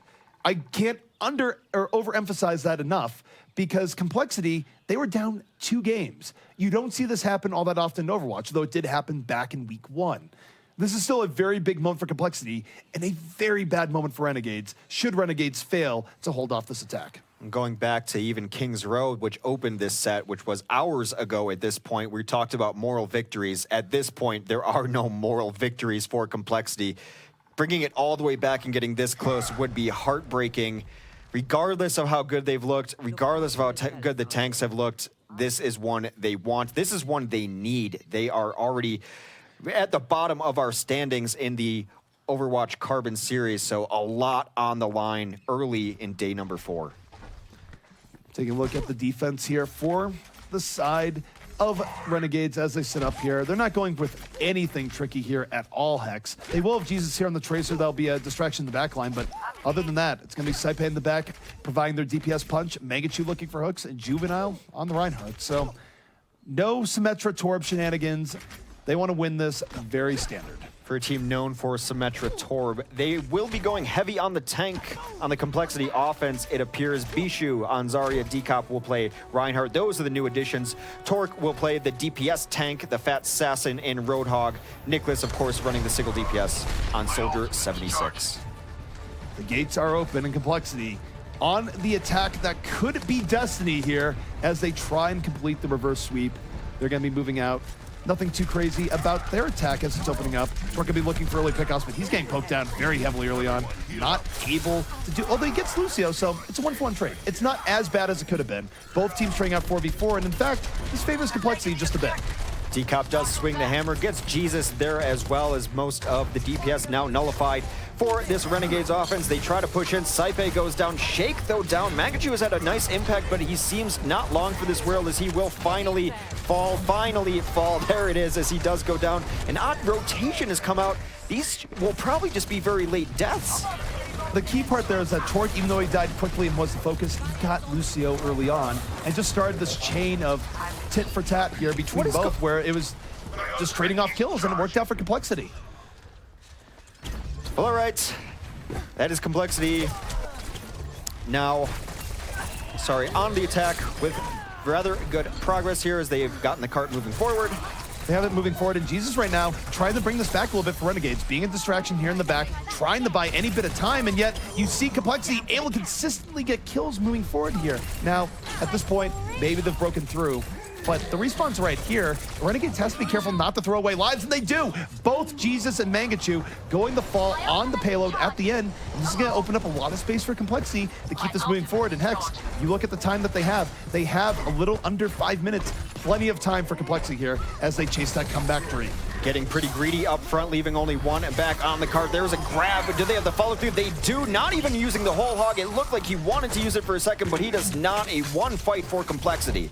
Complexity piling on the pressure. They only have one person on the payload here, though. That's the one downside about going in that aggressively. It's just Lucio hanging out by himself. You don't have the payload moving as fast as it otherwise could be. But Jesus, he falls again, trying to get in the Shake. Shake wins that one-on-one, and suddenly Complexity with the real opportunity here. They're piling on. 3 unanswered kills. Nicholas looking for more, and Complexity might be getting through this gate in record time. They are burning through the supports of the opposing team, finding where all of the angles are. Another couple late kills. Jesus will kill Shake. He's been the only consistent part of the kill feed for Renegades, but it's not going to be enough. They're just going to park this card on second. Here comes an ambitious Dragon Blade from Saipe. Saipe trying to be the hero now, trying to make anything go right for Renegades here. Oh no! That is a microcosm of this entire map. Saipe taking that long fall, an unforced error. Complexity on the verge of knocking down this gate.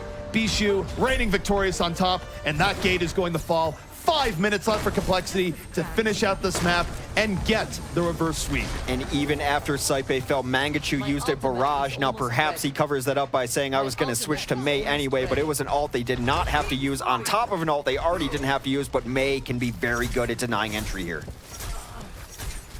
He can be very good at denying entry, but not in the very beginning. You have to wait for the gate to drop. Graviton comes out here from Complexity. They want to try and make this a win right now. They get Saipe, but they lose Shake. That's rough for actually maintaining momentum. They're going to use the sound barrier here as a stopgap. Will that get them the kills they're looking for? It's back and forth. That's not good for this early offense here into third. The sound barrier comes out here by Renegades. They're going to try and push this out right here and right now, and Juvenile ends up dying a little bit too far forward. And though it's back and forth, Complexity showing signs of stabilization here, Hex. Well, Decop goes down as he was very low hit with a nade. Joe Meister's going to make Jur pay for that kill. Bishu gets locked out right now, even though he has full charge. Going to be locked out by the Blizzard. Does not get much as it has been all Complexity. Bishu's going to be able to charge up his Graviton very close as a closeout ultimate. It's been all Complexity. Nearly 100% charge for Bishu as he's on his Zarya. Here's the big thing for Bishu. Not only did he act as the main source of damage there, he almost has another Graviton. We're almost near the yellow box of victory. Renegades needs to get back out. This is going terrible for them. The hook comes in. The pushback is there, and it's Complexity completing the reverse sweep, taking down Renegades. And what a monumental victory for Complexity in the end. What a horrible loss for the Detroit Renegades. We try not to have biases and fans, but I gotta say, a little bit of me was rooting for Complexity there to bring it back in a reverse sweep. I'm always looking forward to Game 5s. I like to see rosters retooled and have a little bit of success after that. And also, you have to know where the card is. I thought they still would have had a chance to stall that out with Renegades. Possible, although it was a very good whole hog at the end to keep people off the payload when it really mattered. Yeah. Oh man, that is not good. You could probably tell the demeanor of Renegades by the part where you looked at the server and everyone immediately vacated.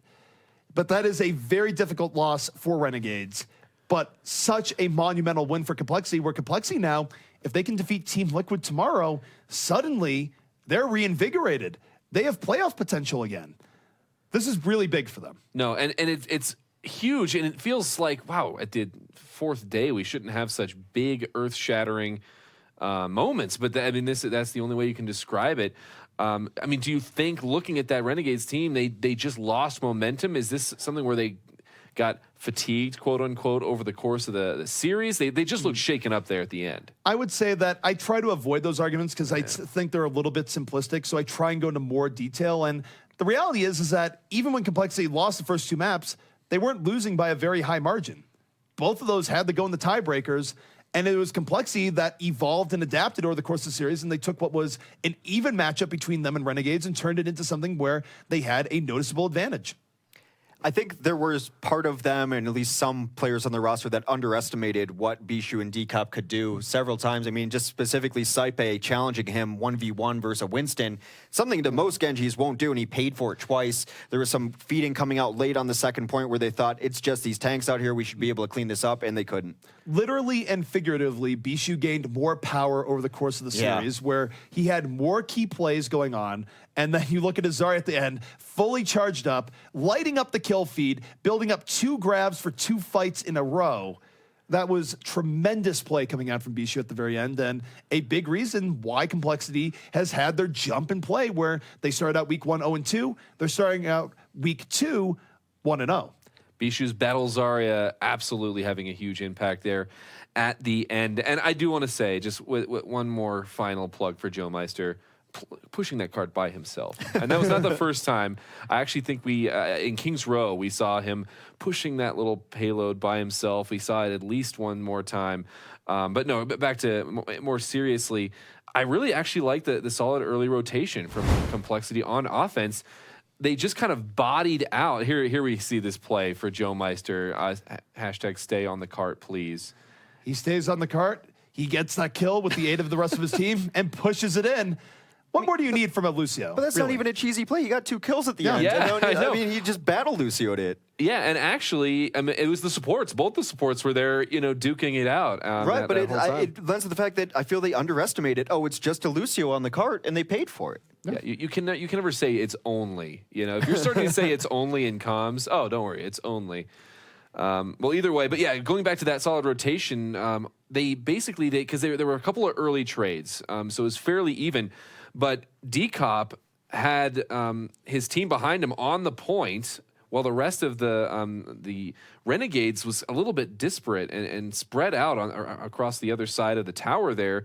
And they were able to get a very early first pick, and then they rolled it from there. I'd say in comparison to some other teams, Complexity has made flanks work for them a lot more often, where they commit to it all the way around. And yes, that rotation worked, but kind of getting teams into odd spots. And then Nicholas's flanks all night on Soldier 76 always found pay dirt. He never put his team at a disadvantage because he was getting there on time and getting the ultimates off. Well, that's the key point, is that he struck the right balance, because if you come in too early, your team's not ready, you're just going to die. If you come in too late, your team's already dead, you're just going to die. So for Nicholas, there was definitely good communication going on, the rest of his teams going, I'm coming around here, get ready to go in. And the flanks usually came in at the same time as the main attack, so it was a much more effective pincer move than what we saw from, say, some of Immortal's flanks the other day, where it was definitely more disjointed.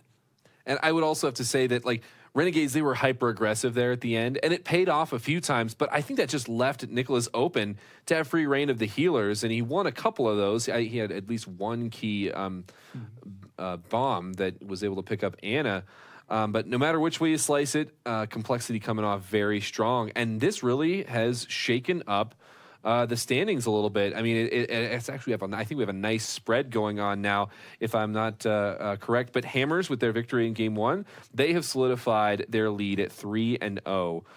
Renegades dropping this game. They're still looking towards the top of the pack there at 2-1. Followed closely by Immortals and Complexity and Luminosity, all at, Immortals will have a chance there at 1-1, but Complexity and Luminosity at 1-2, and then Team Liquid, they're 0-2 right now. They'll have a chance to find a victory tomorrow. But taking a look at the standings, is this where you thought we would be, ZP, at the end of day 4? No, going into this, absolutely not. Renegades looked much stronger in week 1, and today they were just, in a word, inconsistent. They had really good fights, really bad fights. They weren't able to put anything together in a spree of dominance, as we know that they're capable of doing. And the reality is that we had rumblings of this yesterday, where Complexity was able to get through Renegades, and they've done it again. They've defeated Renegades now 2 days in a row. So you can't look at this and go, it's just a fluke. Complexity almost got swept. No, Complexity has now defeated Renegades in series 2 days in a row, which makes you think that their new roster changeup is for real. Yeah, and honestly, if I was, I'm like Liquid coming into this week because they're going to be facing off against Complexity tomorrow. Originally, maybe I was thinking, oh, they're very inconsistent. The tanks are a little sketchy, and now they're facing off against what we just saw right now. Well, we don't know what Liquid's lineup is going to be, so that is the one glimmer of hope that we've seen a new player or new players, etc., come back in and rejuvenize a team. So. Yeah, they have a shot, but having to play Complexity after what Complexity just did, and just to echo your point, had you asked me Saturday night what this series was going to be, I would have called it 3-0 quickly for Renegades without thinking twice about it, given how Complexity looked. Yesterday gave us a little preview, but we still had our questions about it. They look like a brand new team. By the way, I remembered I do have one statistic I want to throw out there. We're talking about Mangachu on Bastion. Right now, 40% victory rate. Out of 5 attempts. Now, I will say, the only 2 times it was successful, they were already rolling through the end. I'm going to say I actually hate that statistic. I think it is a terrible statistic because you have to judge it on the fights. From the fights we've seen, he's gotten wrecked every time. So what does it matter if they win that? We're judging the tactic on itself. I know he's probably that's like trying to get that play of the game. It's like, it's like, we're already maybe going to win this one. I'm going to jump on, and then everyone will know how awesome it is. Well, it's not going to be awesome until maybe the patch drops. Statistics in Overwatch require a great deal of context, which is why we don't have scoreboards and things like that. Here. I was like, what does it matter if it's failed every time? No, I know. That's it's like that means they can win in spite of it. Like, okay, that's really what that 40%. It's like it really is 60-40-0. So it really worked 0% of the time. They already were going to win 40% of the time, and then you've got that 60%.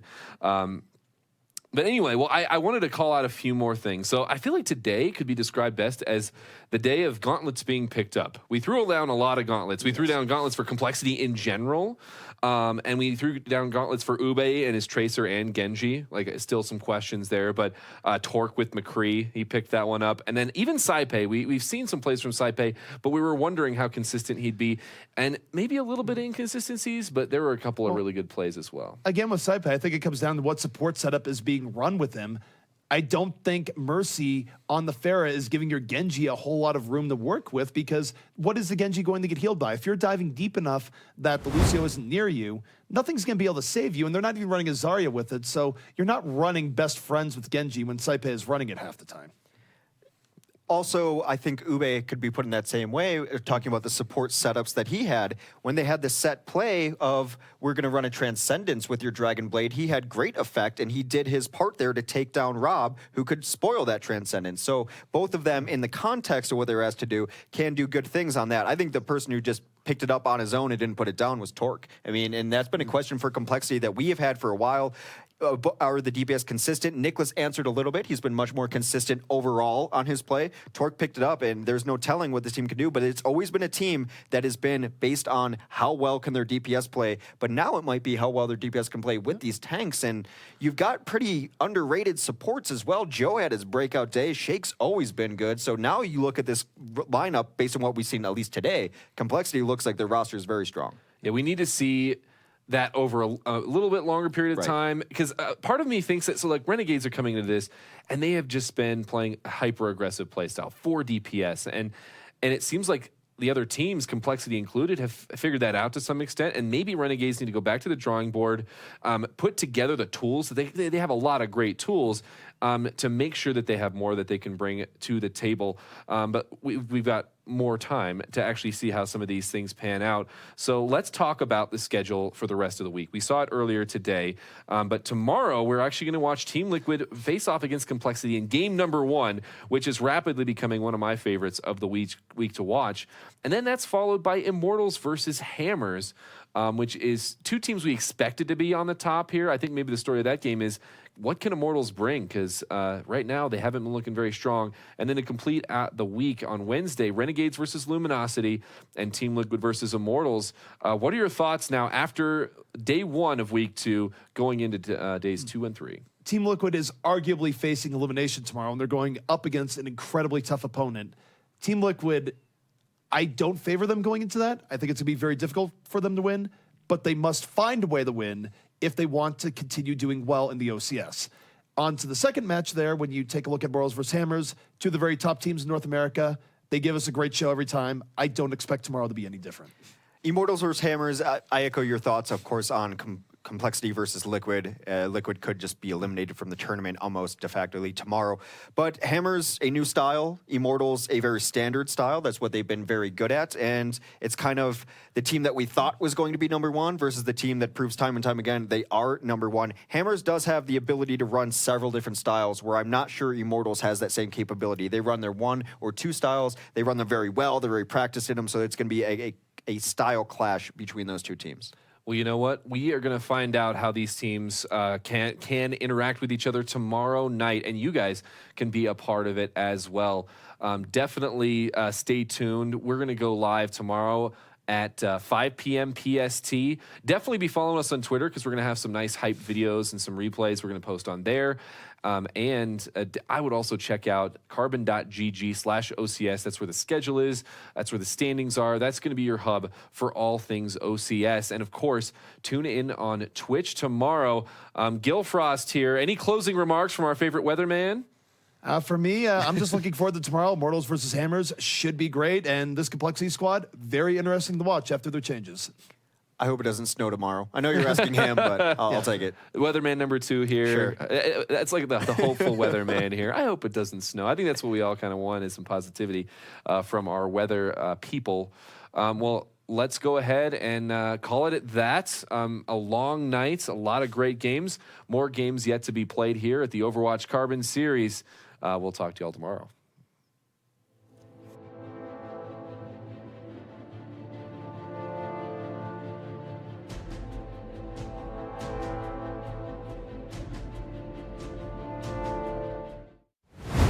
Trouble actually going in. The multicore is going to be used, but Shake falls immediately. Saipe finally finding way through. Makes it through the hole off the back line. Here comes the barrage. Caught. 3 kills here from Mangus from the ult to get back there. And he's just going to sleep a full-on waste. We start to clean up Saipe right here. They're going to stagger him. We're not big things. Only 50 points to grab time, but it is going to maybe lead to a kill. It does. Nicholas comes in from the back at the last moment. Big bang. Rotate up top, but Torque takes him out. Torque is going to bust this visor out too, just to finish.